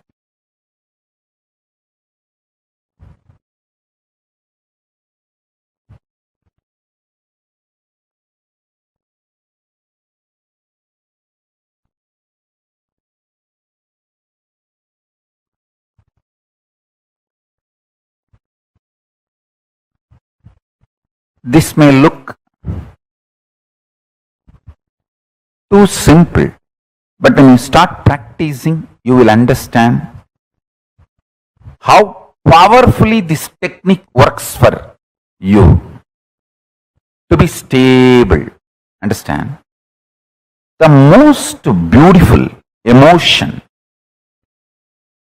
which can bring stability in your life is love. Morning when you wake up the Atmalinga which you are wearing. Mahadeva, please wake up. Morning when you take bath, Swamiji, please take bath. For If you drop water on that linga, always wear it. That is the best way. Pour water on your body and pour water on the linga. Swamiji, please take bath. When you eat, whatever you eat, Swamiji, please eat. When you brush, you don't need a separate brush. Nothing is wrong. I am telling you, I am your guru. To whoever I gave the Atmalinga,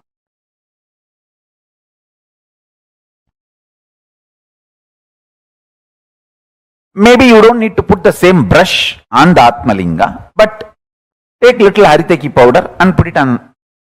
Swamiji, please brush the teeth. Mahadeva, please brush the teeth.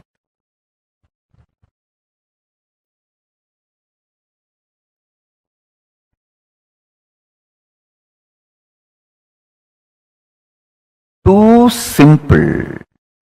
And when you are falling asleep, tell him, Mahadeva, please sleep.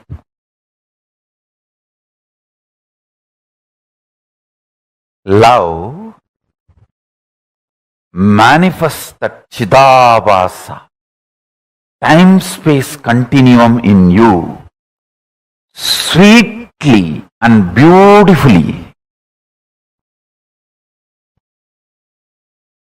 You have a special feast, celebration, anything. Mahadeva, please eat. Show to him and then eat.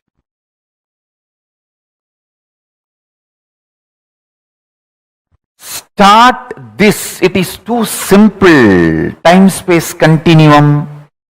That Chidabhasa will explode in such high energy. When you spray perfume for you, just put little on him. Mahadeva, very good perfume. I got it yesterday. Lipstick, just put little, nothing wrong. Whatever I am enjoying, I have to give. This is what my gurus taught me. And I have enough Shastra Pramanas to prove what I am saying is right. Whatever you enjoy, offer it to him and enjoy. If you are lying on your couch, tell him, Mahadeva, just lie down. Rest, enjoy this sea beach. I tell you, he is neither outside you nor beyond your reach. He is the source of you. When you generate a love, sweet relationship, that makes your time-space continuum huge.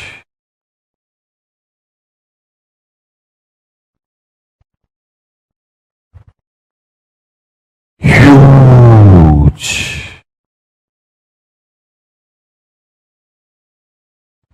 Even if you don't feel like wearing your Atmalinga, even the Rudraksha is actually Rudraksha Linga. Many times, the Shastras allow, you can keep Rudraksha as the Rudraksha Linga and do Shiva Puja to that Rudraksha Linga itself. Agamas allow it. So you can keep your the Rudraksha, Kantamala itself as Atmalinga. If you don't have Atmalinga or don't want to wear the Atmalinga, you can treat Kantamala itself as Atmalinga and tell, hey, Mahadeva, please eat. Mahadeva, please take bath. Mahadeva, have shampoo. Mahadeva, have perfume. Understand this continuous love continuum will make your Chidabhasa powerful. Your Chidakasha will become strong. And the time-space continuum will expand. I tell you, this attitude, this will start building everything. People who lived around me can remember very clearly, even if some book is printed, invitation printed in our Kailasa, in our Sangha, and first copy is brought to me. First I'll take it and put it on Atmalinga. I always have Atmalinga on my body. Whenever, if I am not wearing it, it is there in the Ananda Gandha. I'll put it on Atmalinga and say, Paramashiva, please have it. I tell you, that will bring such extreme sweet relationship. And you just see, even if you start understanding, He is watching over, He is continuously seeing you, that is enough to make you fall in love and explode in love. I have seen people, the moment they know I am seeing them, they just go crazy with love.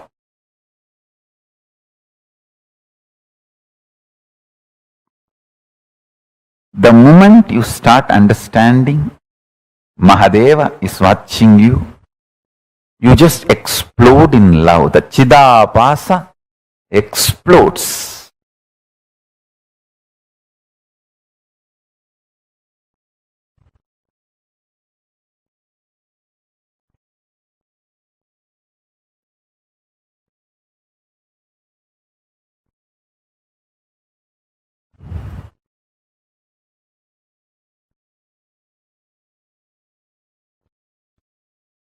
Vyutpatti of the word Chidabhasa means the explanation of the word Chidabhasa, Chita Abhasaha Pradivimbaha, reflection, and the source of Chit, consciousness. Buddhavatma Pradivimbe Jivaha Jive. The source and reflection of consciousness, Chit, in the Buddhi, in your being, self. Buddhi vritti chidabhasau idi vedanta karika. This word chidabhasa is used in Vedanta Karika as buddhi vritti chidabhasau.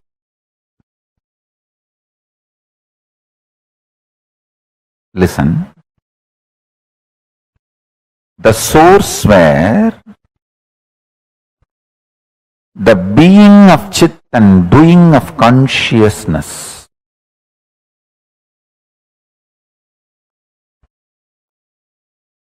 is felt, manifests, Chidabhasa.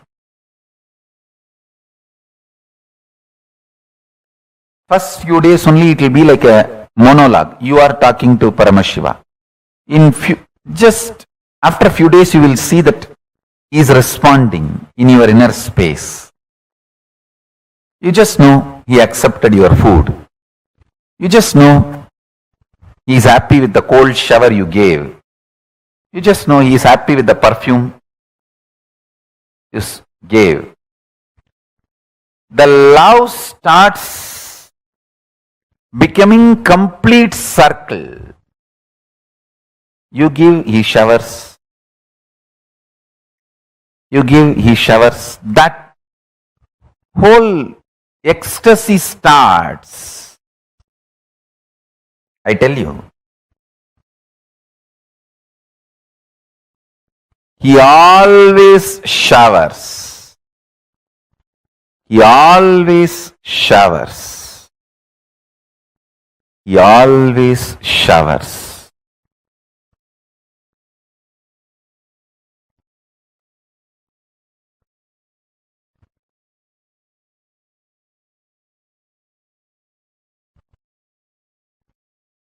He only makes sure you don't start using Mahadeva's love as your crutch. You should not use his love as crutch. your crutches. You should not become handicapped because he showers on you. That's the only thing he makes sure. Because he wants to make you fly through his love.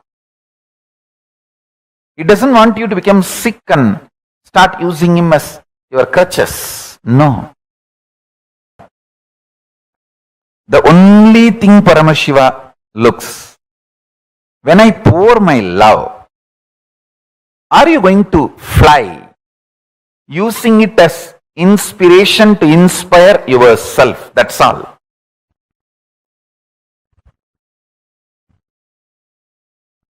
That's the only thing. Nothing else. Uttared atmanatmanam atmanam avasadayet.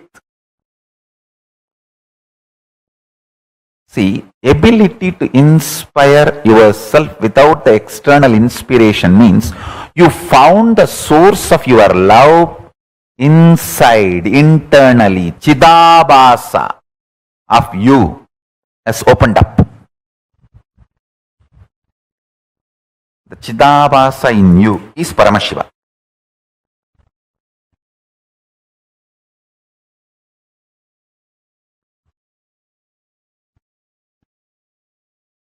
That's all.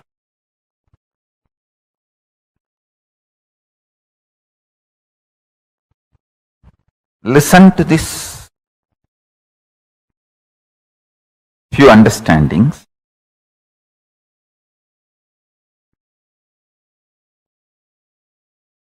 If you open your Chidabhasa, you are winner anywhere you are.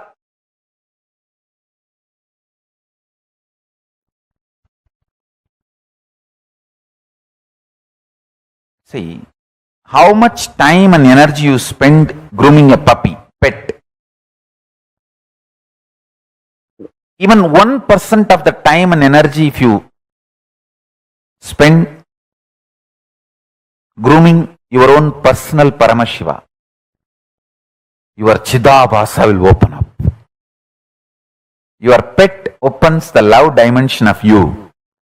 Your Atmalinga opens conscious dimension of you. And I tell you,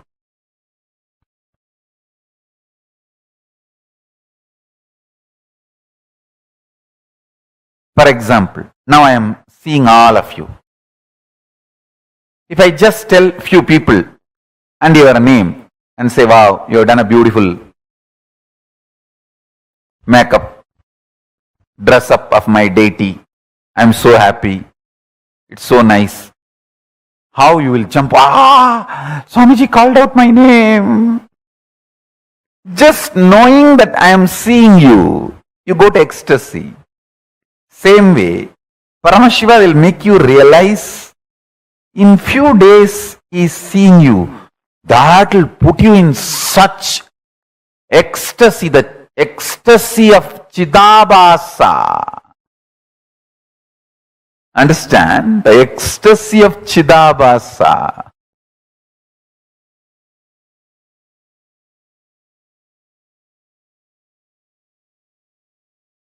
Listen, when Chidabhasa ecstasy starts, more time, more space is under your sovereignty.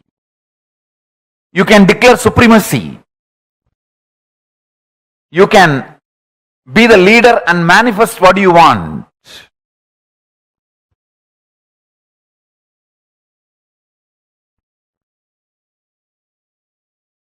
It is not even declaring supremacy, declaring oneness. In this ordinary world only this supremacy, all these things. In the supreme world, it is oneness. There is no separate supremacy. You should be in tune with Guru Vak, Guru's words so much. Guru should start obeying you. That is the absolute fulfillment of the relationship.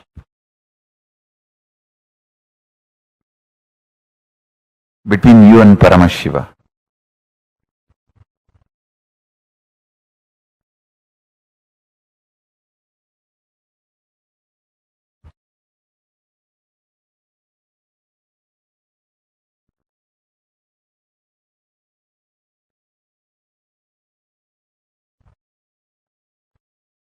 My Guru's statement, when her Guru, my Guru's Guru, Paramaguru,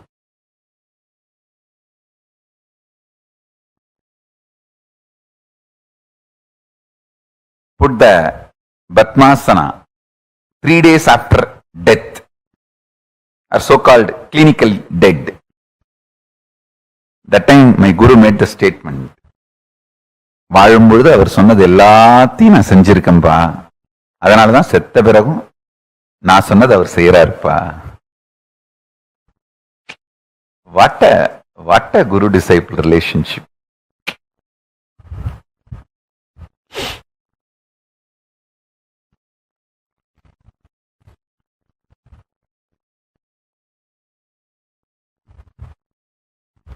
Guru is obeying you even after death.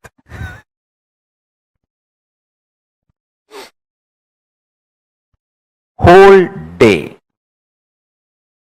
as many times as possible, whether you eat, sleep, take bath, spray perfume, just do it for your Atmalinga also.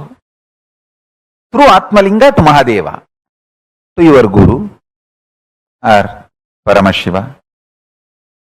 In Hindu tradition, literally we treat Guru and God as one and the same. Guru is the manifestation of God. God is unmanifest component of Guru. That's all. Avyakta Guru is Paramashiva. Vyakta Paramashiva is Guru. The manifest Paramashiva is Guru.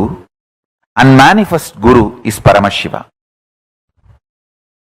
Guru's unmanifest dimension is Paramashiva.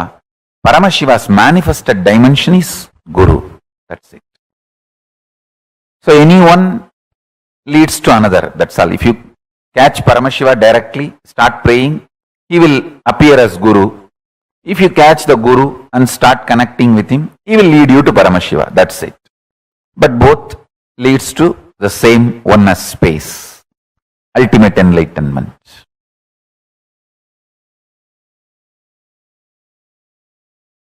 Ishwaratva. 3 things I want to tell you. You guys have done the best thing for sitting for this initiation. Whatever reason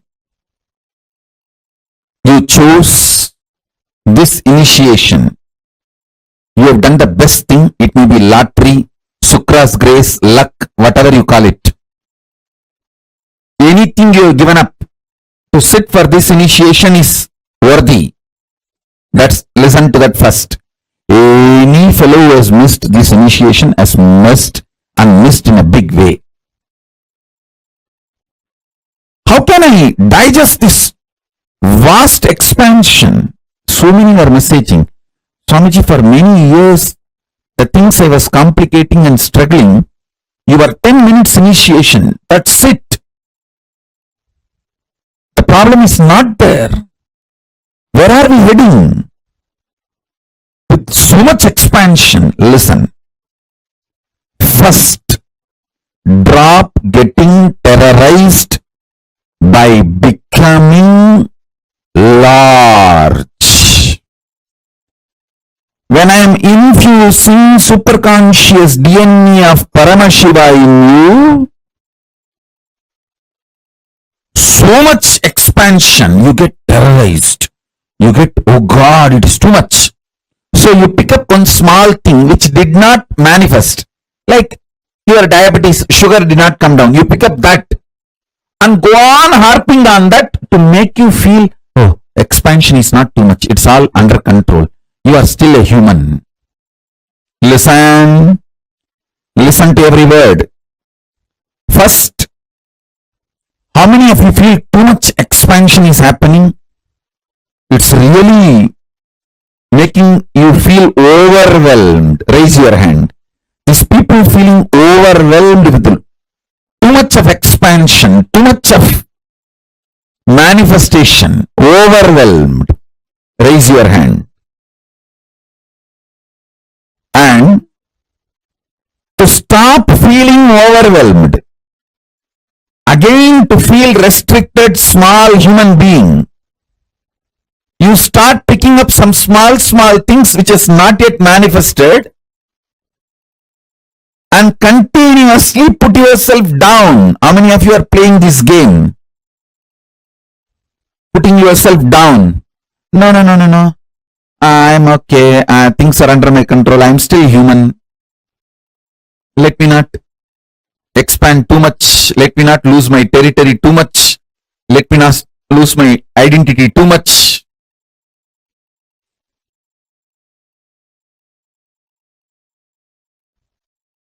Listen. Drop both. Drop getting overwhelmed. Drop self-beating. Drop both. Sit as Ishvara now. I am not asking you to visualize. I am asking you, see it very clearly. What you want is happening as your future. Your fear of what you want happening will be blown away. You all may think, oh, no. I'm only greedy about what I want should happen. No. You are afraid what all you want may happen. I am telling you, you don't need to believe. I am telling you the truth. I am not interested in listening to your argument. I am giving the judgment because I know you more than you know you. I am telling the truth directly. You are really afraid of all you want happening as your future. That's the truth. Oh God, if everything happens, whatever I want, what will happen? Life. Oh. Your comfortable, sillified zone will be blown away, which is one part of your identity. You are afraid of losing it.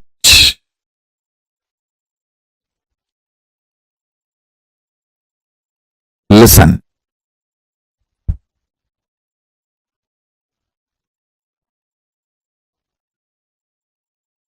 As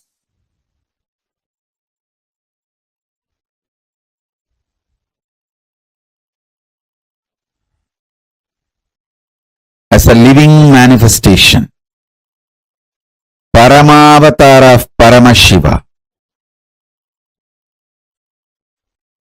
I initiate all of you into the superconscious mutation process of Ishvaratva.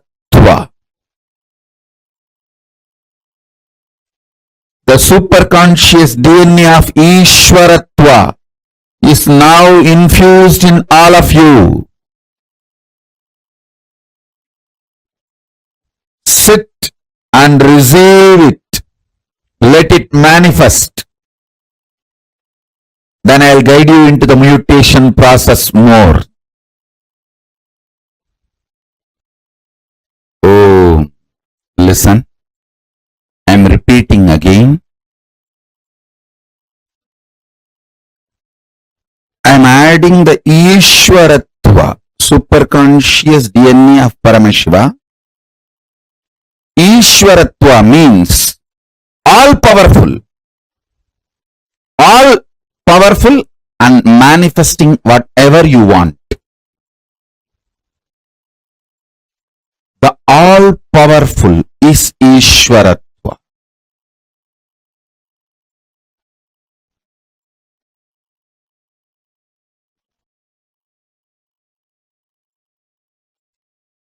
I'm doing the superconscious manifestation process, superconscious mutation process, by putting the Ishwaratva DNA of Paramashiva in you. Bend down all fears of expansion you have and break it. Pin down anything you want as a future and declare it is happening, it is manifesting. Drop the fear to manifest the future. Drop the fear to visualize your future manifesting as you want. Listen carefully. Continue to do this process. When you feel like falling asleep, just fall asleep. You won't fall asleep actually today. You will fall into Turiyatita. You will see Paramashiva manifesting Ishwaratva in all of you.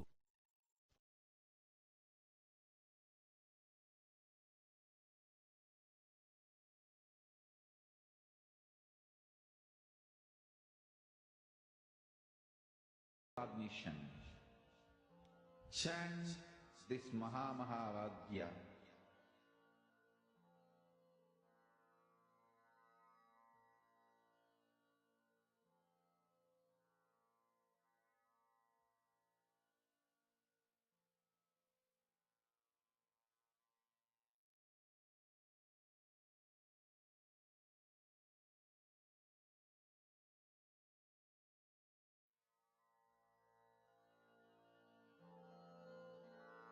Mahavagya, spiritual lullaby for Samadhi, and Suprabhatam, wake up call, wake up song for Paramashiva, for Paramashiva to manifest. With this one spiritual powerful cognition, chant this Mahavagya. Om Nityananda Paramashivoham. Om Nityananda Paramashivoham. Om.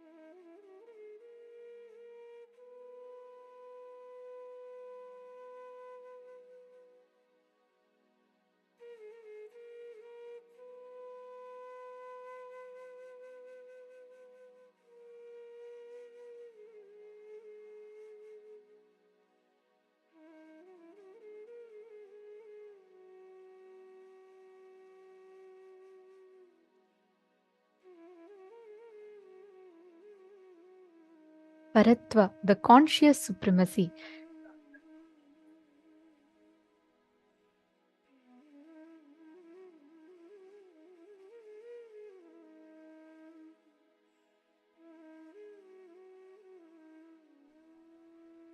Remembering that our existence as the consciousness is ultimate. That is Paratva. That is conscious supremacy. Do not stop anywhere in between, like wealth, luxury, longevity, or all pleasures. It's only a sweet but distraction in your way. Understanding that your only goal is experiencing Paramashiva, the state, space, being, powers, and superconsciousness and Kailasa of Paramashiva, and not getting distracted anywhere in between. No matter what pleasure life gives you, not getting distracted anywhere in between till you reach your goal is Paratva, the conscious supremacy. Paramashivatva, Paramashivagati, Paramashiva Padam is your only goal. Everything else is okay, on the way to enjoy, but not to get stuck. That understanding, that declaration is Paratva, the conscious supremacy. When you have delusions, illusions, sufferings, do not try to work on facts and figures and information. Work on your identity. Many times we make decisions. Swamiji will always say you should never make decision when you are tired, when you're depressed, when you're too happy, or when you're too angry, or when you're hungry. You should never make decisions in any of these states. When you're too angry, when you're too hungry, when you're too tired, when you're too happy, when you're too happy and too excited, you should not make decision.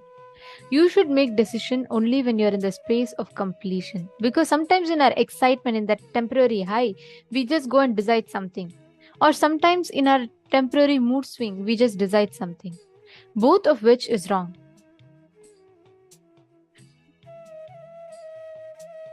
Always try to work on your identity, not on the facts, not on what your so-called seeing is, but work on your identity. That is conscious supremacy. Like if you're having a nightmare, like a tiger is chasing you, you're about to fall from a cliff, below a lake is filled with crocodiles, too many poisonous snakes, don't try to get a gun and try to kill the animals. No, don't try to work with the scene. It's a nightmare. You just need to wake up. Working on your conscious reality will wake up your conscious sovereignty in you. That will solve millions of problems you're facing in your life in a very practical, strategic way.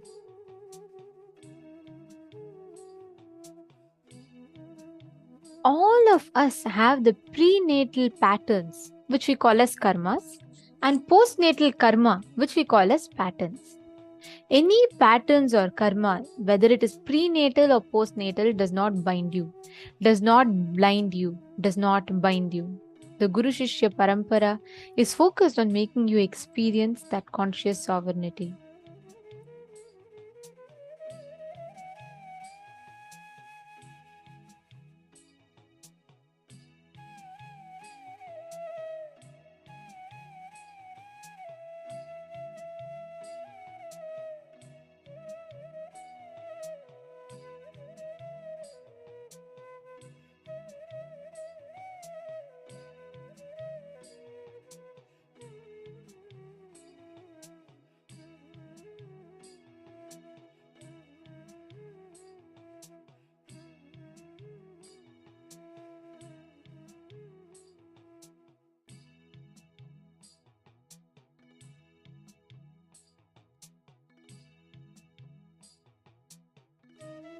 Here we can see in Swamiji's life, never Swamiji let his tiredness, boredom, any other factor come in the way of his decision making.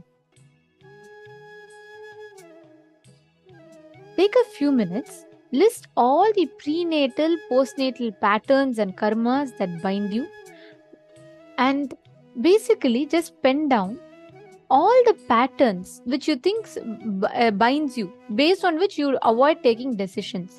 Take a few minutes and list down those patterns.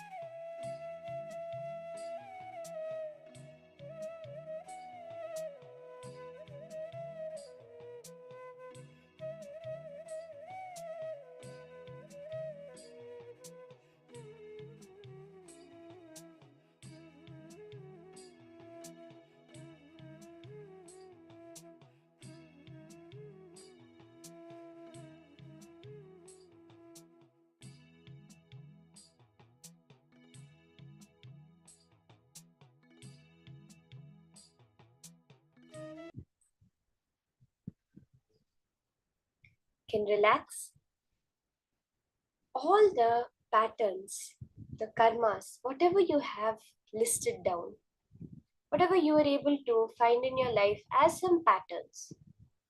Now, with the power manifestation process, you're going to break through from all those patterns. So, this round we'll continue with the power of clairvoyance as we had started scanning an image which is in the mind of your partner.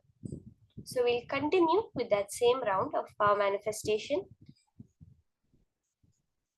It's very powerful when we are established in that space of Paramashiva is the only real thing. See, there's nothing else real than Paramashiva exists. When you understand this, when you look deeper, like what is Paramashiva? The maximum we can understand Paramashiva is space, is energy. When you look even within an atom, when you look at the universe, there's only 0.0000001% which is physical matter. Everything else is actually pure space. It's empty. If you look in at the atomic level or at the cosmic level, there's so much of space which is empty. Because what you're calling as physical matter is actually such a small part of reality. The real reality, which is Paramashiva, is so much more vast than that. So are we ready? In this round of the power manifestation, I'll be visualizing an image in my third eye. I'll be holding a image in my inner space, and all of you can scan and see what exactly that image is. Okay?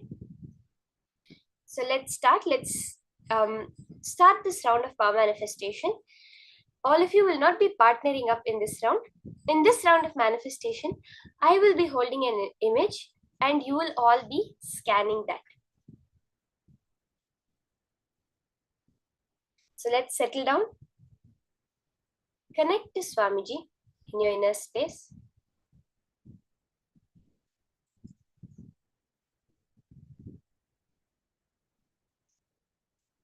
And sit straight.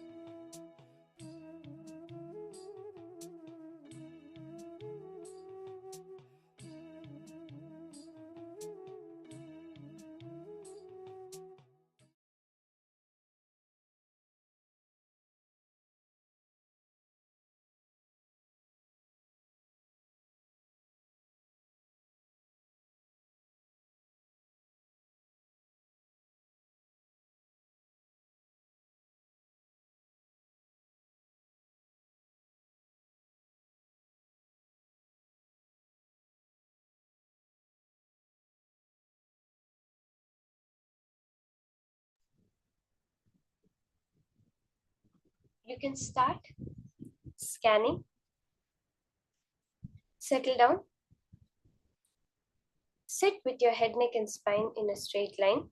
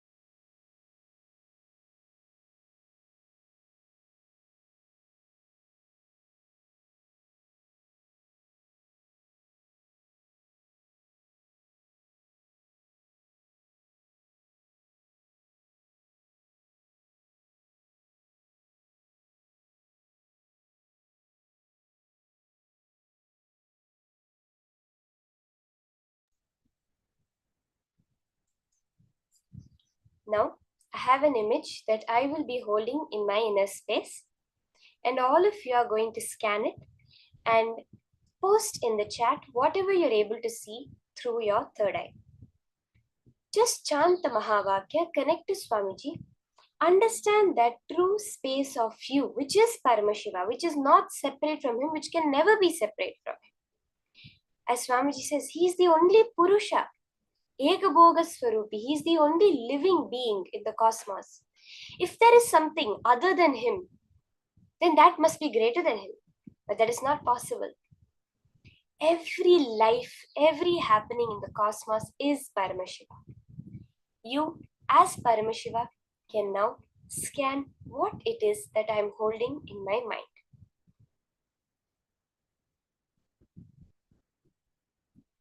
So can I request all of the participants, start the scanning. You can do the samyama on the intense light ball in your inner space. Just hold yourself as the Swayam Prakasha and scan the image that now I am having in my mind.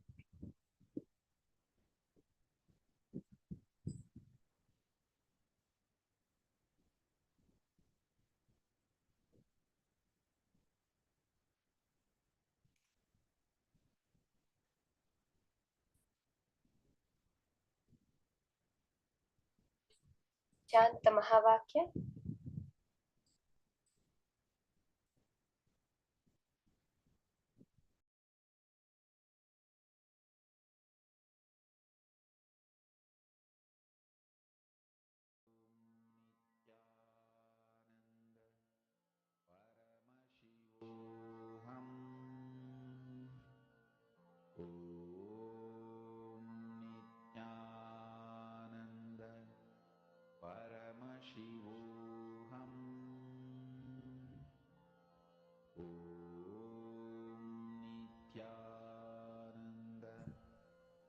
We have many posts, many answers pouring in. Let's take a few more minutes.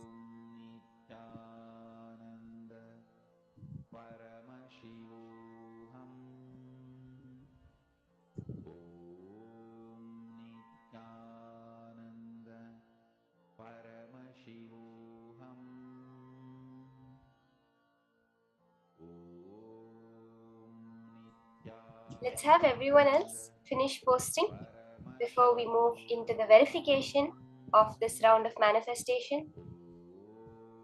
Whatever Paramashiva is showing you, whatever he is manifesting through you, it has to be correct. Understand? Swamiji says that when I ordain, I sustain. When Paramashiva has said that now you can do power manifestation, he will make the manifestation happen through you. Okay, let's now start. Let's move on to the answer for this round of manifestation.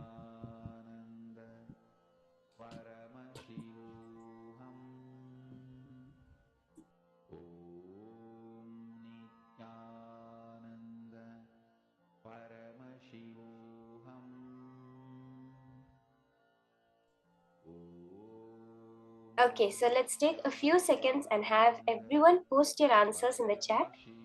Whatever Paramashiva shows, you can post it and then we will verify the answer. Okay, I will show the picture to all of you that I was holding in my inner space.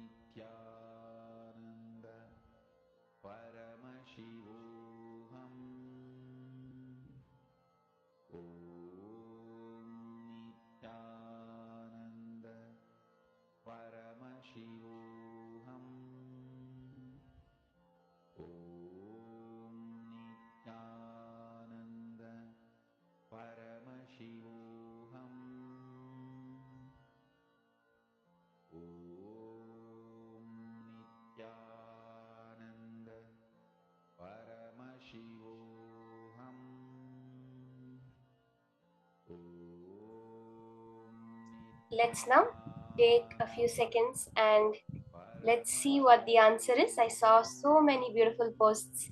A lot of people have gotten it right. I'm excited to see. Right now, the image is posted on screen that I was holding on my inner space. It was a beach, a sunset at a beach with palm trees. Madonna has put warm sand. We have white and red color, yellow, golden. Swamiji wearing a golden hat, a desert with light. Ma Yan Yan Wang, you've put master lecturing at a lake. This is an ocean. You can see like a beach front, the water body. Golden yellow, Ma Yan Yi Han Chen. Light Madonna. So many people have seen sky, light. All of that is manifestation. Whether you saw nature, trees, light.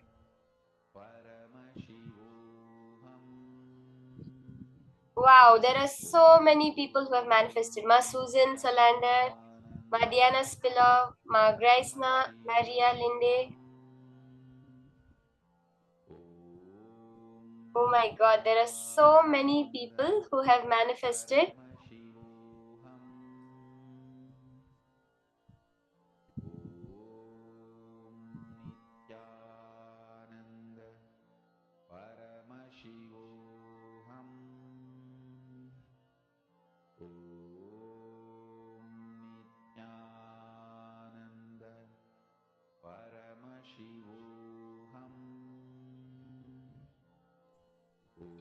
So many people have so beautifully manifested.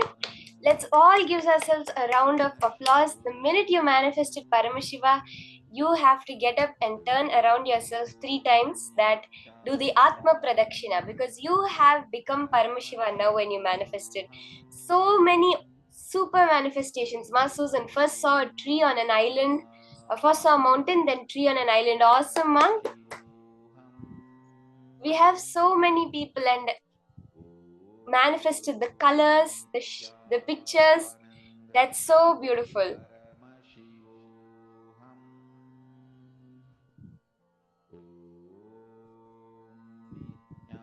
Let's now do another quick round with where you will partner up in your Zoom and do it. Okay, see, this is manifestation.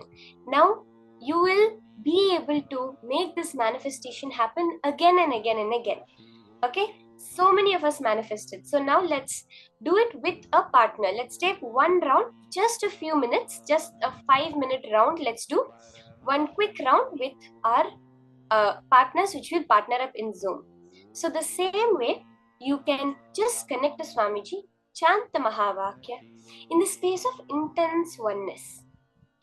Just connect to Swamiji, chant the Mahavakya. This is going to be a very quick round, just 5 minutes.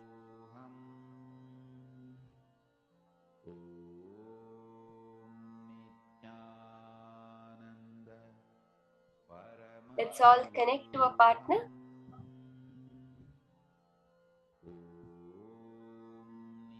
And scan.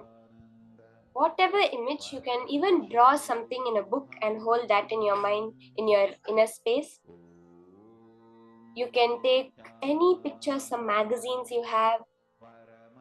Hold those pictures. It's always good if you keep the picture in front of you so that the mind does not get distracted. So you can request your partner to keep the picture in front of you as you're seeing it.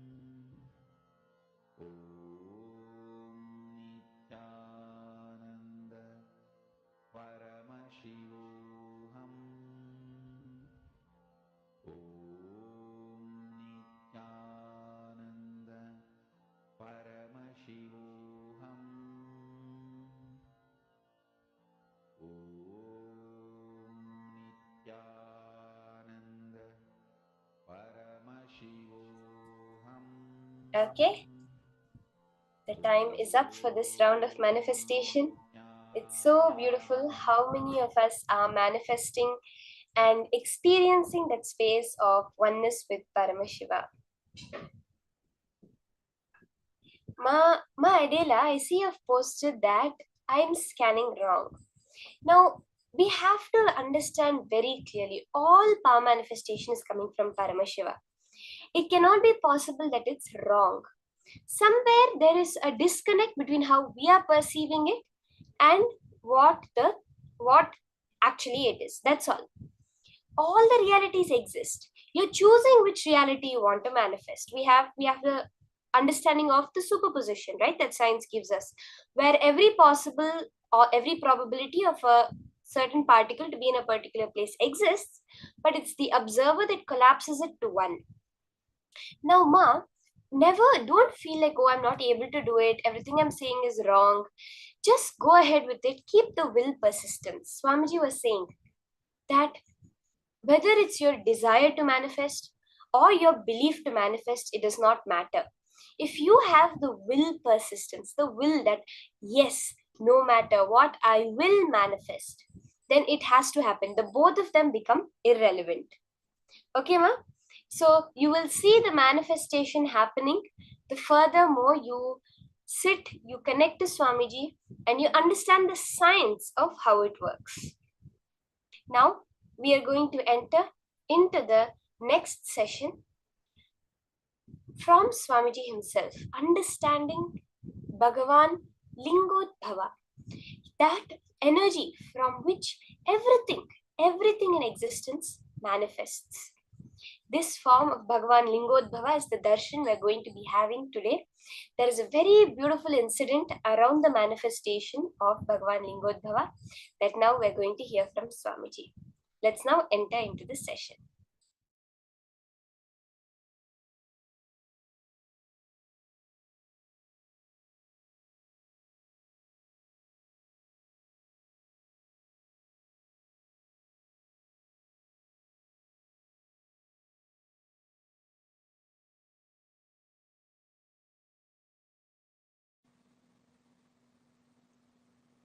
There's a space where time is not past, present, future. It is just ease. The pure easiness forms the basis of existence of time. In that time, which is only ease, there is no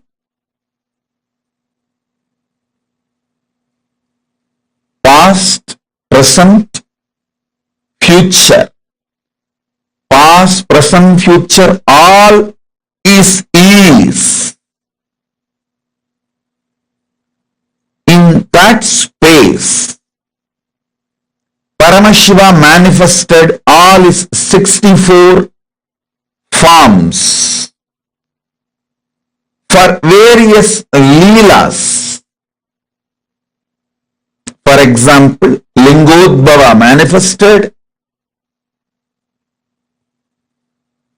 to establish the supremacy of Paramashiva. Paratva of Paramashiva, Shiva Paratva, is established by Lingodbhava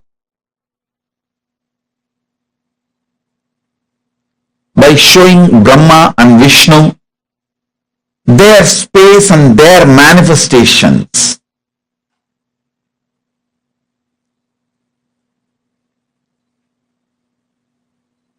Listen. But the Lingodbhava can never be called as was. At that time, Lingodbhava manifested. You can't say Lingodbhava is.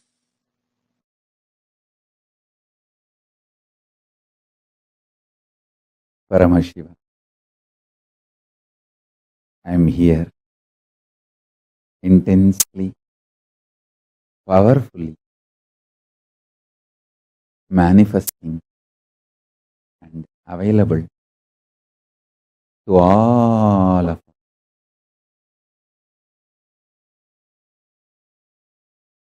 Eternally radiating my own bliss from the Nishkala Swarupa, the space of Nishkala and Nirvikalpa, manifesting myself and extending, expanding as everything. I am here, available to everyone.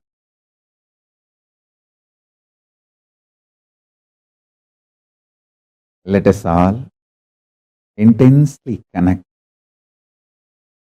with the superconsciousness of Paramashiva.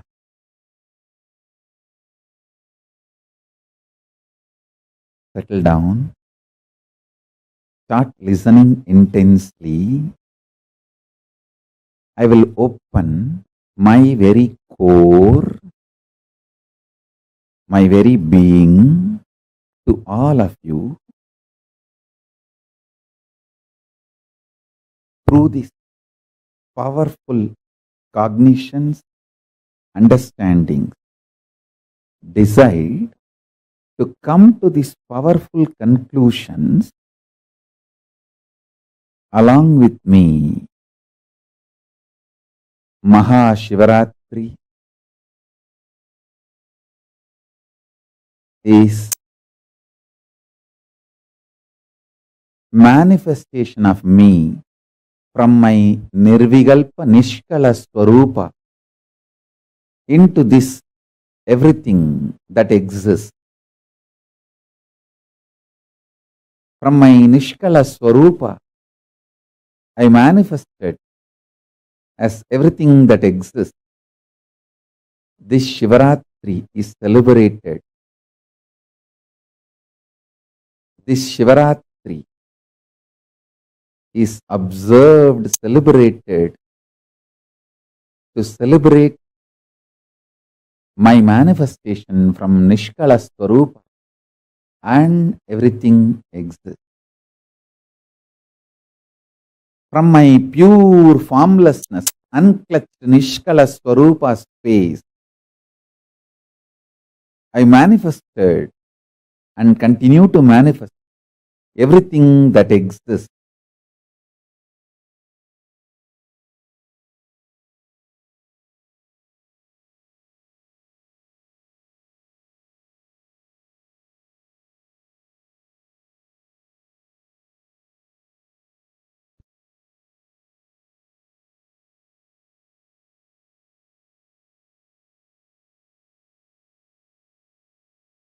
Nirvigalpa Niranjana Niradhara Nishkala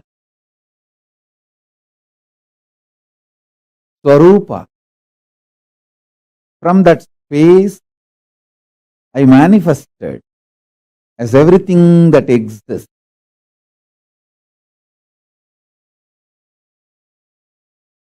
This manifestation is the Lingodbhava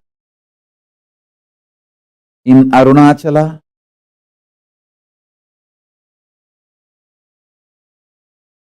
This is the day. Again and again, I am intensely available for every one of you to experience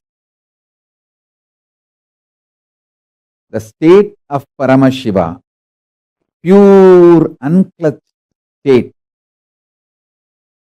the space of Paramashiva, where powerful completion exists, where Parameshwara manifests as everything. And all the auspiciousness,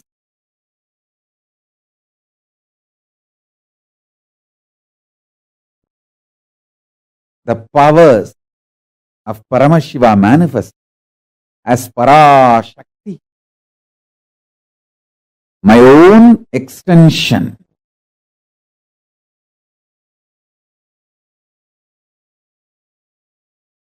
Being of Paramashiva, alive, living entity. Understand? If you think your qualities are stronger than your identity, you will see Paramashiva also as the quality and less identity. If you think your identity is more powerful than your quality, you will think Paramashiva also is a powerful identity less of his qualities, is more his identity than his qualities. People who feel their identity is stronger than their qualities, they will connect with Paramashiva also with the same idea. You will feel Paramashiva also is a strong identity and his qualities come and go. There are some people who feel their qualities are more stronger than their identity. They feel Paramashiva also same. His qualities are stronger than his identity. So let us meditate on his qualities. But you understand one thing. Me as Paramashiva, I am strong in my identity and in my qualities. I am not just the totality of few qualities. I am more than any qualities you can imagine, visualize. All the best qualities you can imagine, visualize, all that put together and something more is me. Listen to this. By knowing how I exist, you will become me, because you will recognize you also exist in the same way. I am revealing the macrocosmic secrets. If you internalize these macrocosmic secrets, you will realize as a microcosm you also exist with the same principles, with the same understanding, in the same flow. Understanding. You exist in the same way I exist.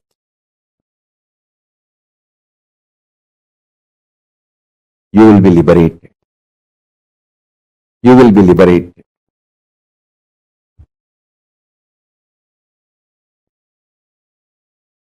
You will manifest me.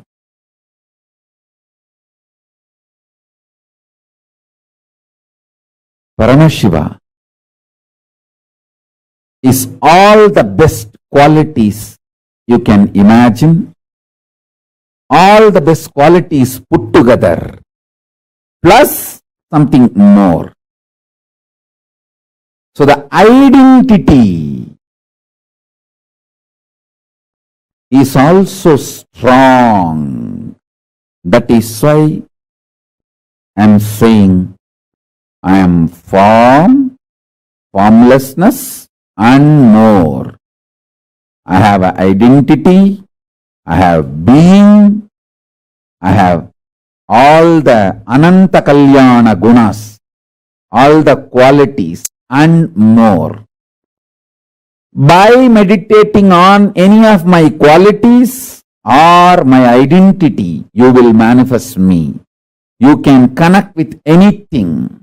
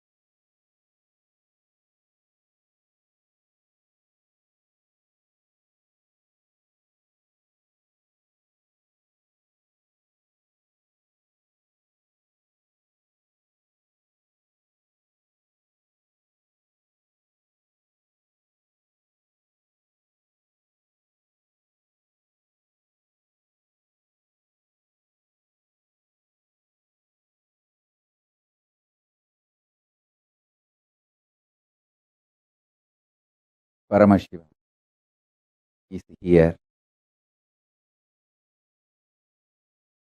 manifesting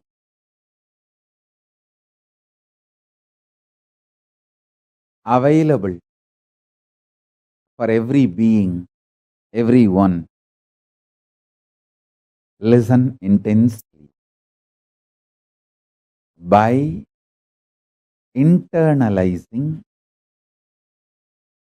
the truths I am revealing, by coming to these powerful conclusions I am revealing, by connecting with these powerful cognitions I am revealing,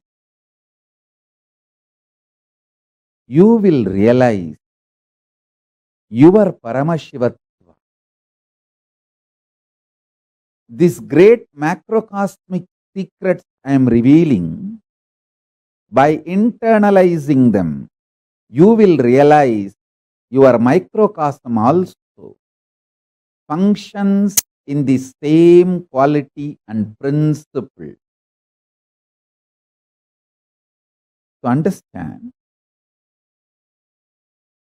Paramashiva, I am form, formless, identity, and all the auspicious quality.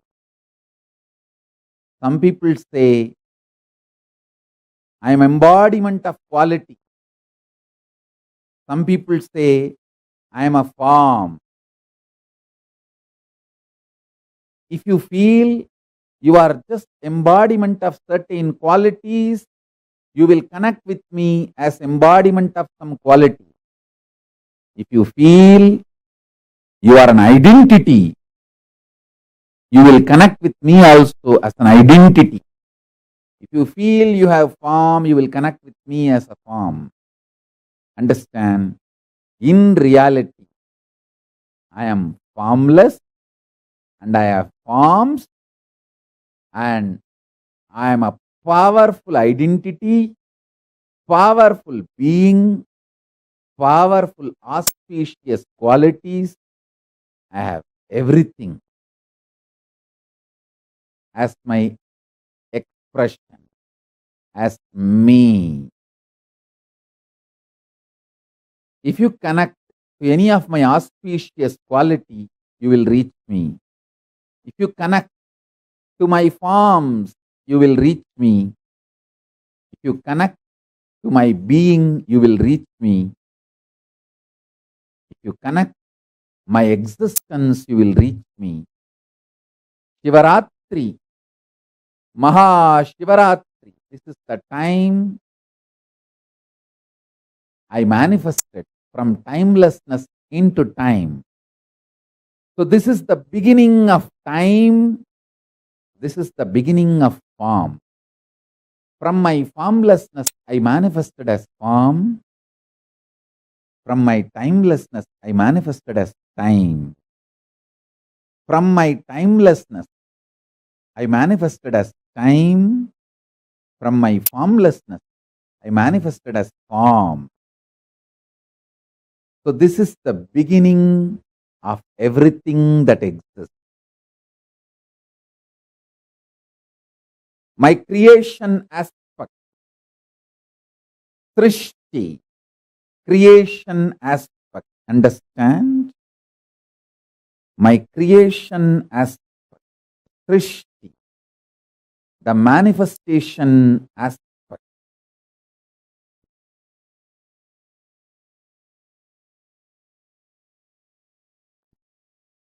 My maintenance dimension, Sthiti, sustenance dimension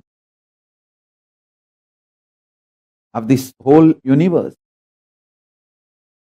and my rejuvenation dimension,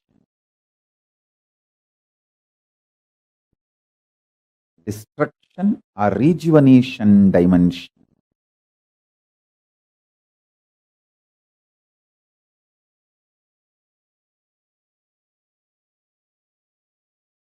This destruction and rejuvenation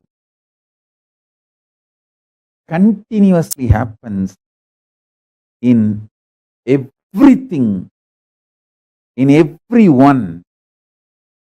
That is the way life functions.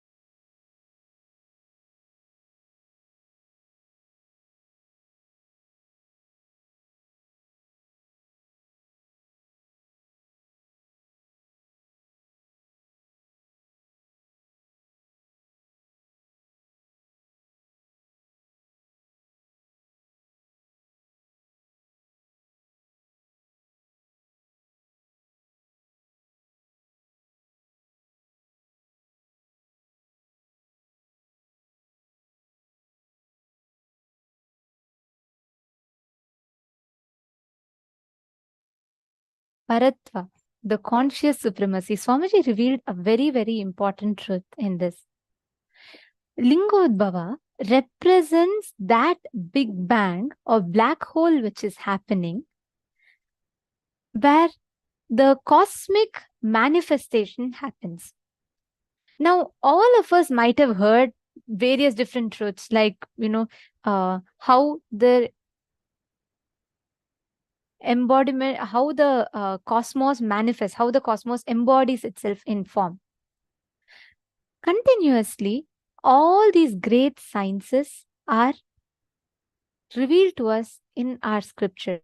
And here, Swamiji revealed a very, very important truth. Who Lingodbhava is. The space that transcends the tiredness and boredom and leads us to that ultimate seeking of our source, the conscious supremacy. What did you all click with as Lingodbhava? Can I request all the participants to post? Come on, Malyangshu, Madonna. I see many of you are posting. Okay, come on, Malyangshu, what did you click with? What did you understand as conscious supremacy?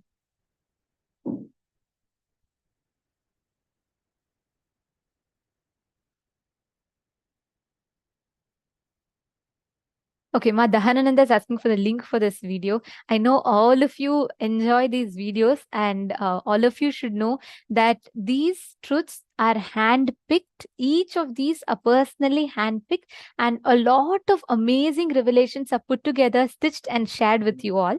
So these videos, independent satsangs, are available on YouTube, and surely you can enjoy them from there. And we will also be sending you the homework links. But these videos are exclusive in Paramashivoham. So these sessions, the way these sessions are put together, from all the revelations we take, we stitch it together and we share that with you. So these revelations are available to you on YouTube independently. But this exact session as such is available on Paramashivoham. But you will be receiving homework emails. In your homework emails, you'll be receiving the videos, the links, where you can receive these truths in a much more deeper way. All right. Wonderful. And yes, can I request everyone to share? Come on. Can I request all the participants to share, all the male bodies and all the female bodies? Every one of you, I request all of you to please share. Ma Zengshu Yun, Ma Kartika. Come on, all of you post. Today is such an important day. We're learning about, the cosmic happening of Lingodbhava, cosmology, how the 9 planets up there has an impact in your daily life. So it's important that we first understand the big bang of the cosmos, Lingodbhava.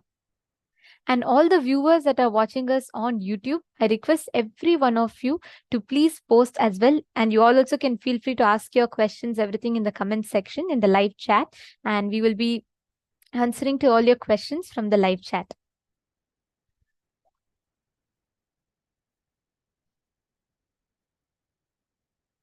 Come on, I request all of you to post. Very beautiful. Yes, the Paratva, the conscious supremacy, is represented by Lingodbhava. He is the cosmic Big Bang.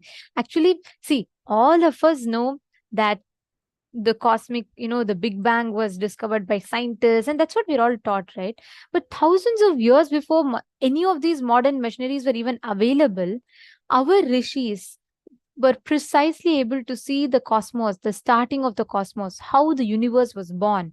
That is what is represented by Lingodbhava. Linga Udbhava. So that's what Lingodbhava represents.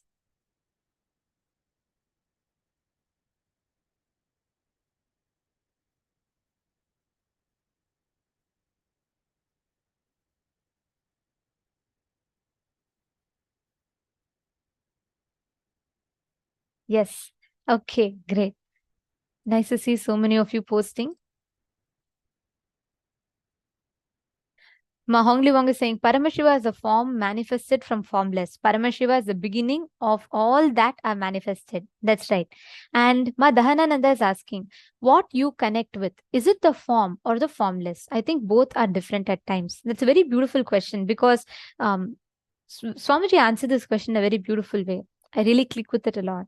See, like how we have the nature, the reality that we see around us, right? The perceived reality.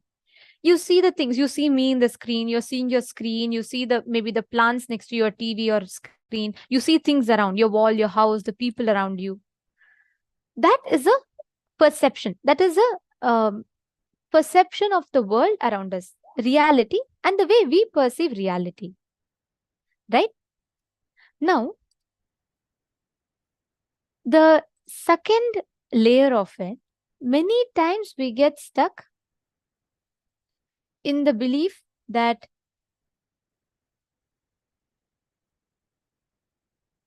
let's say we get stuck in a belief that, all of these around us are, true. That's all is life. That's all is nature around us.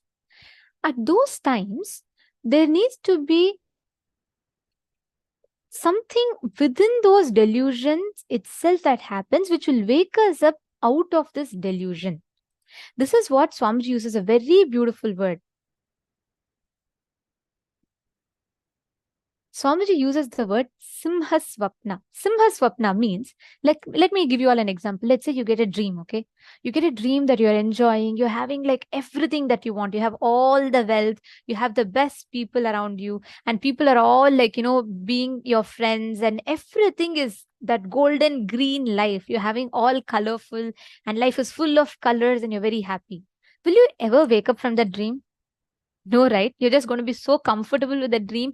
You'll get so used to them. You will not even know unless someone comes and physically wakes you up. You'll not even realize. You'll probably be sleeping for longer hours. You'll be enjoying the dream. Am I right? Making sense? Yes. Okay. When you feel laughing, understand the same thing. If you have a dream, imagine you're all alone in a dark forest.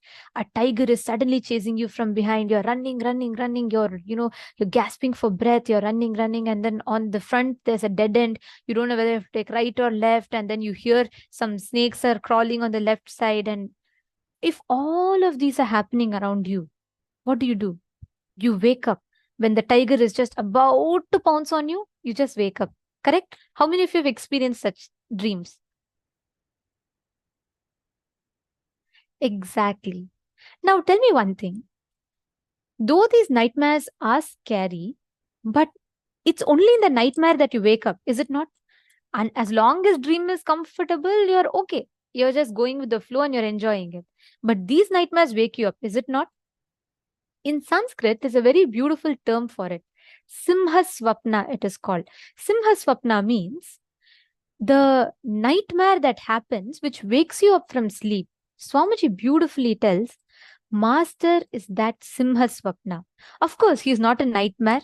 He is that ultimate dream that happens, which will wake you up from the dream or the delusion of life to reality. So, the form is needed for you to connect to formlessness.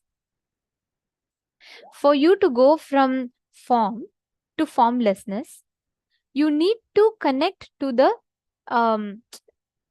form. That form only can take you to the formlessness. Swamiji gives an example. Fire. You know why fire is worshipped in Hinduism? Because only fire is form and formless both at the same time.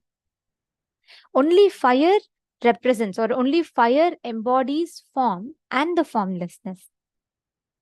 So, Dawn, are you understanding? Are you catching it? So, form is auspicious because only form can take you to formlessness. At some point, you will have to, Swamiji tells, at some point, you will have to go beyond the form of the Guru to reach the formless. But that's ultimate. That's towards end. That's where all of them experience Sayujya Samadhi. Means they all merge with the ultimate. They all merge with their ultimate consciousness. Malyangshu is saying, we are subject to gravitational fields. They are made of matter. And if we don't live in consciousness, we will go with the flow. No, if you don't live in consciousness, we will not go with the flow. See, only living in consciousness will take us with the flow. Catching it, ma? If you don't live in consciousness, you will not go with the flow. Beautiful. All right. So now we are all going to be entering into a very, very powerful meditation process, which will help us understand what this embodies. This consciousness, this truth of Lingodbhava, which is completely formlessness, manifesting, and us, the form, being able to connect to that formlessness, happens the bridge called Guru, who is the formless in form. We are going to be now entering into a very short meditation called as a Kailasa Jyoti meditation. And can I request every one of you, all the participants here, to please sit straight? It's a very powerful meditation process.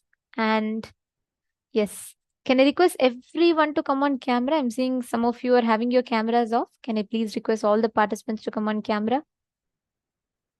Ma, Min, you on. I understand for many of you it's late in the night, but we request for you to have the best experience of the program. It's important that you are in the camera. And only that will give you the complete experience of this program. So please come on camera. Yes. Let us all enter into the meditation.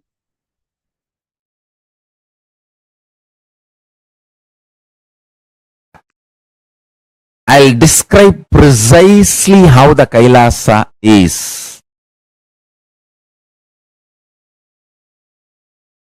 Listen to this description and contemplate on it, connect with it, you will experience it.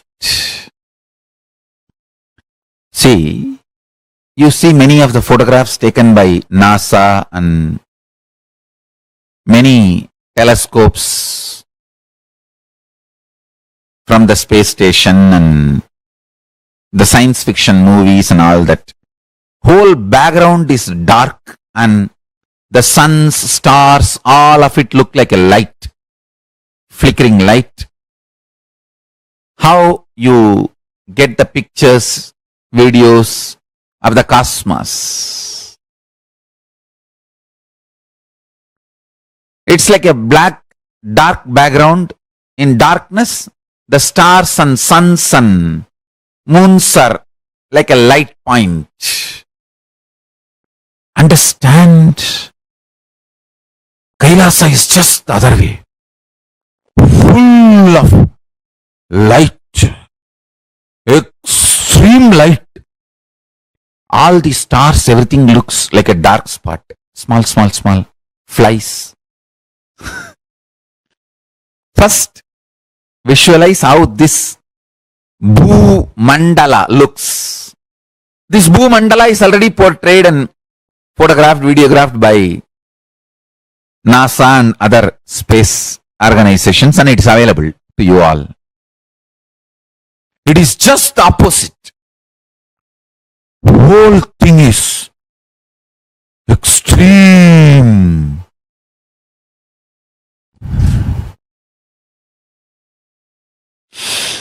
Extreme light. Understand? Even if you try to visualize this, your third eye will open. It will start just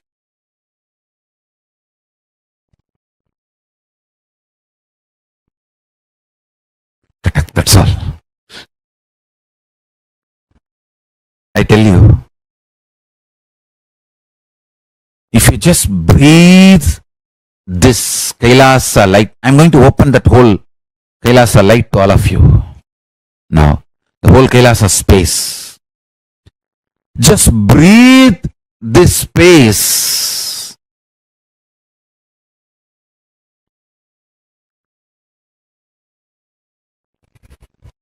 Please sit straight and close your eyes and internally hum the Mahavagya. No need to chant, but vibrate, reverberate yourself in Mahavagya. Om Nityananda Paramashivoham, and see the whole cosmos as extreme light. Inhale that light of Kailasa and exhale that light. Be filled with that light. Disappear into that light. Kailasa Jyoti. Sutta Swayam Prakasa Jyoti. Where the moons and planets and solar systems look like a small dark spot. Om Nityananda Paramashivoham.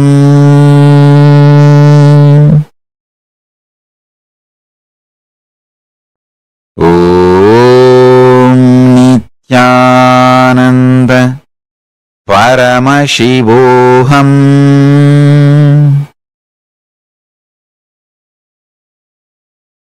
Paramashiva is opening himself to all of us. Inhale Kailasa. Exhale Kailasa. Dissolve into Kailasa. Disappear into the Kailasa Jyoti. Jnana Peruvali. Sutta Swayam Prakasa. Paramashiva Paramburule.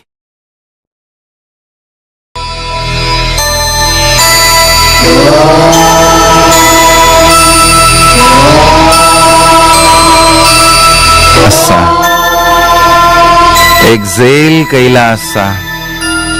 Reverberate with Mahavagya. Om Nityananda Paramashivoham. Experience Kailasa. மூவேந்தராண்ட ராஜாங்கம் நம் தமிழ்நாடு என்னும் பேராகம் தென் பாண்டி மன்னன் அரசாங்கம் அது நான் மாடக்கூடல் நகராகும் மதுரையிலே நதி வைகையிலே கரையமர்ந்தாள் என்னை மீனாட்சி மதுரை என்றாலும் மனதில் கொண்டாலும் சிவனார் அருள்வாரது நீதி 64 திருவிளையாடல் இறைவன் நடத்திய அருள் பூமி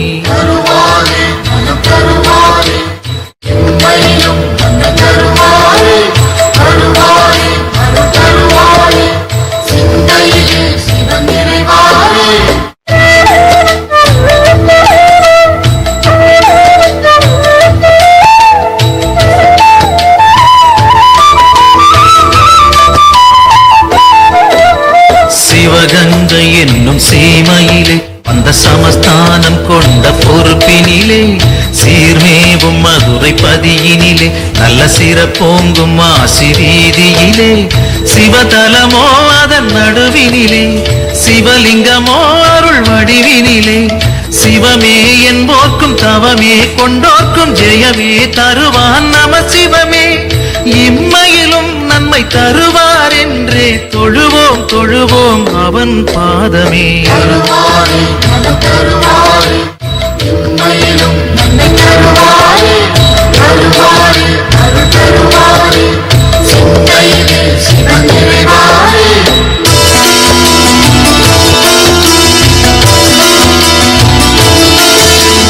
ஓம் நம சிவாய ஓம் நம சிவாய ஹர ஹர சிவ சிவாது வேதம் மறுஜென்மம் கொண்டாலும் மனக்குறை தந்தாலும் மறவேன்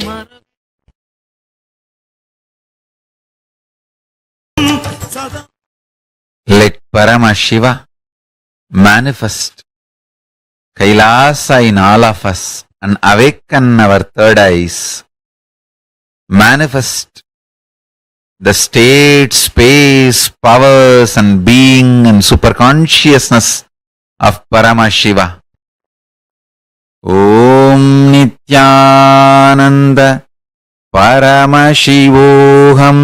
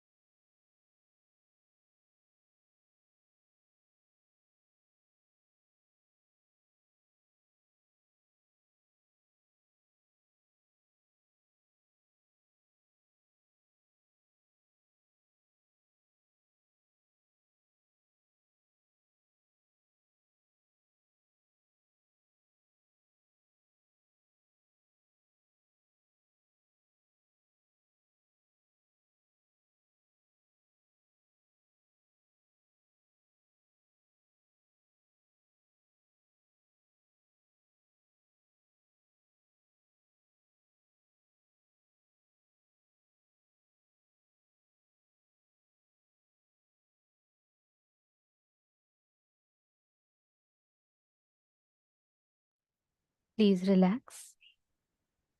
Settle down.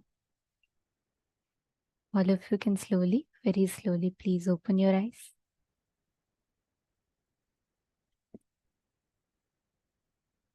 Now, as all of us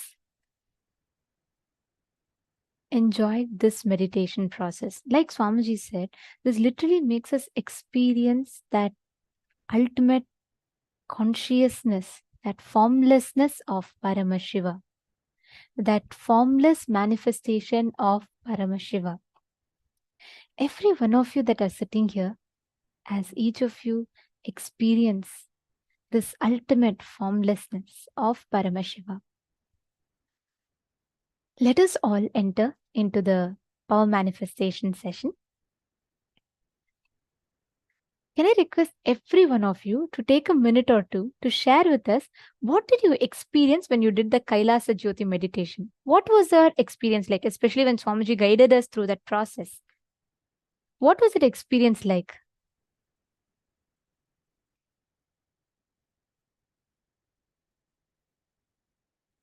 Yes, Ma Dahanananda posted, Kailasa is opposite, just a very bright light. And the stars are just like dark dots. That's a very, very important revelation that Swamiji shared.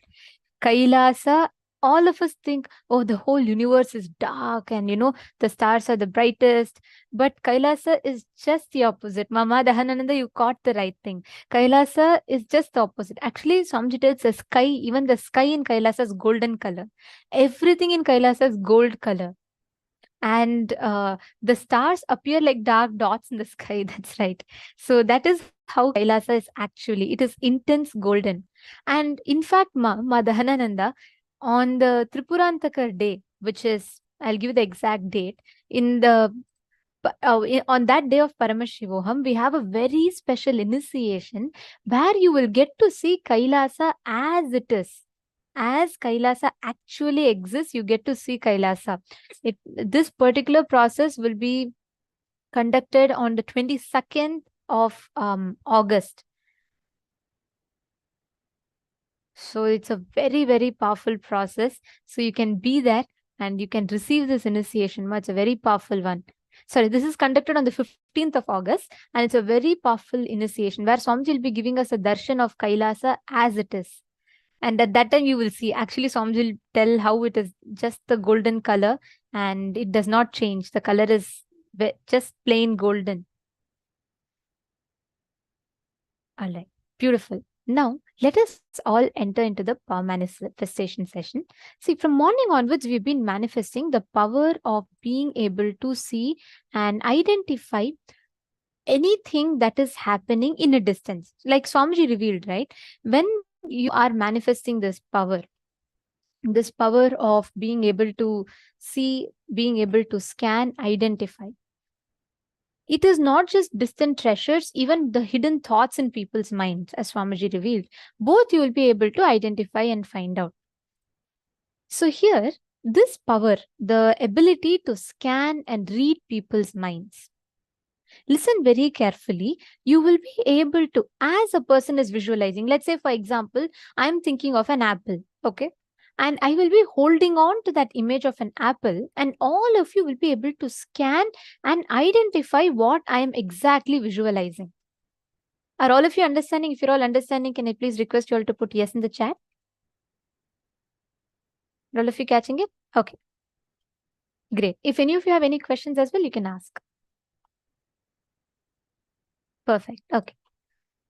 Yes, thank you. I see people putting yes in the chat. And all the viewers on YouTube, Facebook, you're all also getting it? Okay, so let us enter into this fun round. We are going to be manifesting this power, and this is basically where you're going to be able to identify what exactly another person is visualizing. Okay, so shall we start? Can I request every one of you to please take a piece of paper and please write down any one thing that you want to visualize. Any one thing. You could write anything random. Don't say, oh, let me write Swamiji. You should not write something that's easily guessable, because all of us know we think of Swamiji, right? But just take something random. That should not be something you can guess. See, when you manifest it completely, when you're able to see something random that a person is visualizing, you will feel so confident about your power manifestation. Come on, Sumit Agrawalaya and all the male bodies as well. Can I request every one of you to please write down something in a piece of paper? And once all of you have written down, can I request all of you to please post that in the chat? Don't post what you have written down. Sorry, I mean post that you have finished writing in the chat, so we'll know you've finished writing.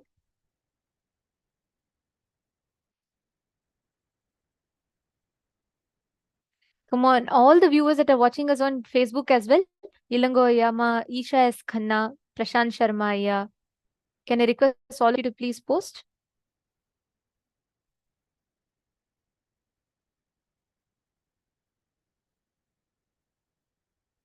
Beautiful. Okay. Now, what you're going to be doing is you're going to be connecting with one of the partners. Here on Zoom, all of you can connect with another participant. All those who are watching us on YouTube, all those that are seeing us on YouTube right now, we encourage every one of you to join the two-way, the Zoom, for you to have a more better experience in terms of you being able to connect to other people, manifest with them. So please join here on the two-way video conferencing. You all can go to paramashivoham.org.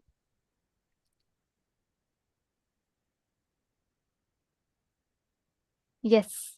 Now, all those on Zoom, please connect to another partner, and all those on YouTube, if you are able to, we encourage every one of you and recommend each of you to join here on the Zoom. If not, please at least call another person, a friend of yours, someone that you know, and you can always introduce to them. You can even share this live stream with them, and you can say you're attending this program, you're watching this workshop, and you would like to try and manifest this power with them. So you can share with them and you can manifest this power. So what you're going to do now, each of you have written down, correct? So you might have written down rose. You could have written down, for that matter, any image. Let's say you would have written down pineapple, apple, anything. Now, your partner is going to be scanning and identifying what is the exact image that you are visualizing. What is that exact image that you're holding in your inner space?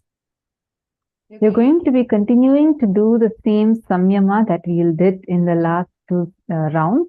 And for those of you that are joining us right now, just visualize intense golden light in you.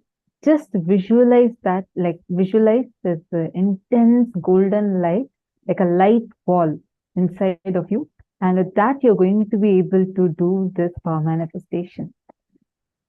All the participants that are logging in right now, all the viewers who have joined us through YouTube, Facebook, if you are also doing this power manifestation round with us, can you all please put yes in the chat? Nitandam, Samuel, and Manisha Bahadur, Nitandam.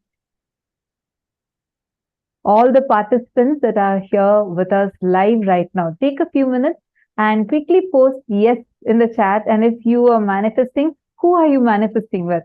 Have you been able to find a partner for you? Please take a moment now and post it in the chat.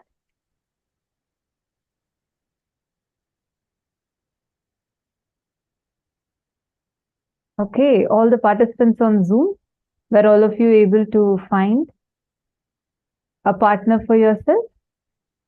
If you have been able to find, then please put who your partner is. If not, please post in the chat. Take a quick few minutes and let's all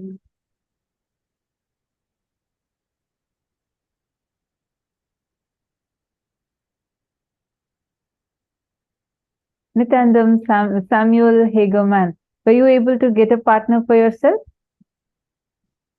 Actually, Samuel and all those who are watching us on YouTube, if it's better when you all join on the two-way video conferencing via Zoom, because here it's as a group. And you can see so many participants here are actually connecting with each other and manifesting. When you join together and you're scanning, right, the whole group energy gives you different experience altogether. So we recommend that you all join via Zoom and you enjoy the program. YouTube is also available, but Zoom is the best for you to experience the whole. You'll get a more interactive experience with the two-way video conferencing. So please do join. You can go to paramashivoham.org and you will be able to get the join link. And yes, I see many of the participants have connected. Okay. You all can see, if some of you are still requiring partners, I see Susan Solander has requested. Madhahanananda seems to have already connected. So all the others, if you need partners, just look at the Zoom. And right now, all of you will be able to see each other as well. So what you all can do is see your partner. The key here is you have to make sure that your partner is visualizing the exact same thing. So for example, let's say I'm thinking of an apple. Okay, I've written down apple in a piece of paper and I'm going to be remembering that. I'm not going to be thinking about what I should cook for my lunch or dinner when I'm having to visualize apple. Then your partner is going to get confused as to what to scan. So the key here is make sure you are visualizing one thing consistently. Okay, clear? Shall we all get started? Ma Priyesha, it's very nice to see you attending through your night. I see every morning from late evening your time till night you attend. It's very nice, Ma. I know you're from India and you stay up through your night. And so many Chinese participants like Magog Jia Lee, so many of you who are in the Asian zones, which is night time, and you all sit through your night and attend very sincerely. It's so beautiful to see that. Ma Naresha. Okay, great. So listen very carefully, okay? Now sit straight. You are only going to hold the the picture that you're visualizing at a time.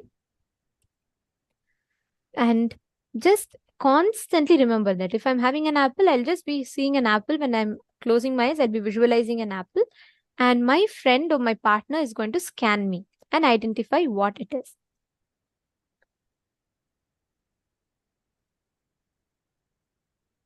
Great. Ma Harilyn Gomez, wonderful. You have manifested 3 things.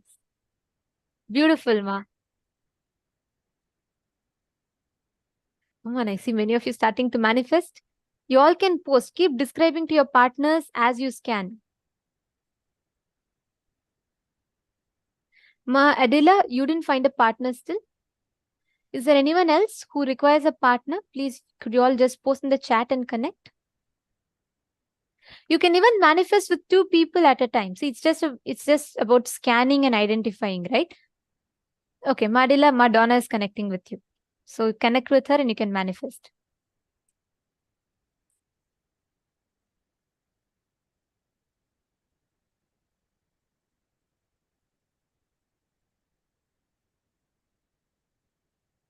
Sit straight. Please sit straight. Do not slouch your back. Sit straight. Yes, let us all start the manifestation.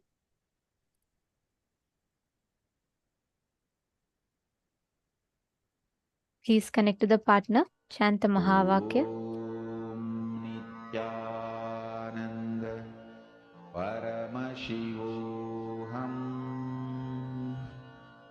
Om Nityananda Paramashivoham.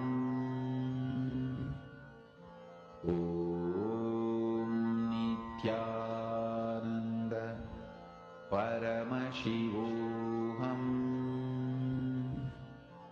Om Nityananda Paramashivoham.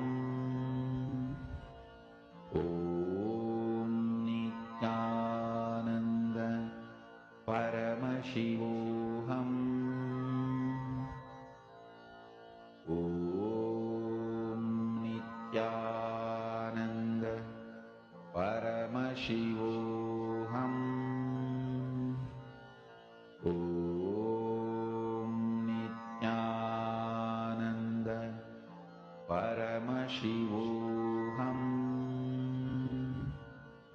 Om Nityananda Paramashivoham. Om Nityananda Paramashivoham. Om Nityananda Paramashivoham. Om Nityananda Paramashivoham. Om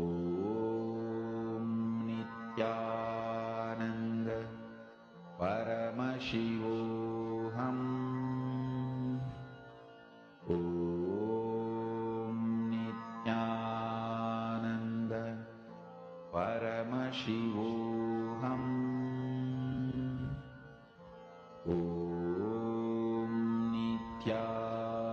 Paramashivoham.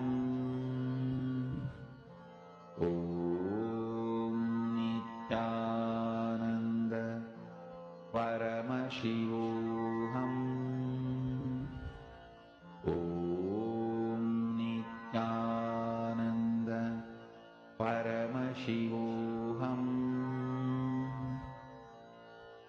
Om Nityananda Paramashivoham. Om Nityananda Paramashivoham. Om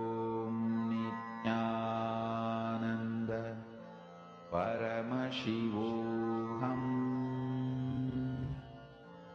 Om Nityananda Paramashivoham. Om Nityananda Paramashivoham. Om Nityananda Paramashivoham. Om Nityananda Paramashivoham. Om Nityananda Paramashivoham. Om Nityananda Paramashivoham. Om Nityananda Paramashivoham. Om Nityananda Paramashivoham. Om Nityananda Paramashivoham. Om Nityananda Paramashivoham. Om Nityananda Paramashivoham. Om Nityananda Paramashivoham. Om Nityananda Paramashivoham. Om Nityananda Paramashivoham. Om Nityananda Paramashivoham. Om Nityananda Paramashivoham. Om Nityananda Paramashivoham. Please relax.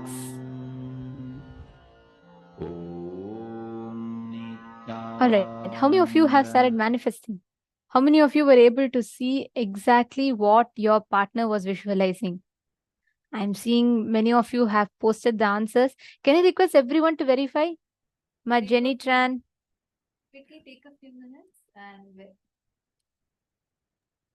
Take a few minutes quickly to verify.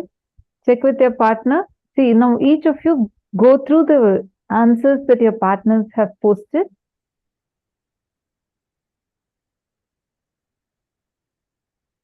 Okay. Interesting. Each of you now verify. You can tell if your partner has manifested rightly. You can verify that answer and put it in the chat.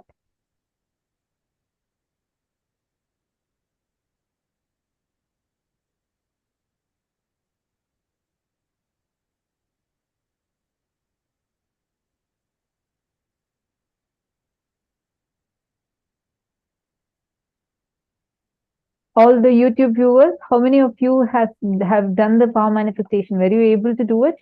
See, I understand some of you, Samuel Hageman, you posted, okay, you're not able to sit down in one place. Let's say you're on YouTube instead of Zoom. No worries. Appreciate that you have taken the step to make sure you're continuing to be tuned into the program. And were you able to manifest last round? Who did you pair up with? And all the other participants that are there watching us live right now, can I request all of you to post in the chat? Please take a moment and quickly post in the chat. If you were able to start the power manifestation, who were you able to partner up with?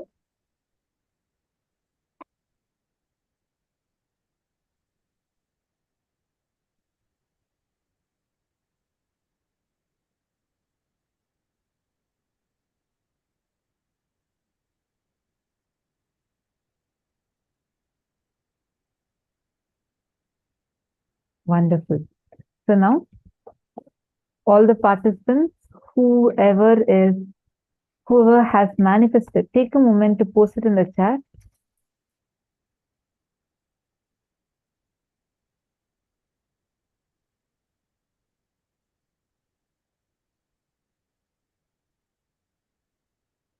All right. I see Diana's pillow has posted, and Diana's pillow has posted that her partner has manifested sunflower that she drew. Wow. Very nice. And Ratna Prabha, okay, you manifested a green parrot. You saw a green parrot. That's beautiful. You got it right? You verified it with your partner? Very nice. Many of you have manifested. Okay, you did not get very correctly. It's okay. See, Gogjiali, please understand. See, all these powers, as you keep manifesting, right? Once you move from one to another, it helps you expand. It's like this. Let me tell. You learn a new language. The more you talk, you become more and more used to it, right? You will know the different nuances of how you can use that language and the accents and all of that, correct? Something same for manifestation. It's not that you need practice, but it's just that the more and more you keep manifesting, you will just know the knack of how you can exactly manifest. What is that exact space you should be in? All of that you will catch. Getting it, ma? So it is okay if it takes time. That's how it starts off with, but do it. Keep manifesting and you will see how it will lead you to that.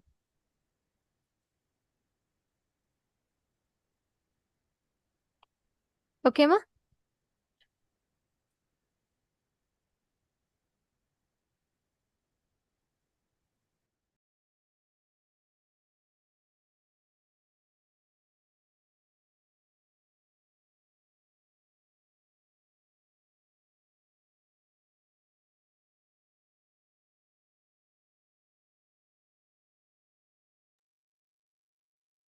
Now, we all are going to be moving to the next session. Next session is a very, very, very interesting one. I know so many of you have been waiting for this session, which is understanding the Vedic astrology, understanding and experiencing the Vedic astrology.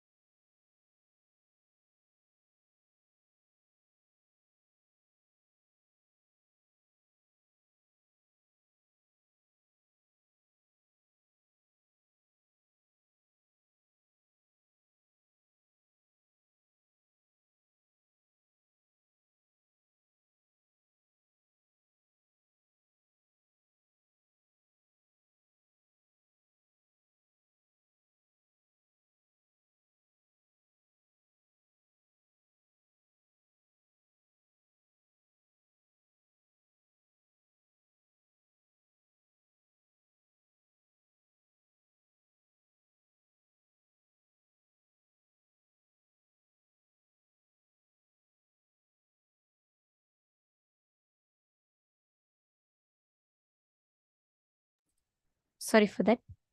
I apologize. I forgot to unmute. I'm so sorry.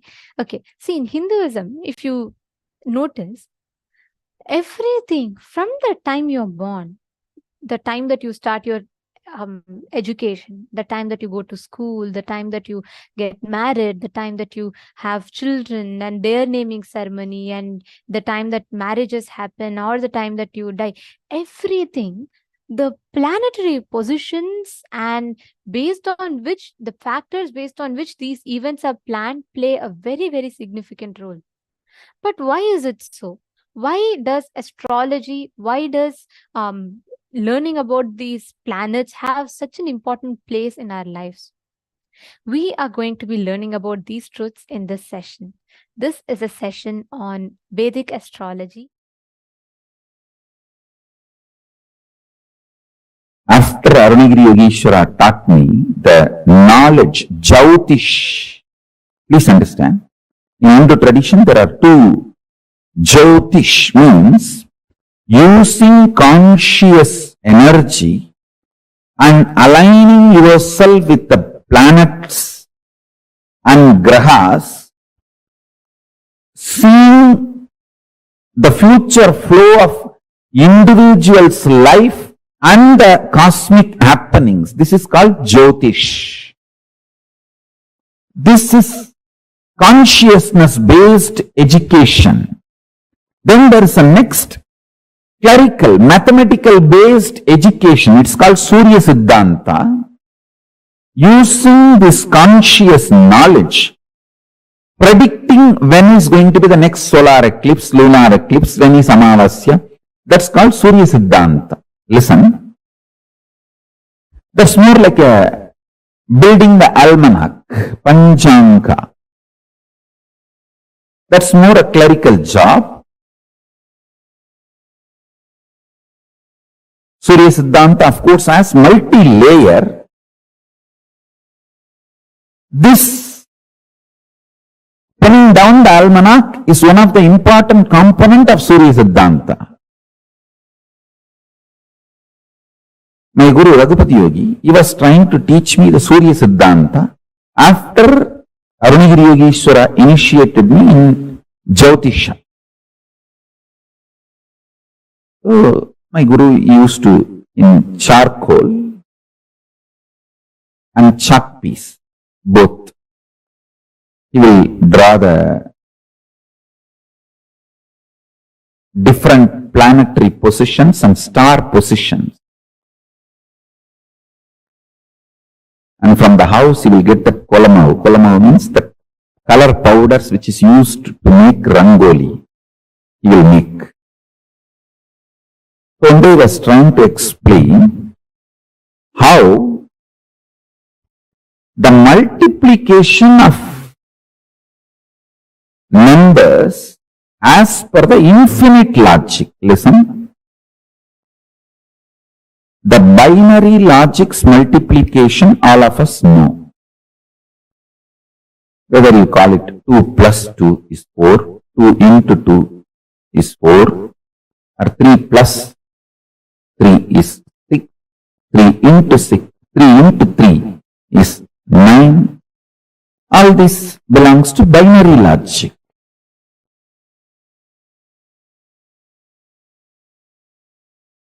But the square to the power of 3, these all belong to infinite logic. All of you need to know very clearly. All this deep mathematics is the gift from Hindu tradition, and I will prove it to you all. Still, the Western mathematicians neither discovered nor imagined 90% of Hindu mathematics. By revealing all that 90%, I'll prove it is Hindu brain, source of mathematics, because numbers are living gods for Hindus. Please understand. I have seen my gurus. They will just draw the number and worship the number and manifest powers. Just like Varuna, Vayu, Indra, all of them are gods. Just numbers are gods. Please listen.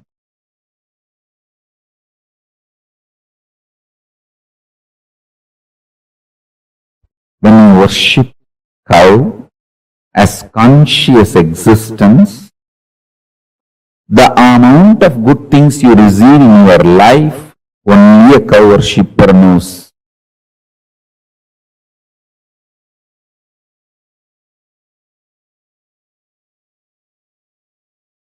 Same way, if you worship the Bhuma Devi as goddess, the amount of good things you get, only a worshipper knows.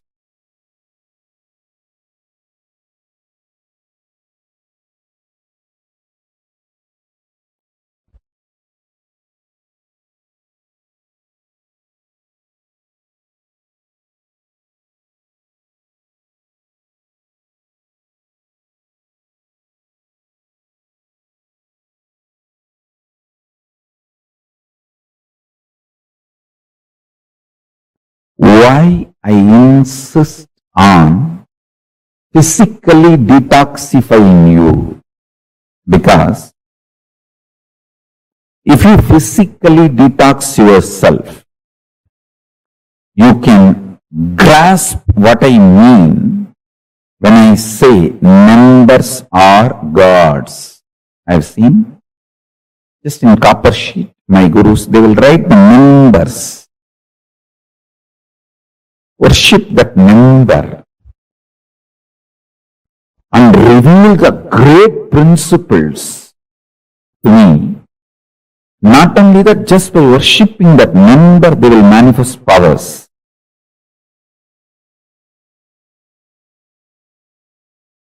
Hinduism, even for physical diagnosis, uses astrology. You go to a real Ayurvedic doctor, you see, all Ayurvedic doctors who are rooted in original tradition, whether Ayurvedic doctor or Siddha doctor, the traditional, authentic, scripturally educated, empowered, entrained Siddha doctors or Ayurvedic doctors, they'll basically know the Jyotisham, because Jyotisha is Anga, part of Ayurveda science. சித்த வைத்தியத்தில் சரம் பார்த்தலும் ஆயுர்வேதத்தில் ஜோதிஷம் பார்த்தலும் மருத்துவத்தின் அடிப்படையான சத்தியங்களில் ஒன்று. In Siddha tradition, there is something called sarambartal. Means, when you go to the doctor, what was the breathing pattern of the doctor and breathing pattern of you? It's a science. And what was the pattern of the planets? I should say grahas, because the word planets is a mokka. Graha is the living word. For a living being, you cannot use the word it. For a living being, you only can use the word with the reverence of life added to it. Planets are living beings.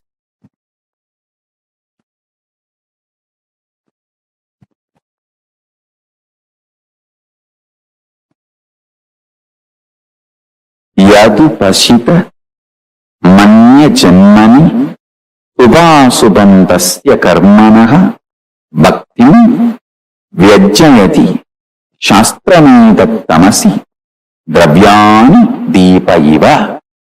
Lagujatakam, sloka 3. This branch of science, the Hora Shastra, reveals the good and bad results earned as fruits of karmas done in past lives. Like a glowing lamp reveals the objects placed in darkness. Since this Shastra throws light, Jyotish, upon the karma in store for an individual to experience in his life, this Shastra is called Jyotish Shastra. All religious rituals of Hindus are guided by the lamp called Jyotish Shastra. All physical disease diagnosis is also guided by the Jyotish Shastra in Hindu tradition. If you go to a doctor, Ayurvedic doctor, Siddha doctor, you will first consult your horoscope and study your nadi and saram. Only then will start the treatment. Jyotish Shastra, also known as Vedic astrology, is the oldest of all sciences. Its history is traced back to the Vedas, whose rishis, by the expansion of their consciousness, which is the real Jyotish that lights up everything, were able to download, understand, reveal the science of Jyotish Shastra, Surya Siddhanta.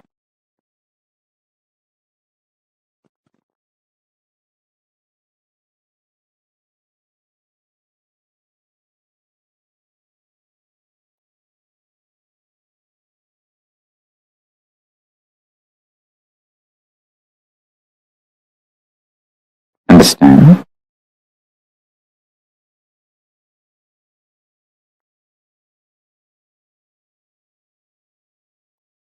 If you start cognizing the element of consciousness in you, you will start respecting your swatantratva, ability to will and manifest, and you will start recognizing the same ability to will and manifest in planets, plants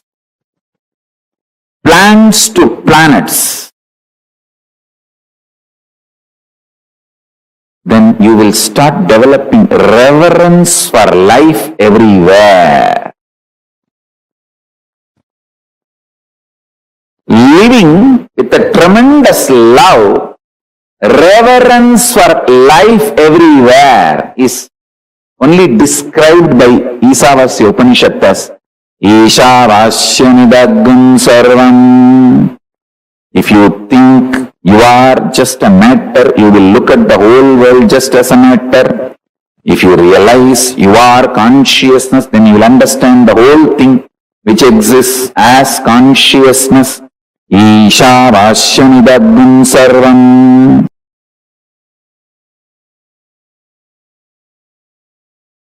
Rahu by himself is so powerful, he will not let you go to the Guru. He will delay it as much as he can.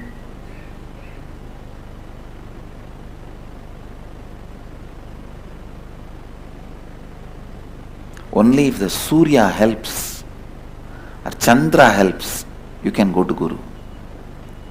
Especially if there's a Rahu, bad Rahu, only with the Surya or Chandra's help you can go to Guru. Otherwise Rahu is so powerful, he will do all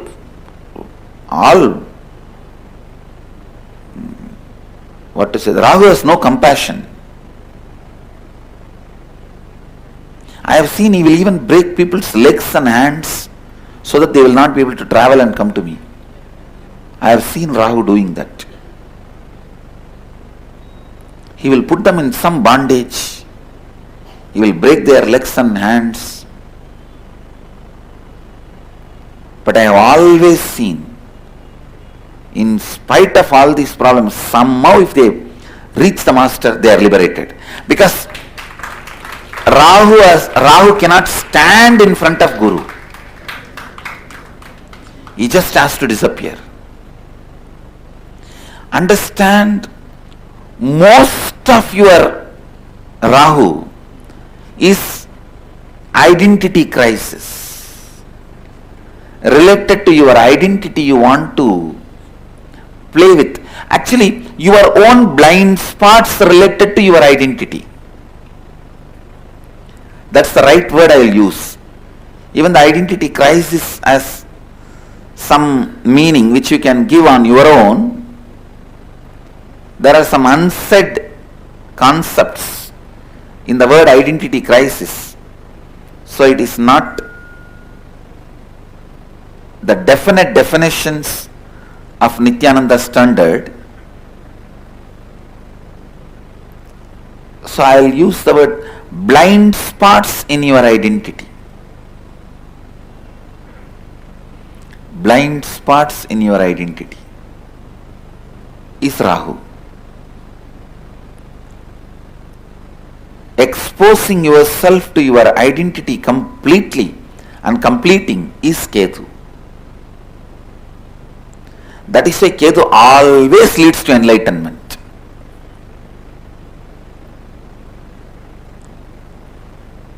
If Ketu is there, please understand, all of them are great energies. Actually, I am giving you the best possible commentary on Vedic astrology. How your mind and planets work, the macrocosm and microcosm.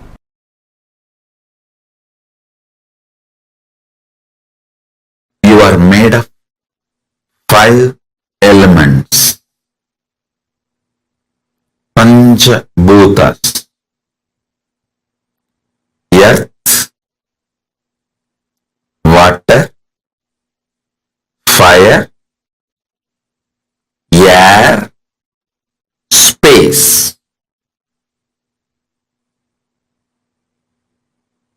in Sanskrit, Prithvi, Appu, Agni, Prana or Vayu, and Akasha or ether. So listen. Science of reaping the benefits of the space is astrology. If you understand astrology, every day you can see success, because morning itself you will know in which direction if you put your energy, you will continuously get success. Listen, astrology is not to put rules on you, but to give you the profit loss warning. Listen carefully. Look at astrology only as the secret insider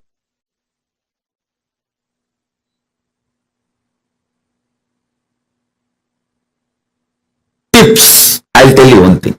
Understand this one example. In Wall Street Journal, what is going to happen tomorrow? Which stock is going to go up? Which is going to collapse? If you get the tip tonight itself, like an insider trading, what will happen? You will become billionaire in 24 hours. Same way, astrology is insider secrets of cosmos. Do not look at astrology as restrictive. The 5 elements, knowing about the astrology empowers you in your space, Akasha Tattva. Next, listen very carefully. Knowing about the Vastu empowers you in your Vayu Tattva, Prana, the air energy. Vastu is all about the air energy inside the house you live, inside the place you live. I'll give you the deepest secrets about the Vastu.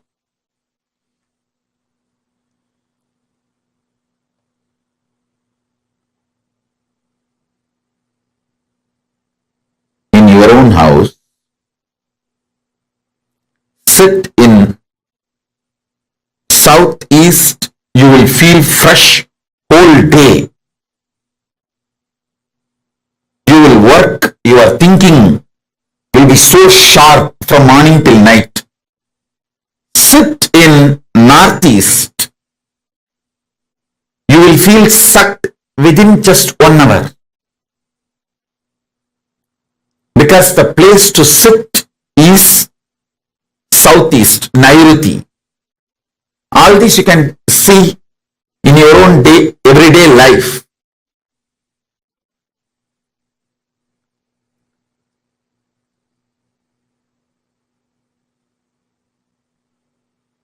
I'll give you more detailed secrets about the Vastu.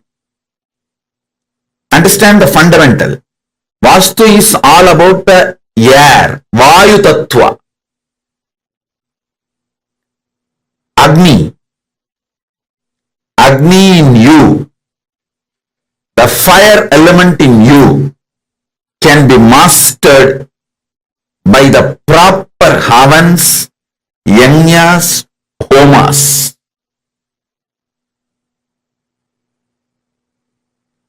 Water element in you can be mastered through yoga, bending the body, making your body fluid, flowing. finally the Prithvi Tattva, the earth element in you can be mastered by wearing the right gems. The right gems can make your whole body master the Prithvi, earth element. Listen to this very carefully.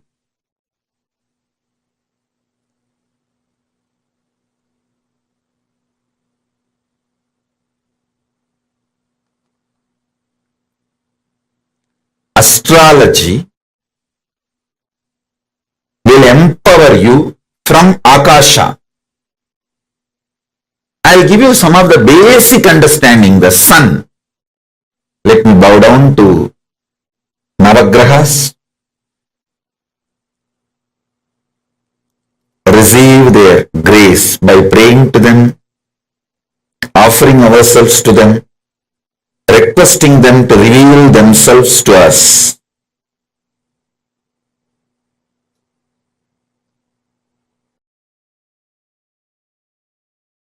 Adityaya Somaya Mangalaya Budaya Cha Guru Shukra Sanibhyo Rahave Kedave Namaha Om.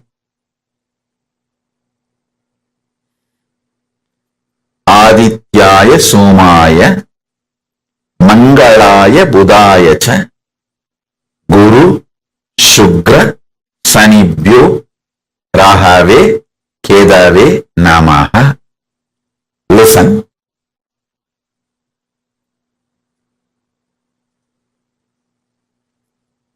The truths I am revealing to you now is not only just words, it is an experience. It will enter into your system.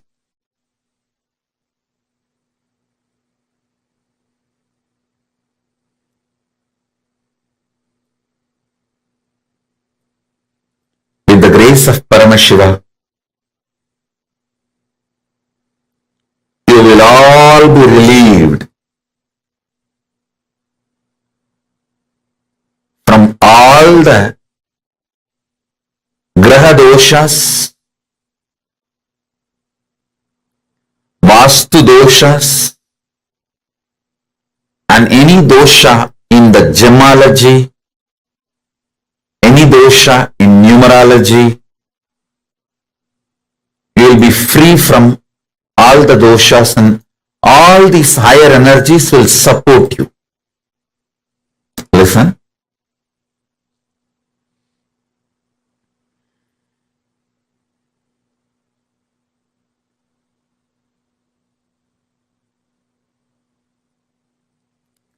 Sun, Aditya, sun energy is an enlightening energy.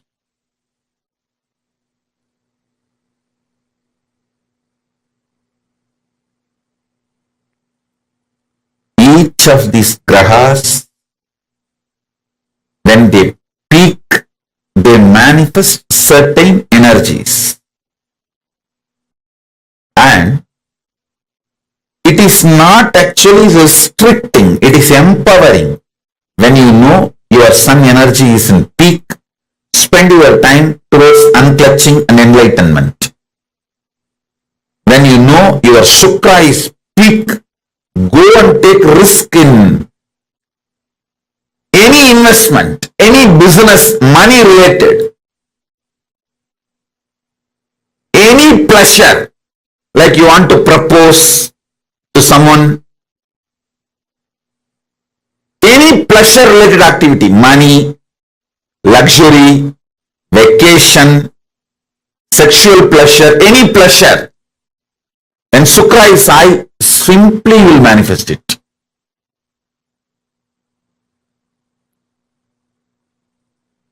When Guru is high, all the right things you want to do, like you want to build a temple, or you want to build a ashram, you want to build Kailasa, or you want to build do some good activity. When Guru is high, it will be successful.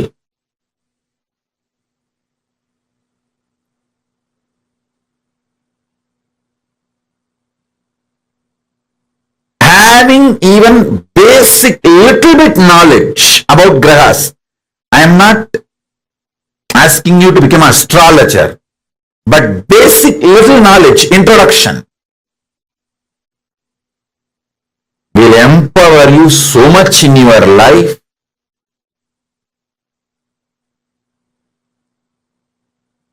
You will be so successful. Your efforts will not be wasted. You will have the maximum productivity in your life. Your whole day will be absolutely productive. Absolutely productive. I'm telling you,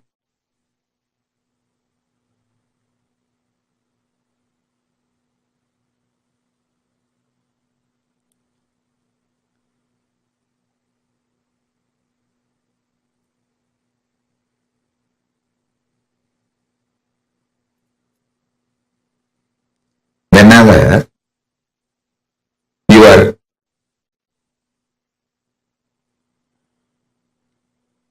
Pingala means right side breathing is stronger than left side.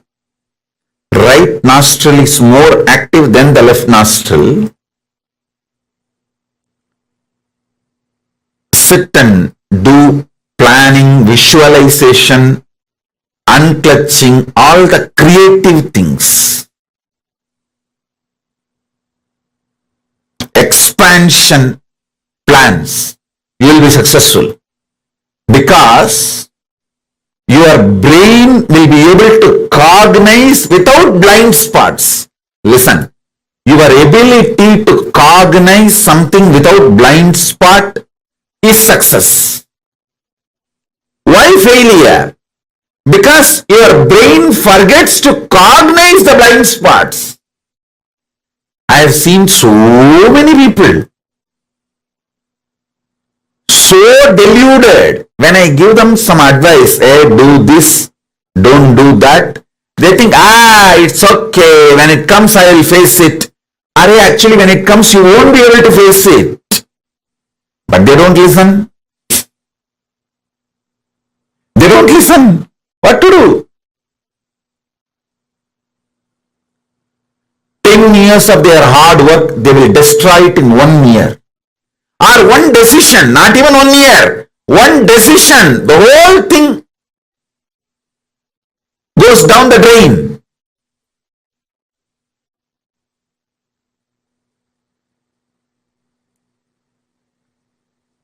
Even though I told multiple times to multiple people, I have seen when they have Guru Kripa. Guru Kripa means trusting that Guru will tell only what is best for me. He does not have any interest other than my interest. That is what is Guru Kripa. If you know, I will tell precisely what is good for you. That is Guru Kripa. Because if you know that, then simply you will do. See, whenever you know you have Rahu, don't focus anything other than taking revenge on your enemies. Rahu is such powerful guy. When Rahu is holding your brain, whoever you think about in your brain, you will finish them off. Understand? See, always people were thinking Rahu Dasa is bad. Rahu is bad. No! Rahu will destroy all your enemies. See, when Rahu is possessing your brain, Rahu is high on you, just remember your boss, manager, whoever you want to take revenge. Nothing else is required. He will finish them. And so much things will be cleared for you to proceed further. You don't need to take revenge on people. Just wait for Rahu to possess your brain. That time just think about them. See, when Guru is high, don't try to attack your enemies. You will fail. When Rahu is high, you don't even need to attack your enemies. Just remember these are the fellows, your enemies in your brain. When you see Rahu does not have any sense of direction. He is extreme violence. He doesn't have a reason, logic. Anybody you keep in front of him, he will kill them. He will destroy them. So whenever Rahu is high, don't sit and do business plan. No. Just pray to Rahu. Rahu, I know you are high on me. Now please, I am showing the photographs of all these people. My manager who did not give me the promotion. My colleague out of jealousy poached my team. And this fellow out of jealousy, he destroyed my relationship. And this girl out of jealousy, she took away my wife, my husband. And all those people, you keep them in the stock when Rahu is high on your energy, which is supposed to be the bad time. All astrologers will tell you, oh, when Rahu is high, just keep quiet, don't do anything. I tell you the secret. When Rahu is high, meditate on all those fellows whom you need to destroy. Think about all the fellows who you need to destroy in your life. See, he will do the job for you. He will simply do the job for you. Use all the cosmic energies.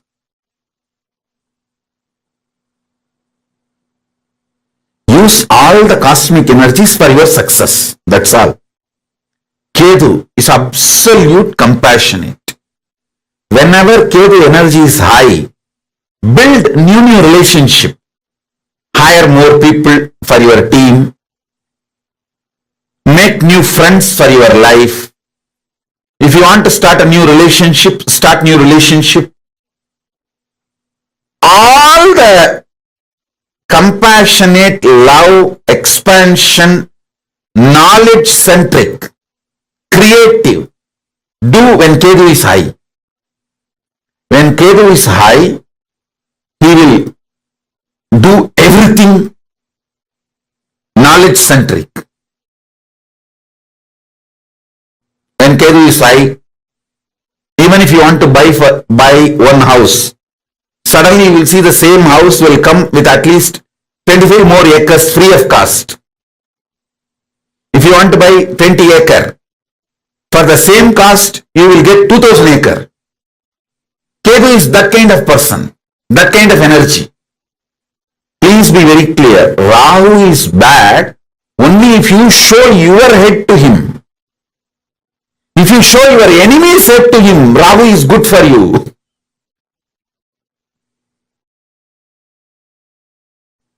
So learn how to use Rahu. Buddha is the pure intuition. Whenever the Buddha is high, go do what your intuition reveals. Listen. Shani is power, not bad, power. And pure honesty and authenticity. Sunny will actually expose you to you. That is why he is called Dharmakaraka, who teaches Dharma, righteousness. Meditate on each one of these revelations. You can easily use the powers of grihas. Powers of grihas. You can easily use astrology in your day-to-day life. See, most graceful, protective,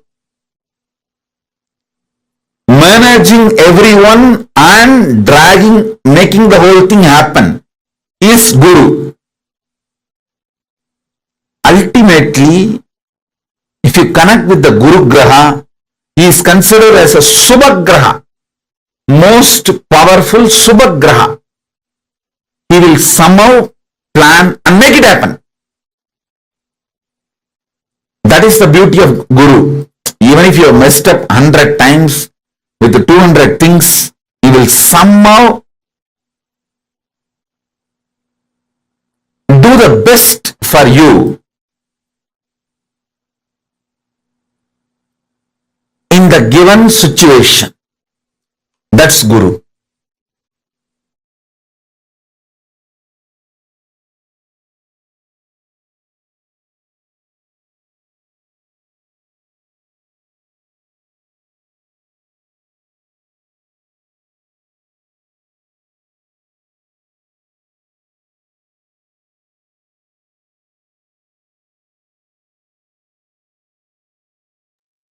For how many of you, this revelation was something that you heard for the first time ever? Understanding the energies, the abilities that our planets have.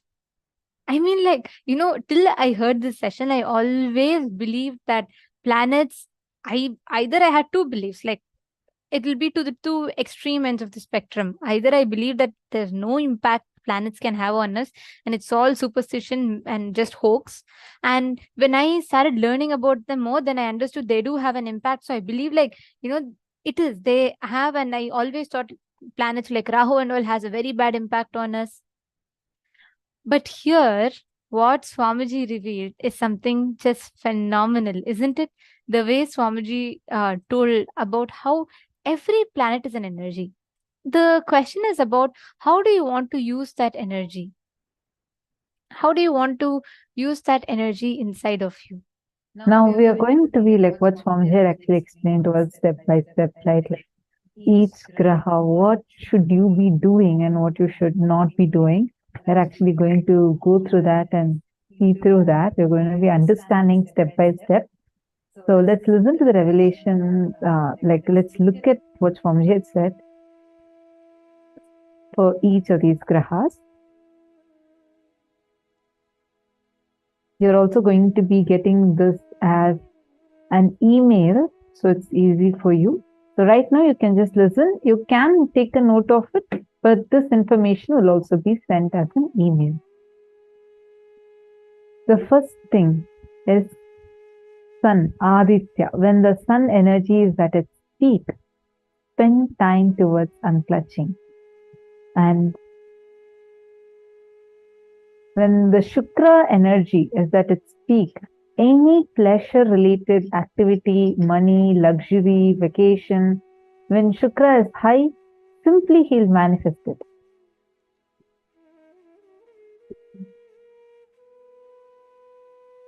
Guru, when Guru is high, all the right thing you want to do, whether you want to build a temple, you want to build an ashram, you want to build Kailasa, or you want to do some good activity, when Guru is high, if you take it up, you will be successful in it. Next is Rahu. Whenever you know you have Rahu, don't focus on anything other than just taking revenge on your enemies. So beautifully, Swamiji even explained to us the process also. You don't need to actually worry about, like, okay, I'm having Rahu Kalam and should I, suffer with it? Swamiji taught us the way how each of these grahas actually interact with us. What do they actually help us in causing our reality? What all other different ways in which you can experience each of these grahas in your life. It's like such phenomenal revelation that Swamiji just gave to us. Okay, Nityanandam, Shri Nitya Sundaranandana, and Samuel, Ma Paramashivoham, Nityanandam, to all of you. If you are able to understand what whatever Swamiji revealed, and you clicked with it, like so precisely, Swamiji mapped each of the grahas and how they impact us in our lives, and how using this knowledge you can strategize to be using these graha positions, the planetary positions, for your success. How many of you clicked with it? And this is like a phenomenal breakthrough revelation for you. Please take a few minutes and let us know in the comment section. I see so many of you joining the YouTube. Can I request all of you, please take a moment and post in the comment section what all did you understand and click with.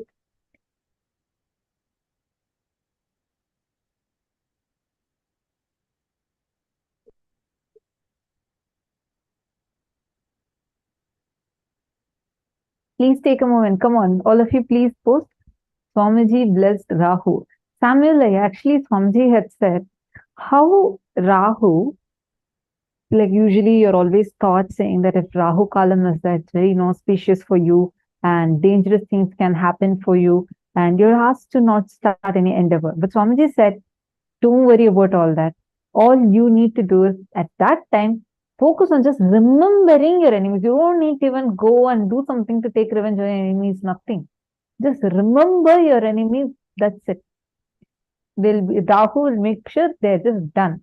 The enmity inside also will collapse, and same way anyone who is strategizing against you, conspiring against you, if you just remember them, that is enough. Rahu will take care. Surya, when Surya energy is high, focusing on all the positive things. Understand each of these revelations that we just listened to. It's like literally what you will achieve after you do a lot of mastery in understanding about each of the grahas and understanding about Vedic astrology, mastering Vedic astrology. After all of that, what you will learn, Swamiji gave it in a nutshell.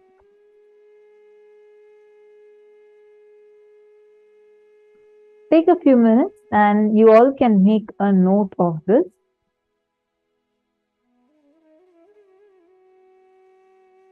During the Rahu Kalam, we are asked to worship Durga. When you go to Durga, what will you ask? To destroy all your enemies. Same way, whether worshipping Sarveshwara, Pratyangara, Durga, all these are destroyers of enemies. Naturally, you'll ask them, oh, please save me from my enemies. These are my enemies. Rahul just finished them off. This is one of the powerful strategies. That's why all the Shatru Samharas are done during the Rahu Kalam. Wow. Each of these revelations are just phenomenal, right? Take a few minutes and quickly post in the chat. What did you understand? What are your clicks? Come on, all the participants.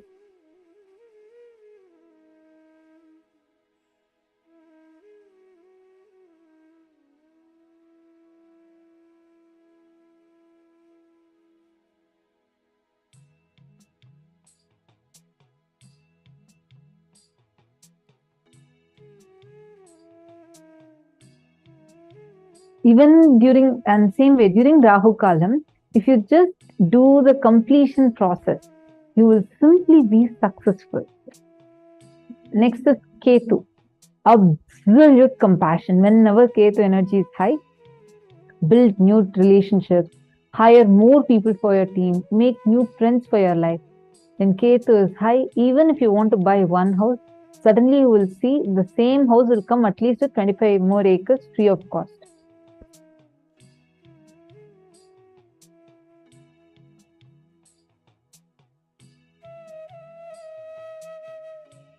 You all can take a few minutes to take a note of these things. I see some of you are asking to take a note of these things. We are going to be projecting from the first slide. So all of you can take a note of all these grahas and what their benefits are.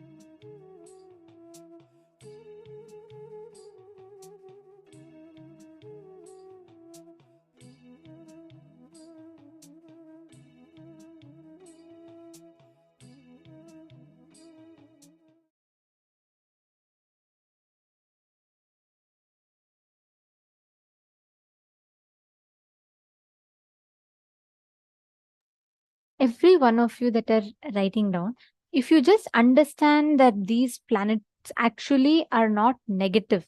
See, we are told that these are all negative, and that's the common perception that people carry. If you just look in a little bit more deeper, you will realize that these are not negative, but these are amazing energies. And it's just matter of, you knowing how to use them, how to harness these energies in your daily life. Yes. If any of you have any questions, you can post that in the chat. We'll be seeing the chat and taking your questions.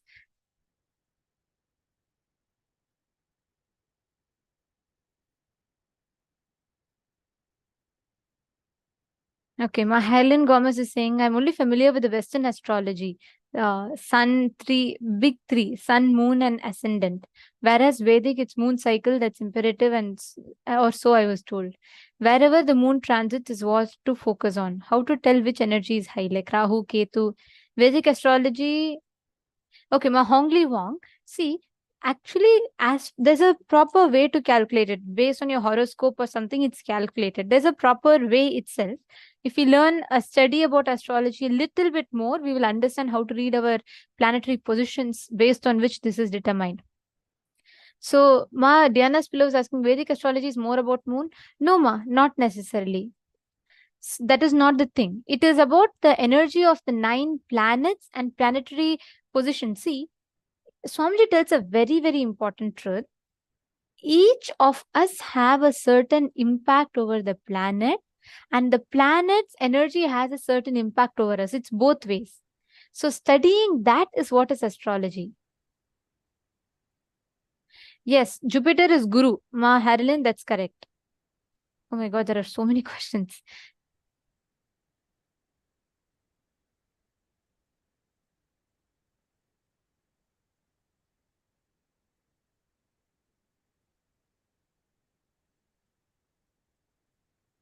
Guru is that energy where all the auspicious things, the right things manifest. So that is Brihaspati, which is Guru. Brihaspati is called as Deva Guru. So Brihaspati, Jupiter is Brihaspati, which is Guru. And in that Guru, when the Guru energy is high, all the right things manifest in life.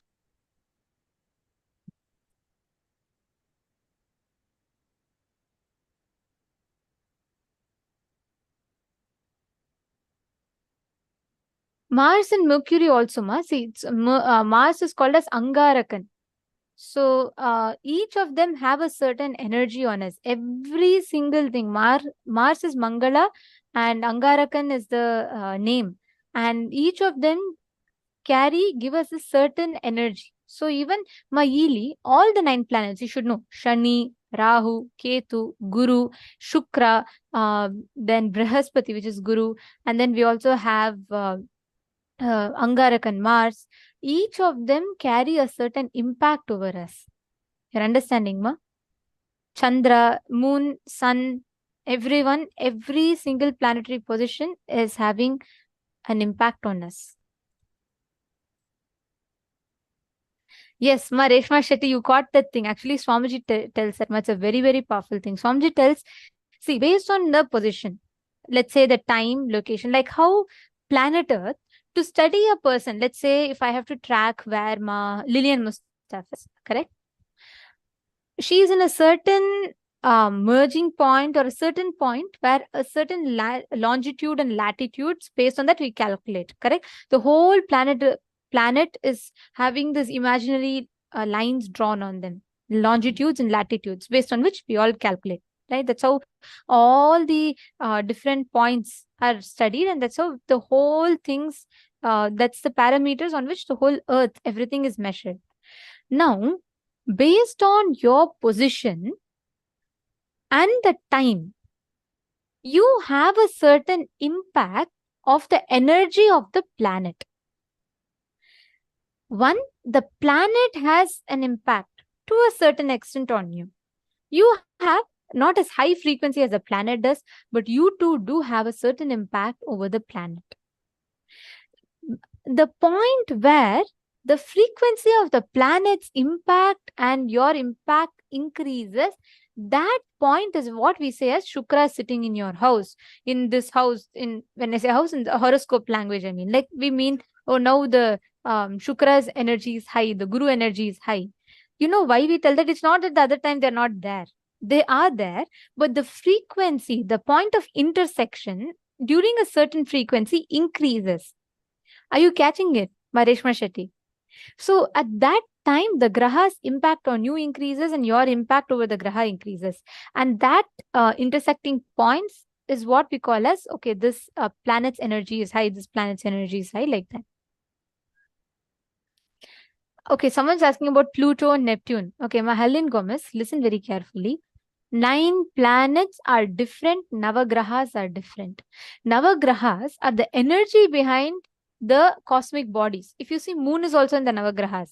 Adityaya cha Somaya Mangalaya Budaya cha Guru Shukra Sanibhyascha Ragave Ketave Namaha. So Aditya is sun, Soma is moon, Mangala is Mars. Like this, each one has been calculated under the Navagrahas. But we don't calculate sun and moon under Navagrahas, right? If you see in our planetary counts, it's not there. So Navagrahas are different, 9 planets are different. Navagrahas are the energies. These planetary positions have certain impact on us. And see, in physics we all learn, right?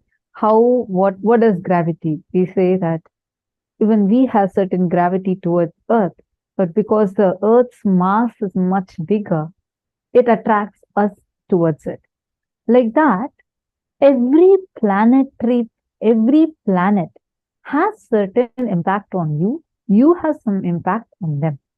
That intersecting point is the graha. Otherwise, imagine and see, suddenly Mars is moving and you are saying that for you, Mars is in this graha for you. Like you'll say, oh, Shukra is very high for me. And the person who's sitting right next to you will say, oh, I don't have Shukra in this house for me right now.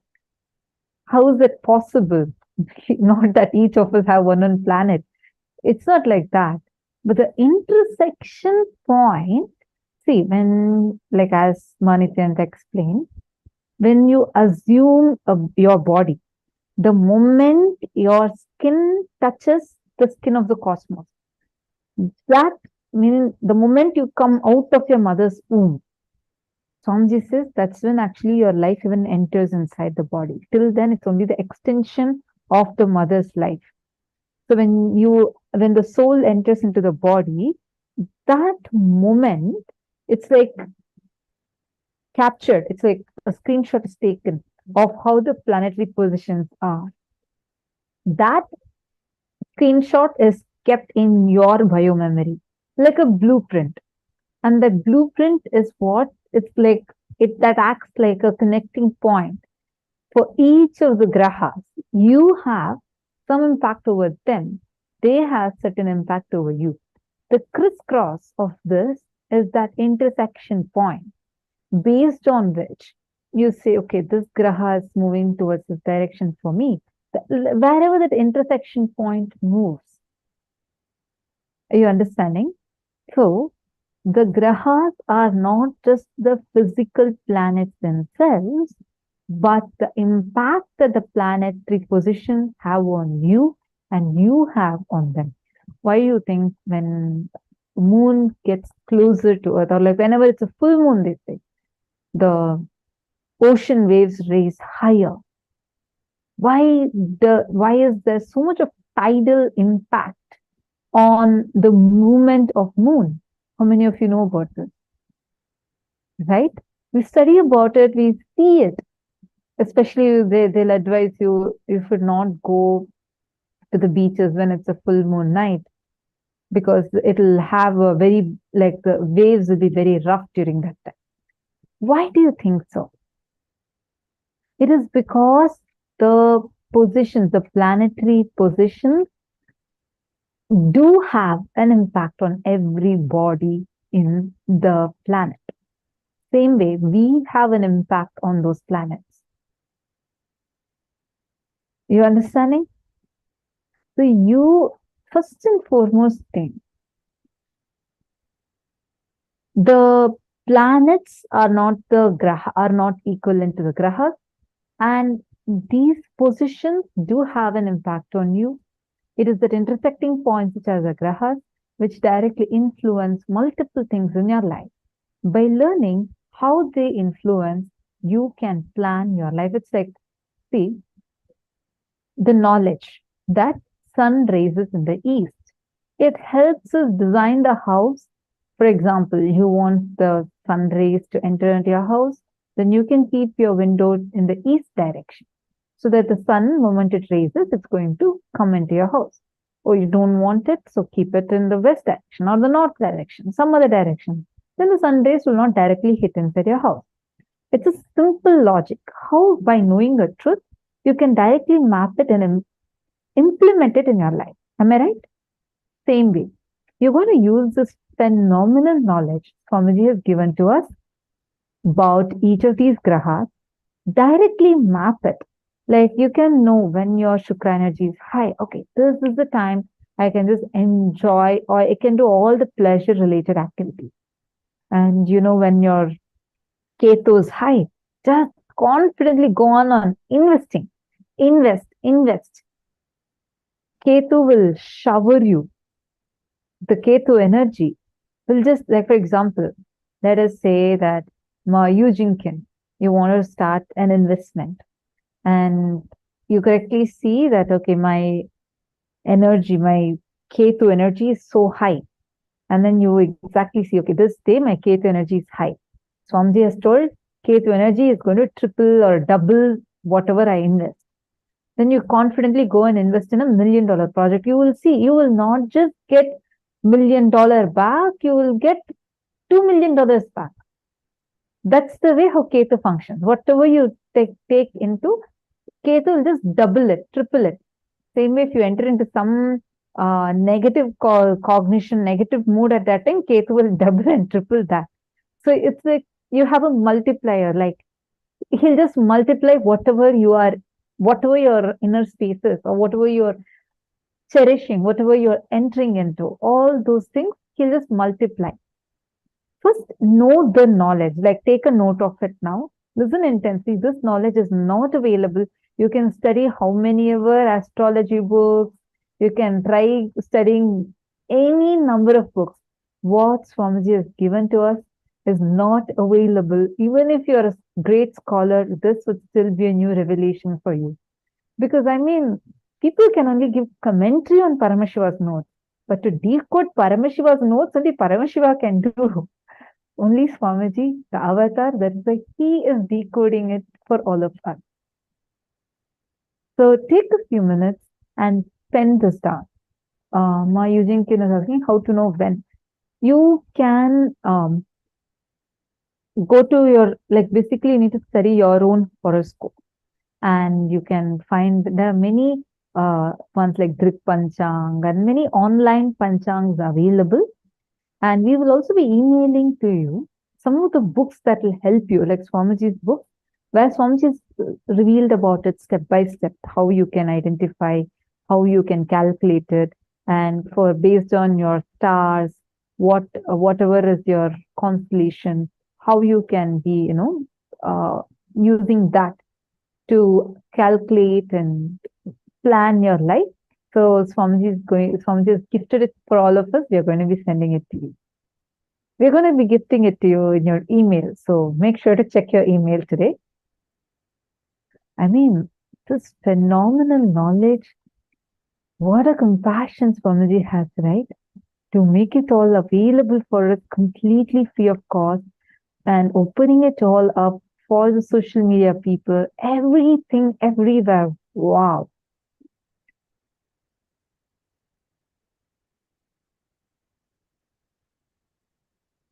Okay, now let's learn. There are a few more grahas. You all can quickly note it down, and then we'll be going to the power manifestation session.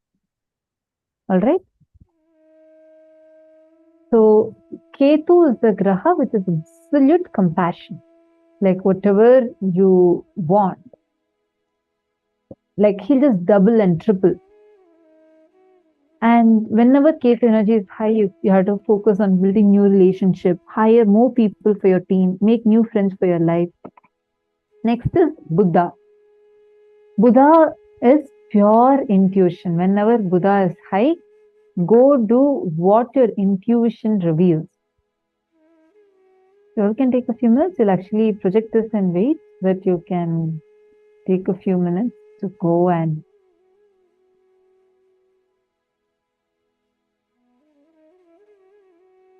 note these things down.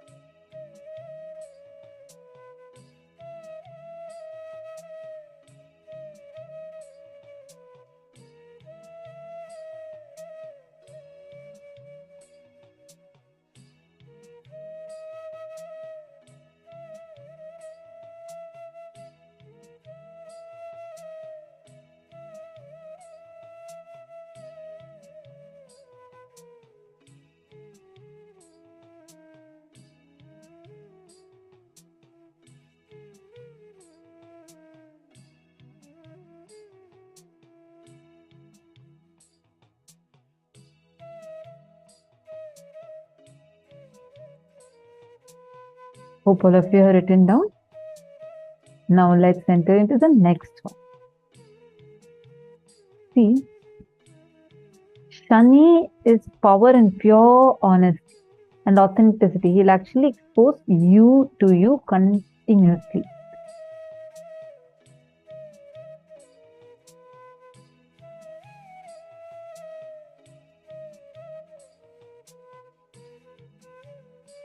Actually, there's a beautiful horoscope prediction by the family astrologers of Swamiji, R. Venkatasamy Chettiar and Tanjavur Swamigal.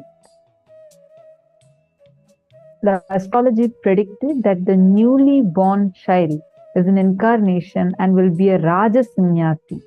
And that is why he was given Paramashivoham's own name as Rajashekaran. Actually, this is Swamiji's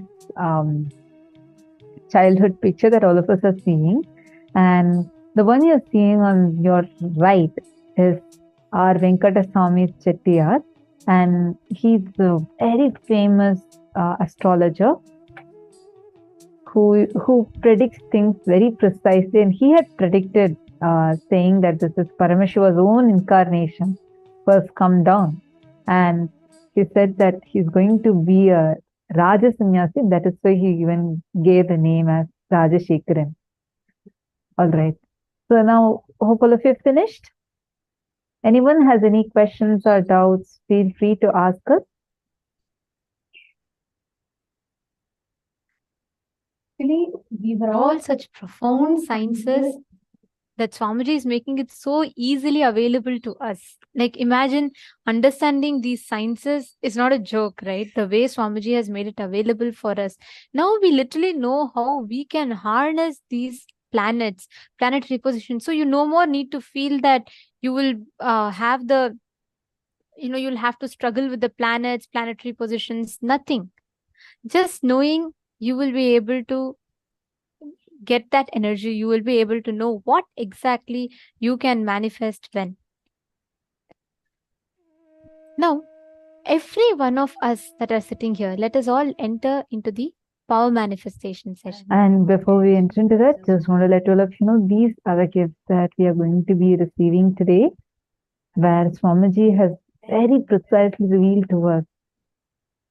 The moment the consciousness enters the body, the energy level of the cosmos at that time of birth gets printed in that consciousness. Nityananda Astrology series is a unique and only guide that walks you through the presiding planet, their energies, what effect the nakshatra has on your life, your day-to-day activities, your body constitution, and the book leads with the solution from Ayurveda and Hatha Yoga for experiencing your peak for the 12 zodiac signs, your presiding energy center. We are going to be actually giving this as a gift for you. That is Swamiji's compassion, everything. See, first Swamiji is giving this whole knowledge free of cost. And on top of that, he is going to be initiating us today by removing all these malefic effects that your planets will be having on you. And more, he gives the gift of like precise mapping for each one of us. It's just so sweet, so beautiful. You all can take a few minutes, and why don't you all invite your family and friends so they also can experience these amazing things that you are experiencing. All these beautiful things you're getting to experience.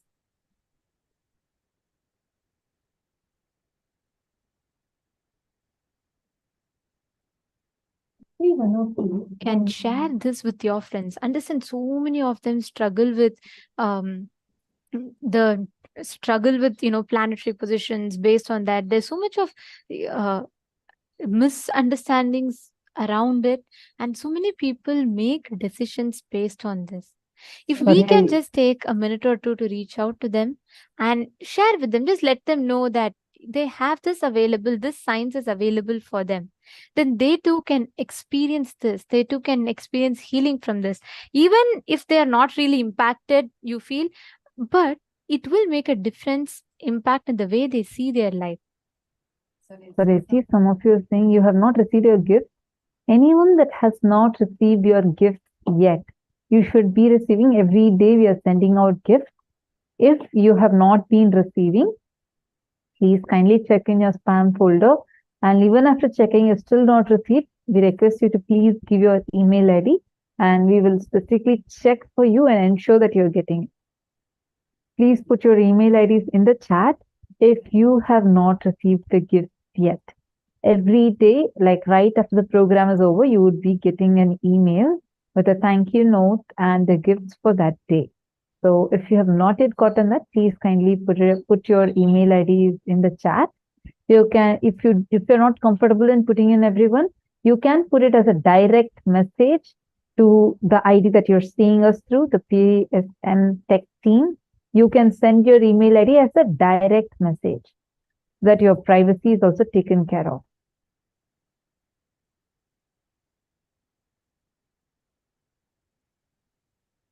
So thank you all. Now let us all enter into the next part. Okay.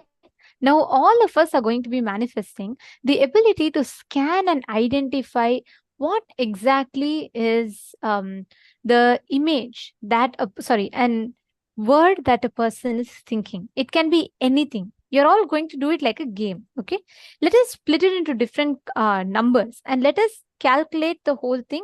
Let us see what each person is visualizing like a game. Okay. So split it into 3 minutes. Each of you can connect to a partner. Have them ask if any random word in their inner space. They can even remember your name in their inner space. They can remember anything for that matter. You can explain to that friend that this you're just practicing, this is the first time and you're trying to experience this power, and just ask them to support you in the manifestation. So you can call the people that you're comfortable with, and once you feel you're comfortable or you're confident with the incident, then you can go ahead and scan anyone. It'll be easy. Now, in this round, ask anyone to have visualize a word in their inner space and identify what word they're visualizing. You can start off with telling the letters. For example, if I'm visualizing pineapple, you can start off with telling the letters. You can start with telling, okay, I am seeing this letter, I'm seeing this letter, I'm seeing this letter. Start with telling each letters to the participant, to the partner, and they'll be able to scan you and they can share with you what they're seeing. Okay, where they can verify it with you. All right. So explain to them that it's your first time. Can I request every one of you here to please partner up? Please connect to your partners. So I see a question. Divyesh Kansara is asking Chandra, Ketu, and 12th house. What does it suggest?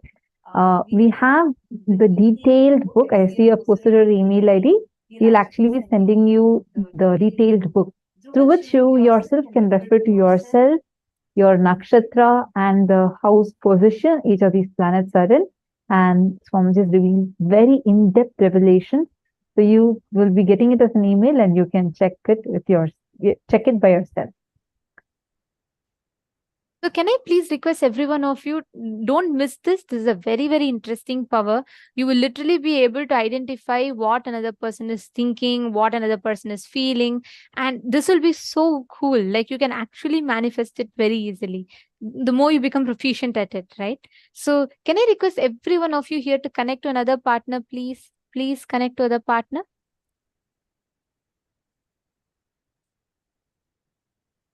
Can I request all of you to come on camera? Please connect to another partner. You're going to be scanning them, identifying what exactly they are visualizing in their inner space. Whatever words, whatever pictures, whatever they are visualizing, you can actually scan clearly and identify that.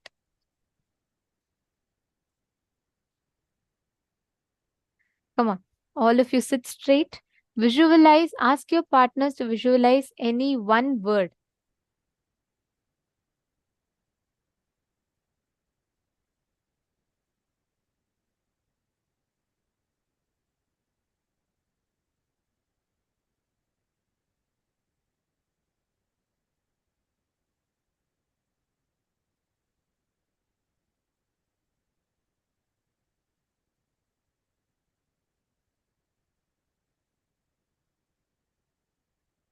Sit straight, please sit straight. I'm seeing many of you are starting to slout. Sit straight and connect to your partner. You can explain to them about this power manifestation.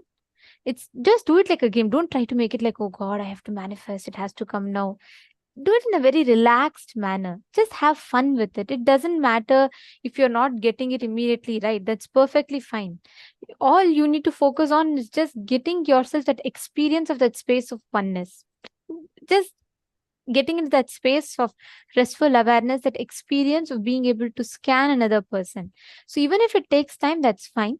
But don't constantly spend time in your doubt whether, oh, am I manifesting? Why am I not getting it? It is okay even if you're not manifesting. As you go on, you will be able to catch it. But spend time first in give yourself that time to connect, understand, and manifest. Just scan through your third eye. Close your eyes. Visualize Swamiji.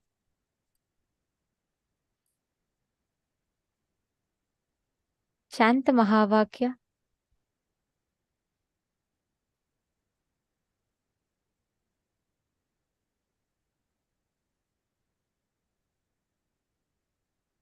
It's great.